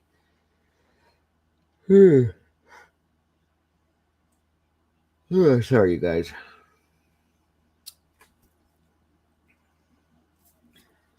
Queen Apartments. This is going up the hill on Queen Road. All right, so here we are in the corner of the 1122 house.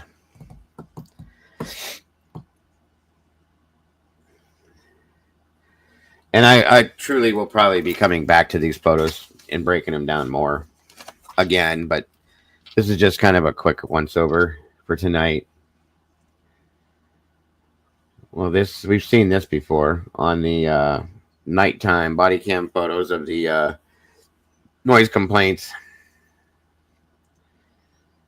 And so that's going up the side of the house. There's the ladder. There's Anna's bedroom right there. Huh. Still curious about that ladder.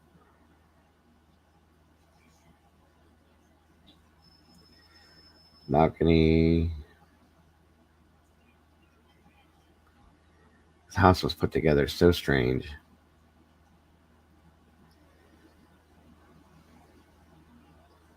Backyard.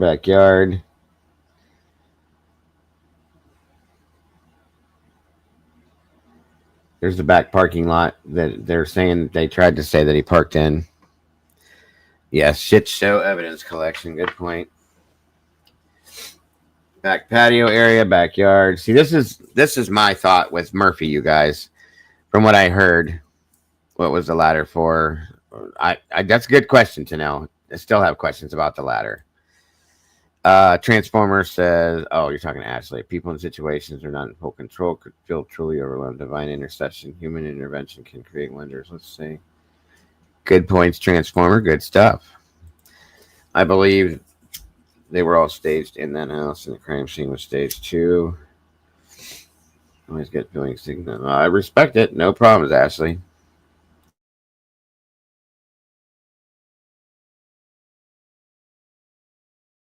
Fully understood. So I think that when we're listening to the 1112 cam at night, the one that we played from Outcast again, I think Murphy's right here. I think he's up here and he's going back and forth, barking, trying to get in. Imagine that he got locked out here through Kaylee's room and he can't get back in. Somebody shut that door and left him out there. And he's barking at this door trying to get in. And I think it's possible that he could have ran down here because that's Maddie's room and saw them attacking the girls in that room and went nuts and started barking like crazy. I truly feel that that's a possibility, folks. And he's running back and forth trying to get back in the door that he thinks he can go in. You are absolutely welcome, Transformer. Thank you. And back and forth, back and forth, back and forth, barking like crazy and then barking, let me in. I swear to God, that is where that dog is. Because if he was down here and this door was open, don't you guys think he'd run inside? And there'd be paw prints everywhere, folks. Everywhere, in my opinion. But there weren't. It's interesting. There's the back hill parking lot and the pole. Stump. There's a lot of stumps and rocks here. God. Really bad landscaping, whoever did it.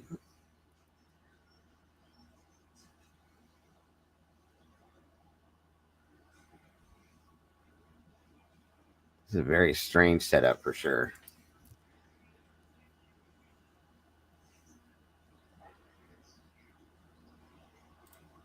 Someone moved. I eagled him back at some point. Yeah.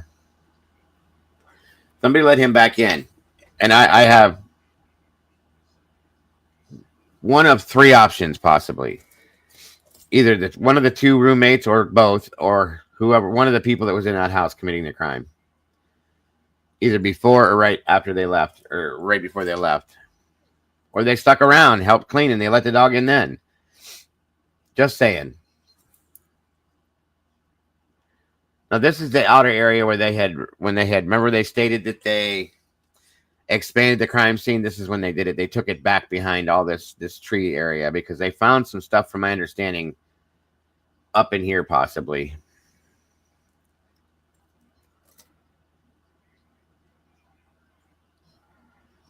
Maddie lost Murphy. Yeah, that's partially what we've been told as well. I think they found him at some point, or somebody did.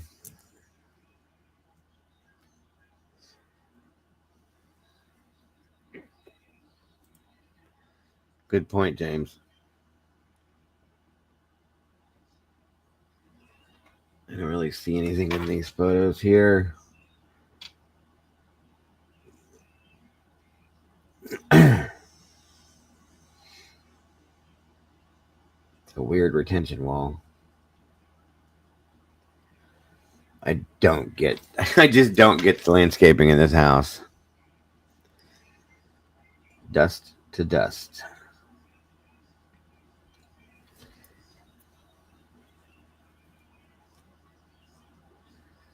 There was wasn't there, if I remember right in the beginning of this, wasn't there some kind of a map or something found outside in the yard somewhere?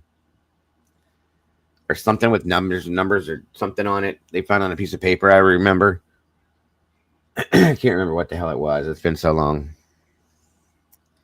Rehearsal and negotiations. Good point, David. This is just wear and tear on the house. They're just taking pictures of the outside of the home.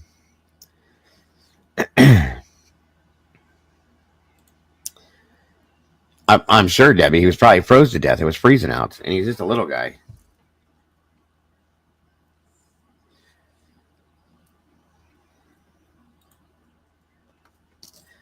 I agree with you, Ash. Okay.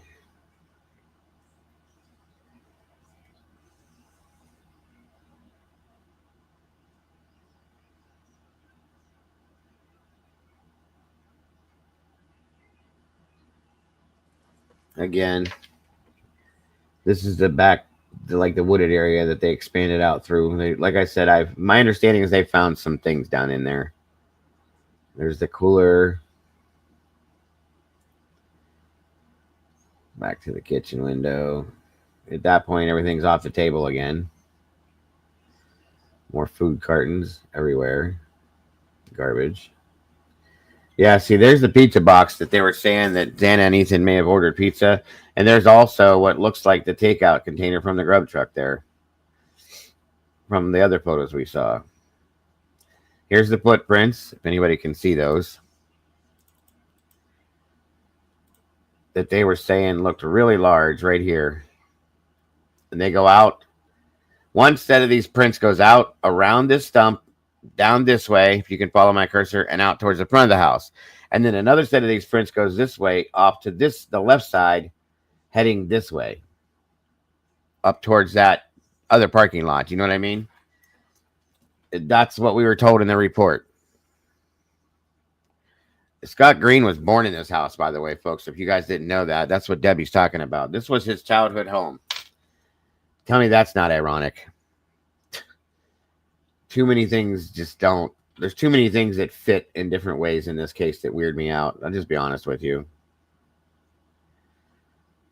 There's the couch that sits outside. And a chair. A couple chairs. It's like household furniture they have out here. Good, Paul. I'm glad you could see that then. Yeah, there's no landscaping done whatsoever. Like, whoever owns this should be ashamed of themselves. They should have done that for these kids. I mean, if you're paying rent, it should have been done already. I don't know what that is on the rock over there. Probably a marker. Looks like there's some legs there, so they're checking something. These are all the other footprints in the snow right here. You guys can see the markings, the treads. The thing is we don't know who these came from. These look like hiking boot type treads, from what I'm seeing, with the grooves there. Maybe.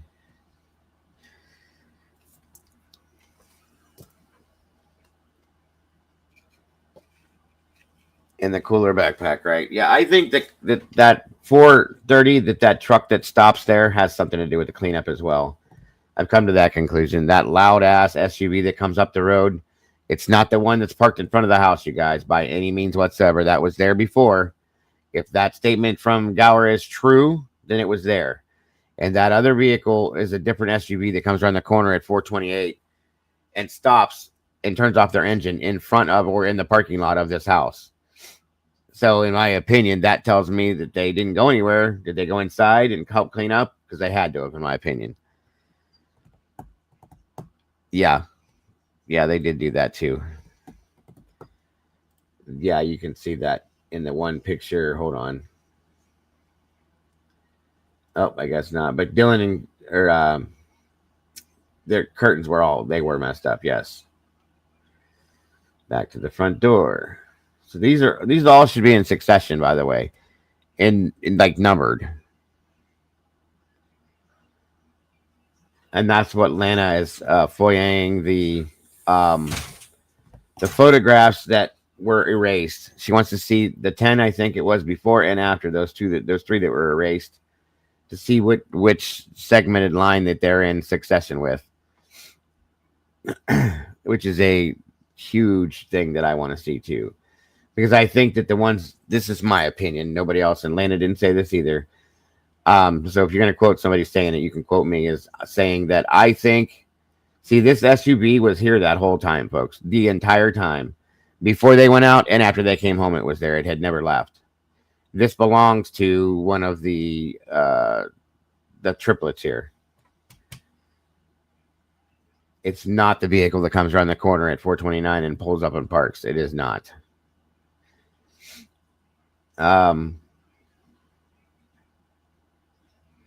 I was saying something else before that, and I cut myself off. This is the right inside the front door.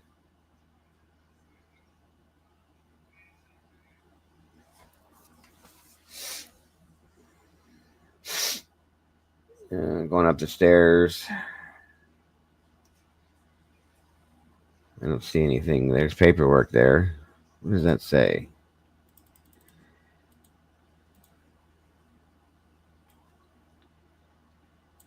Can we read that? Nah, search warrant, maybe? Could be search copies of the search warrant. One says copy on it, so it might be. Just double checking. Oh, maybe that's a better copy of it there. Let me see.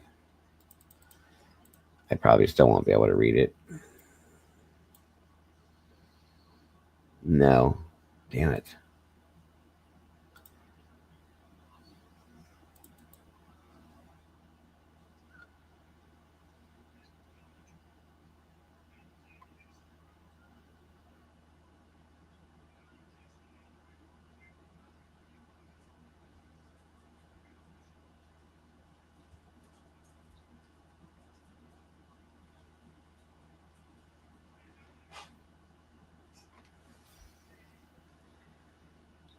All right, going up the stairs. This is before they sprayed the Amido black, because it's not on any of this stuff. So somebody obviously cleaned this off. Okay, if that Amido black shows up, all of that stuff on that handrail and everything, somebody cleaned it off because they hadn't sprayed it yet, obviously, with this photograph, or it would be everywhere. Does that make? I mean, that's what I'm seeing. That's possible too. Nothing. That's a good point. That maybe Murphy ran into a stranger when he escaped, and he brought him back, and that's what an angry, mean guy. I mean, look what happened to JLR when yeah, it's a good point. Good point. First floor bathroom.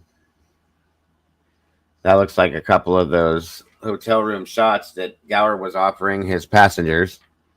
The single minibar shots. Shower curtain, shower curtain, shower curtain. I always did love that mosaic thing. It's pretty cool.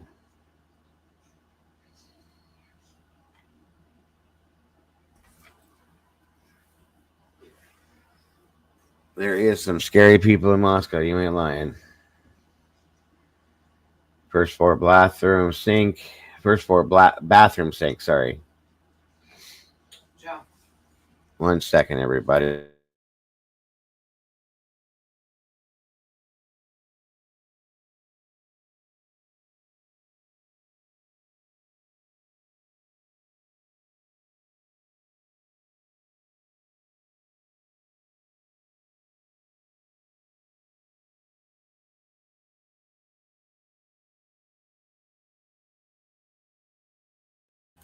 That's possible.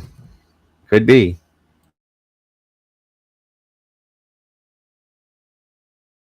Anything is possible in this case at this point, you guys.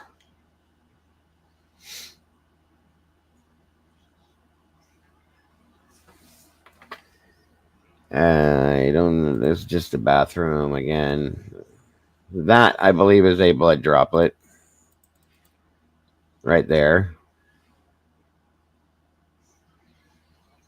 I'm almost positive it is. I mean, it sure as hell looks like one, but I could be wrong.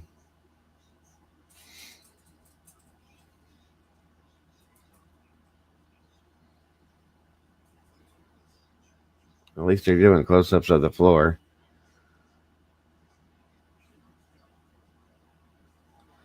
So this is Bethany's bathroom, basically, because nobody else is down on this floor.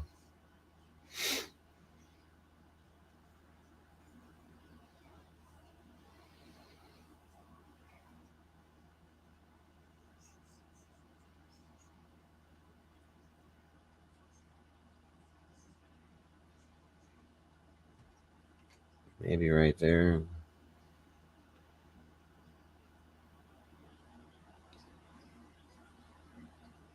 Bunch of leaves.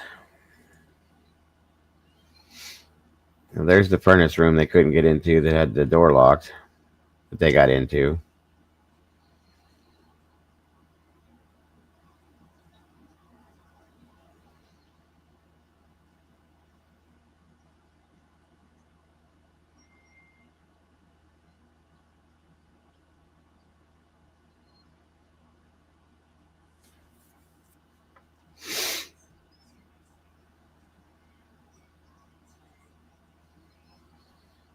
Could be, Miss Ashley. Could be.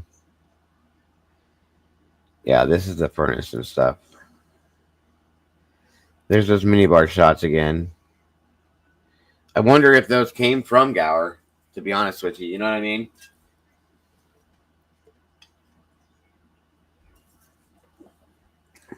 Right, James.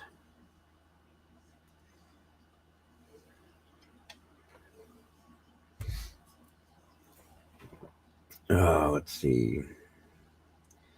Furnace, hot water tank, and all that household stuff. April Air, I have one of those. Okay. At least everything here looks new. Just brand new. Good shape. I'm not. I shouldn't be muted.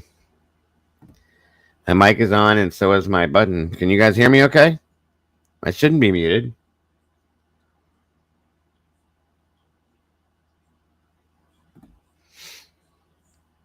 Hello, hello. Can everybody hear me all right? Or no?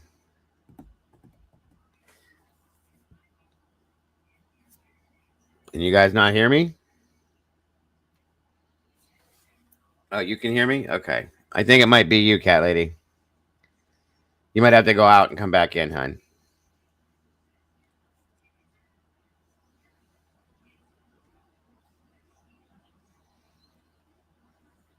Which is fine. We ain't going nowhere yet.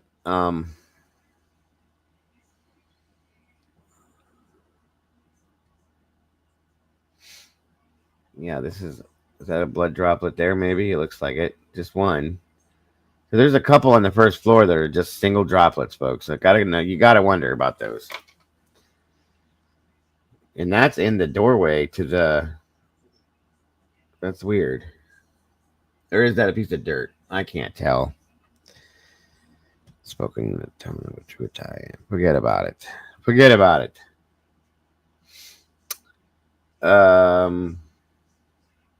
There's the screen and the back wall.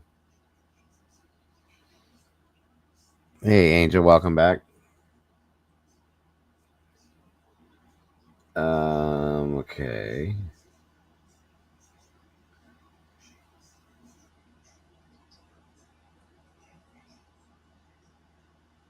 Up the stairs they go. It's gonna start getting blue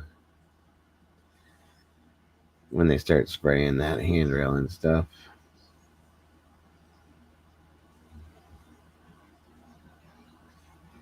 Yeah, this is before they spray the Emilio Black still.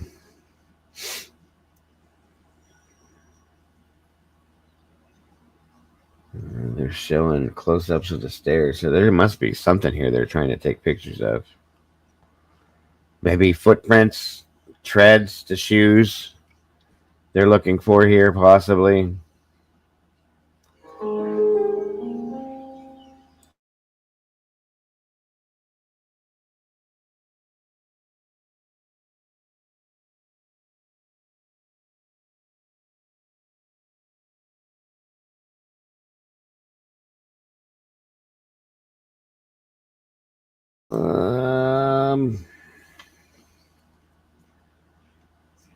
You can't.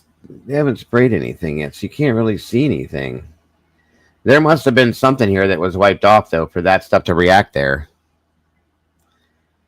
You know what I mean? There had to have been, because I'm pretty sure there was spray here on these top steps up here coming down. No, it was my background TV making a noise. When something new comes on, it does that from time to time.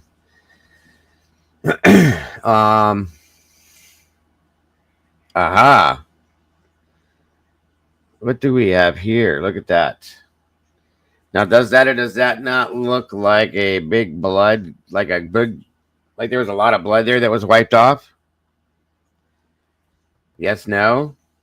Or am I wrong? It looks like they tried to wipe that up and didn't do a great job there. I mean, what else looks like that, you guys? It looks like blood to me around the edges. Dried blood. Maybe that's that big splotch on the steps that they sprayed.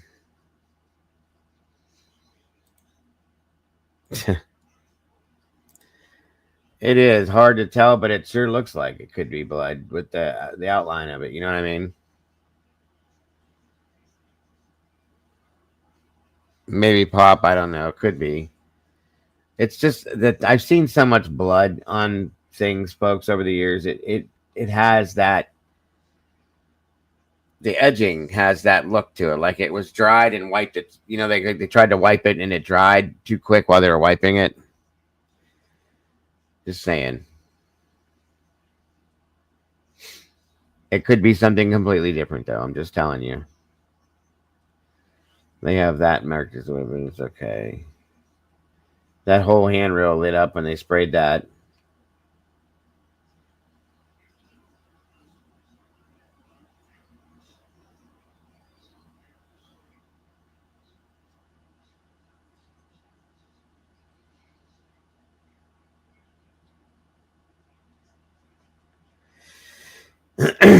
All right, back to the living room, back wall.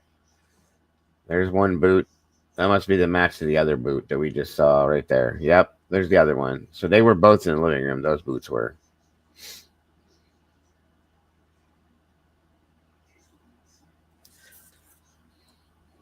Watermark would do that too, but it does have that. Oh, it could. It could be. It could be. You're right. It could be a watermark of sorts. It resembles the. There's the backpack.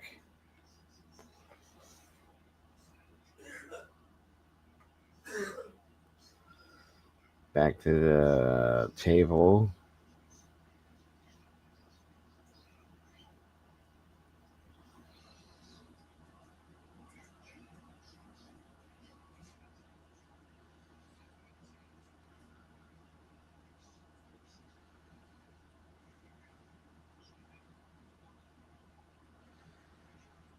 What's up, King? Good to see you, buddy bear. That's when they moved the table out so that they could do whatever the hell they were doing underneath it there. Back down this. Yeah, I'm telling you guys, that looks like blood to me. It does, but I could be wrong. It goes, look, all of this right here was all wiped off. You can still see the outline of it, but it was wiped off there and there. Completely. Right on that's there. Something was wiped off from there. And if you were really cleaning this, folks, let me ask you this. If you're really cleaning the house and wiping this off, why would you not get it all? That looks like it was a quick wipe and clean job to try to hurry up and try to get that cleaned up, and they thought maybe they did. But obviously you didn't. There's an outline of something that looks a lot like blood to me. I'm just saying. I don't see it anywhere else on these other steps, so. This whole handrail at the top here had spray all over it at some point, too. There's better pictures of that, whatever that hell that is. And we know that there's blood on this wall, okay, because of the amido black and the handrail. So something happened on this stairwell, folks, in my opinion. If that's blood, that's something happened here, I'm telling you. Especially with what we know about the wall already. Right down in this area here next to this window, underneath that light switch, there's shit all over this wall somewhere. It looks like it's, you could kind of see streaks possibly. It's hard to tell, but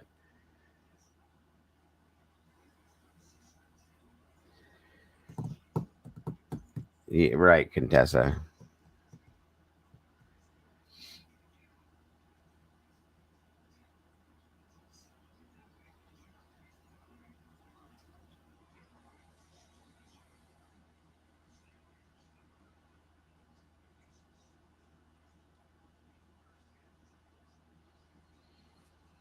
That's their Wi-Fi router.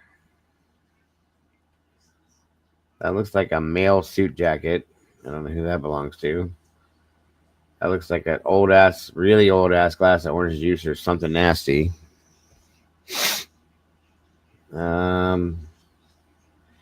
Again, male suit jacket. It looks like the iPhone charger. Pumpkin coconut. Yuck.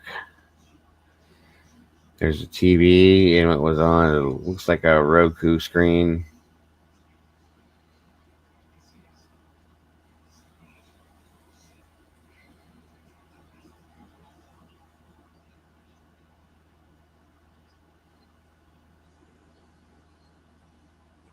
Yeah, you're right, Mittens. It could be. Yeah, there's definitely somebody that cleaned up. Yeah, it does look like blood. I thought so, Jen. It reminds me of the outline of it. Definitely looks like blood. Somebody's purse right there. Okay, that's just a weird spot on the couch.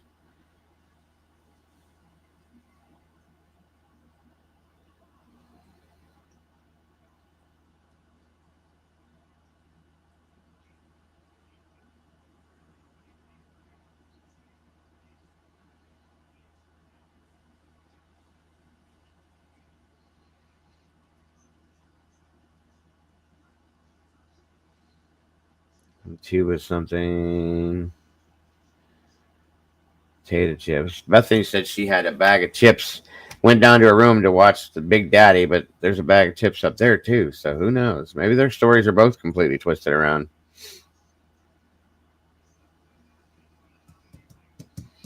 Yeah, the one on the stairs, I truly think the two on the stairs, I think are blood. I do truly think they're blood. That's my opinion. Like I said, I have no way to prove that to you, but they, to me, look like blood. And on the railing, we knew that, and the wall behind the railing, and go up above it a little bit. There's Buddy Bear.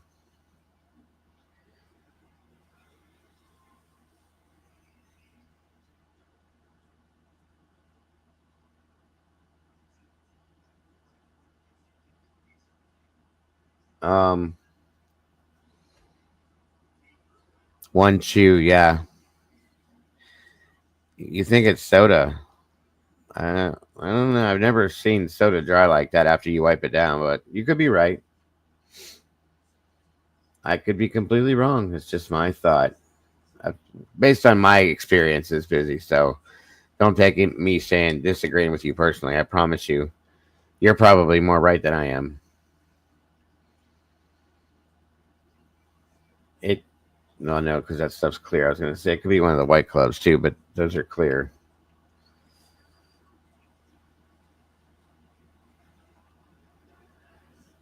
I don't know what that is.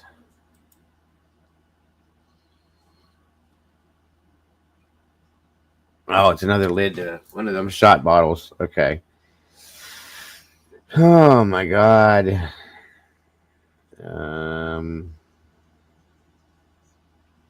Those are tags off of some clothing.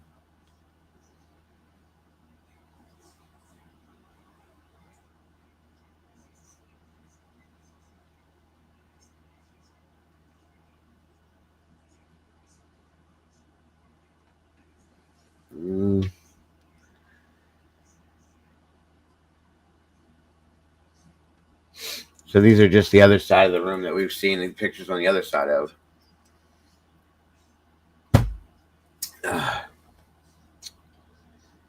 Oh, wait. Looks like a blood drop there on that. That's why they took that picture. Right there. See it? This is over by the TV area, I think, underneath that stand. First time I've seen that. Okay, and then we got footprints going in the kitchen. There. Is that blood right there, you guys? I never saw that before either. Or is it food or something else? You see it right here? Could be, maybe. Probably not. I don't know. Whoever cleaned did not do a great job of it. I'll say that much for sure.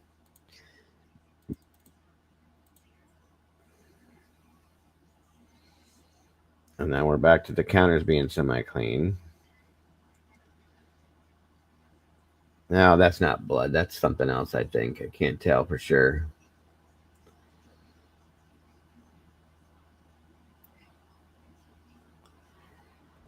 Yeah, it could be old blood, Ashley. That's what I was thinking. Thanks. No, I'm first time looking at them with you guys. Busy. I just now got this stuff today, so.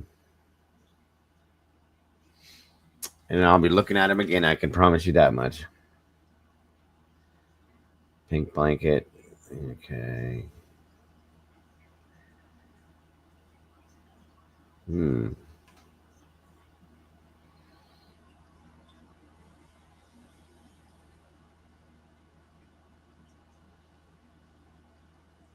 I don't see anything in this photograph that makes me.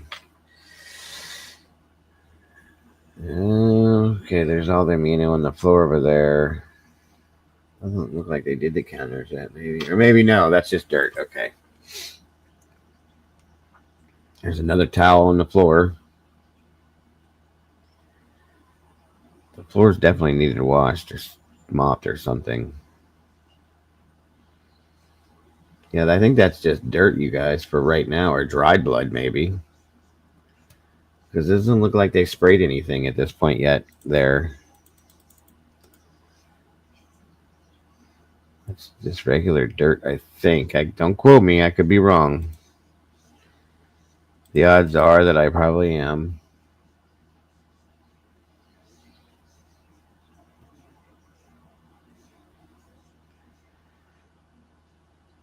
Countertop situation is so strange to me with the way you keep moving shit around. I don't understand it.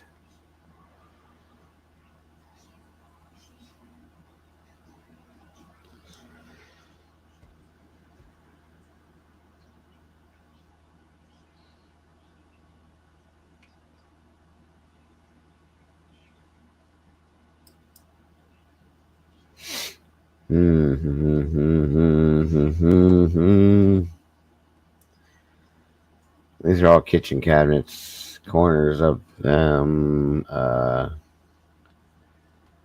door frame that when we come to the other set of pictures has the Amito black all over it. Good lord. I guess these are just different versions of some of the same pictures we've seen. There's your footprints again in the back patio. I think there was, Kay, yeah. At least in one of them, yes.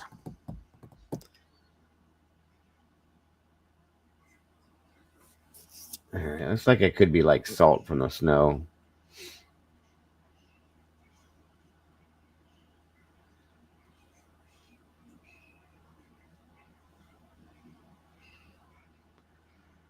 Let's see.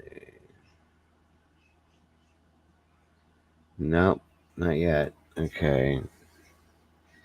And then they open this cover. I don't know what the point was to opening this cupboard door either, because it wasn't open in the one set of photographs, but then it was. That's weird. There's the fridge. What is that there? Hold on.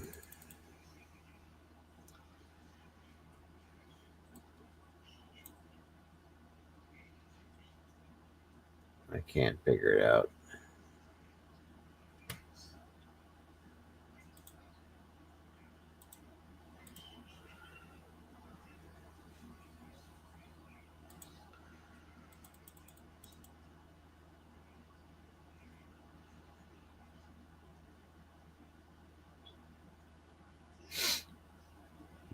Nothing. Back to the kitchen. Oh.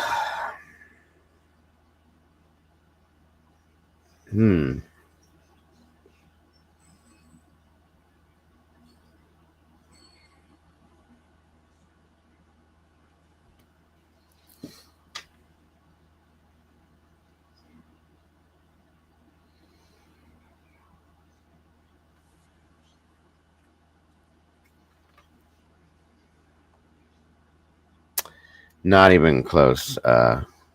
Mittens, I agree.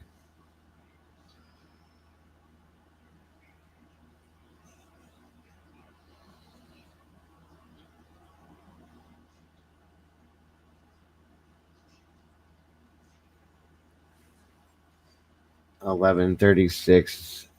This must be the day after. Those look like they could be blood splotches right there too. A lot of droplets, maybe, or just food. Who knows? Yuck, yuck, yuck, yuck. And that's blood. Don't tell me that that's not blood right there. And so is that. So is that. And that. And over there. This is blood, folks. Facts. And blood there. And there. Those are blood. That's blood. And that's the same look that those markings on the stairs have to me too, you guys. Those look like blood. When blood dries, that's what it looks like to me. I'll be damned. Right there's another little one. Look, 1, 2, 3, 4. Looks like there's one there. Over there. Um,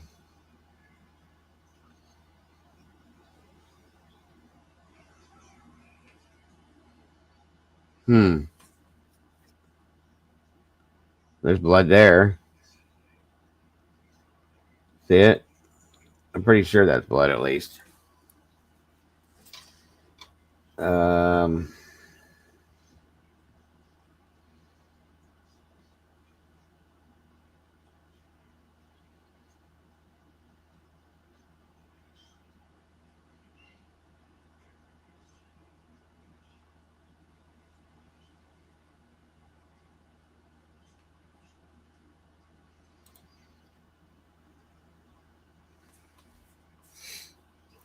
let's see.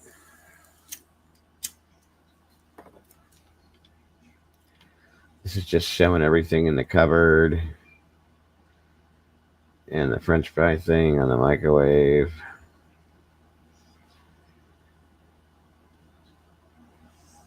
There's not much going on in the cupboard. Yeah, I have that frother for my thing. That looks like a blood drop there too, and there. I didn't see those already.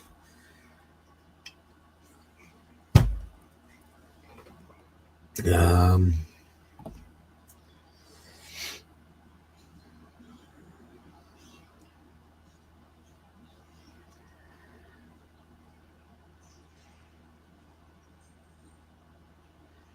God, that was dirty. I needed to be a little cleaner there. Just saying. That would drive me nuts. Um,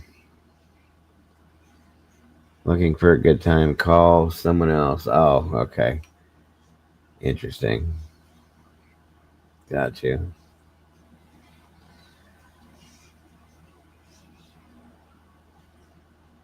I've heard that phrase before. Yeah, Ashley, I agree. Good God, with the refrigerator. How the hell? Yuck. They had all that. That shit all looks bad, most of it. It's all shoved in there. I'm surprised the fridge even worked. Good Lord, Buttery Jack.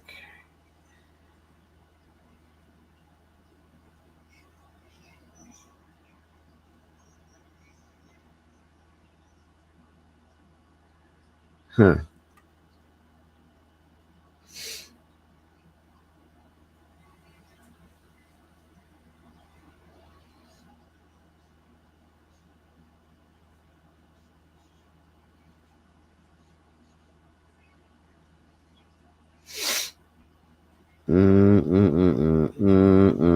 Oh my God.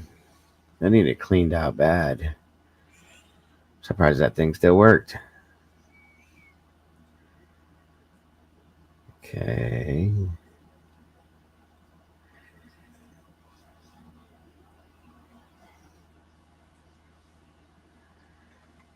Um,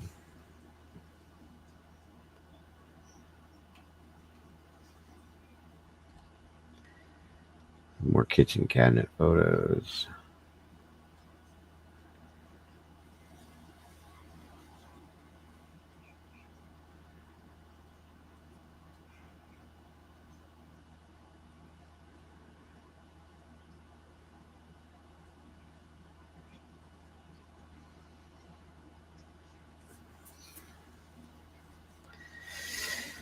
I saw the food.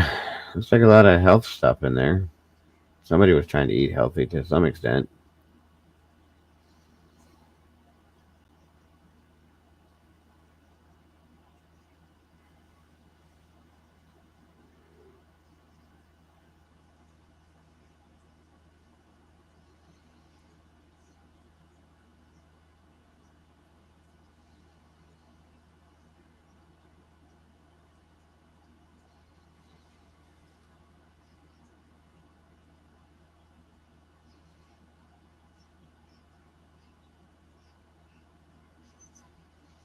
Oh, those are the walls going up to the third floor.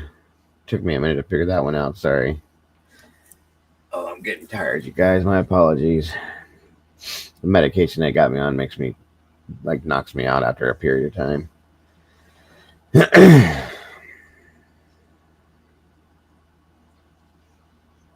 Maybe. Maybe not. I don't know.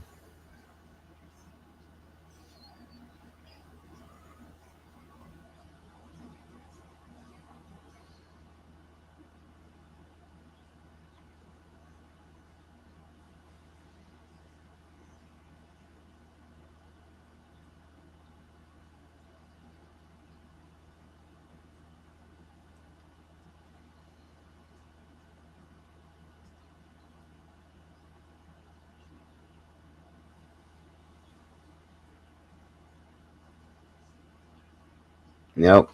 I thought I saw something there. Yeah. No, I think some of this, a lot of this stuff is like dirt streaks, and I don't know though. Those stains on the steps bugged me a little bit. Truly. See, these are third floor steps, so maybe not. Those are walls. You don't see nothing there. Okay.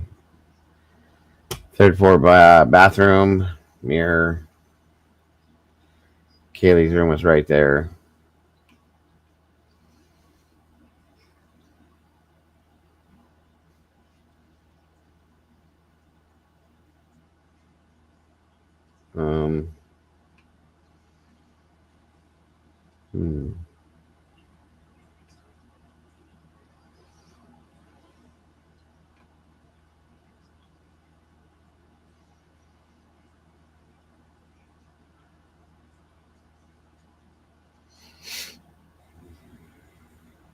Hmm. Oh, you're welcome, Contessa. Anytime.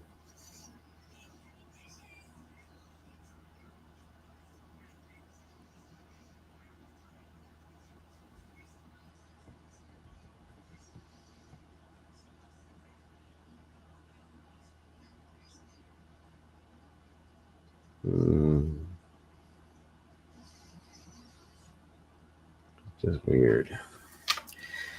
Very, very weird. Somebody's drawers with their clothes.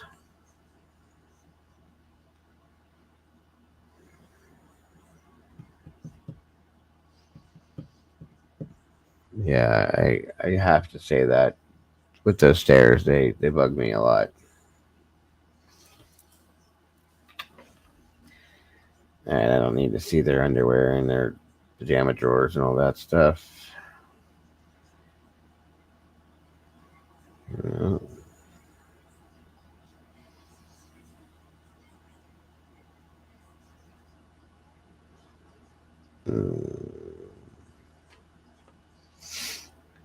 Yeah, that looks like a blood droplet there on the third floor bathroom.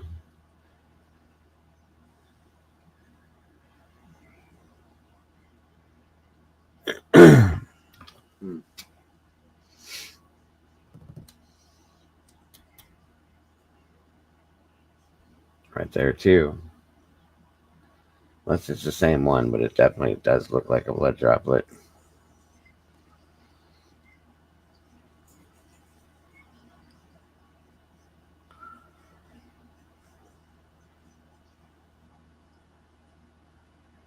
No, no, no, no, no, no. Okay, we're at the bottom on these now. And like I said, I'm gonna go probably through and break these down in another time, a little bit more in depth when I have more time, because it's like I said, it's pretty late. And I are tired too, but I had to jump in with you guys tonight. So let me see, what do we got down here at the bottom? Oh, that was the Kodak Insta film that they found. Some stuff they found outside. That is a camel filter cigarette pack, but it's really old looking. There's the cigarette butt there, number 3. Hell, that could be forever old, folks.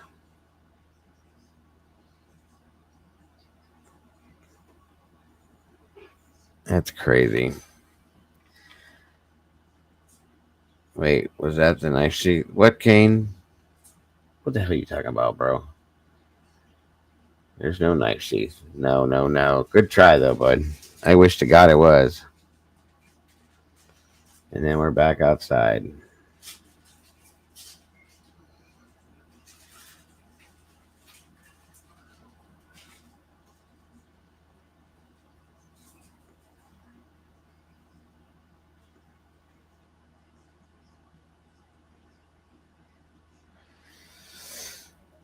Oh, is that blood? No, no, that's camel. That's still a cigarette pack. Okay, and then there's that Insta film camera. Okay, so that's it for right now on these photographs. So interesting stuff we've gone over. We're going to be going back over this, and there's going to be more breaking some of this stuff down, talking about this a little bit in more in depth and things like that. So it's just getting late, guys. So I gotta let you guys run free. It was great to be back with you guys tonight. Yeah, that's no lie. I don't know either for sure, Ashley. I'm curious, but all right, you guys. I am burnt out for the day. Long day for me today. We'll be getting back to this, but I will be back tomorrow sometime. Hopefully early. The earlier, the better. Thank you, Angel. Thank you all very much. Appreciate you. It was Camel Menthol. But Dylan, thank you so much for coming up here while we talked about Dylan. I appreciate you guys very much. I will be cat lady, don't worry. I will. Tanel, thank you. Guys, don't forget to love yourselves and love each other. Please don't change a thing. Thank you guys all so much for the donations tonight. You guys are amazing. Whether it's super chat, super stickers. I don't know if anybody donated to Venmo or Cash App or PayPal, but guys, never expected, but so very much appreciated. It does and will help keep this channel moving, folks. So God bless and thank you so much. I will see you guys as early as I can tomorrow for sure. Again, don't forget to love yourselves and love each other, folks. Don't change nothing. You guys are the beautiful people. Have an amazing rest of your night. Good night. God bless. And I will see you very soon. Bye-bye, y'all. Let me see if I can get this to work.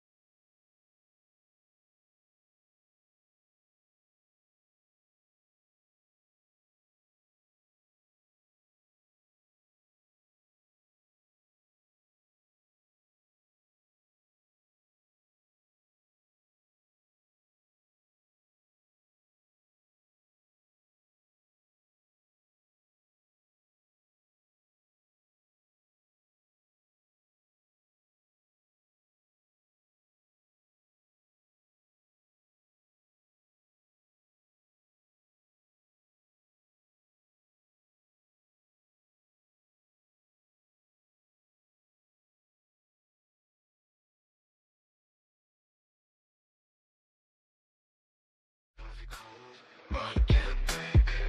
Neon was down, don't blink. Where they go? Who's the link? True crime cafe where the whispers play. Secrets hide, bodies sway. True crime cafe in the night we stay. Truths decay, truths decay. Tango in the corner, eyes like stone. Words like daggers, chilled to the bone. Echoes of screams on a borrowed phone. A city of shadows, you're never alone. Coffee cold, I can't think. Neon buzz, tongue don't blink. Where they go, who's the link? You're never alone. And the sirens wail, another ghost for the tale. True crime cafe where the whispers play. Secrets hide, bodies sway. True crime cafe in the night we stay. Truths decay, truths decay. Ashtrays full, sins don't wash. Table stained, lies embossed. Fingers point but the lines are crossed. Justice sleeps at a heavy cost.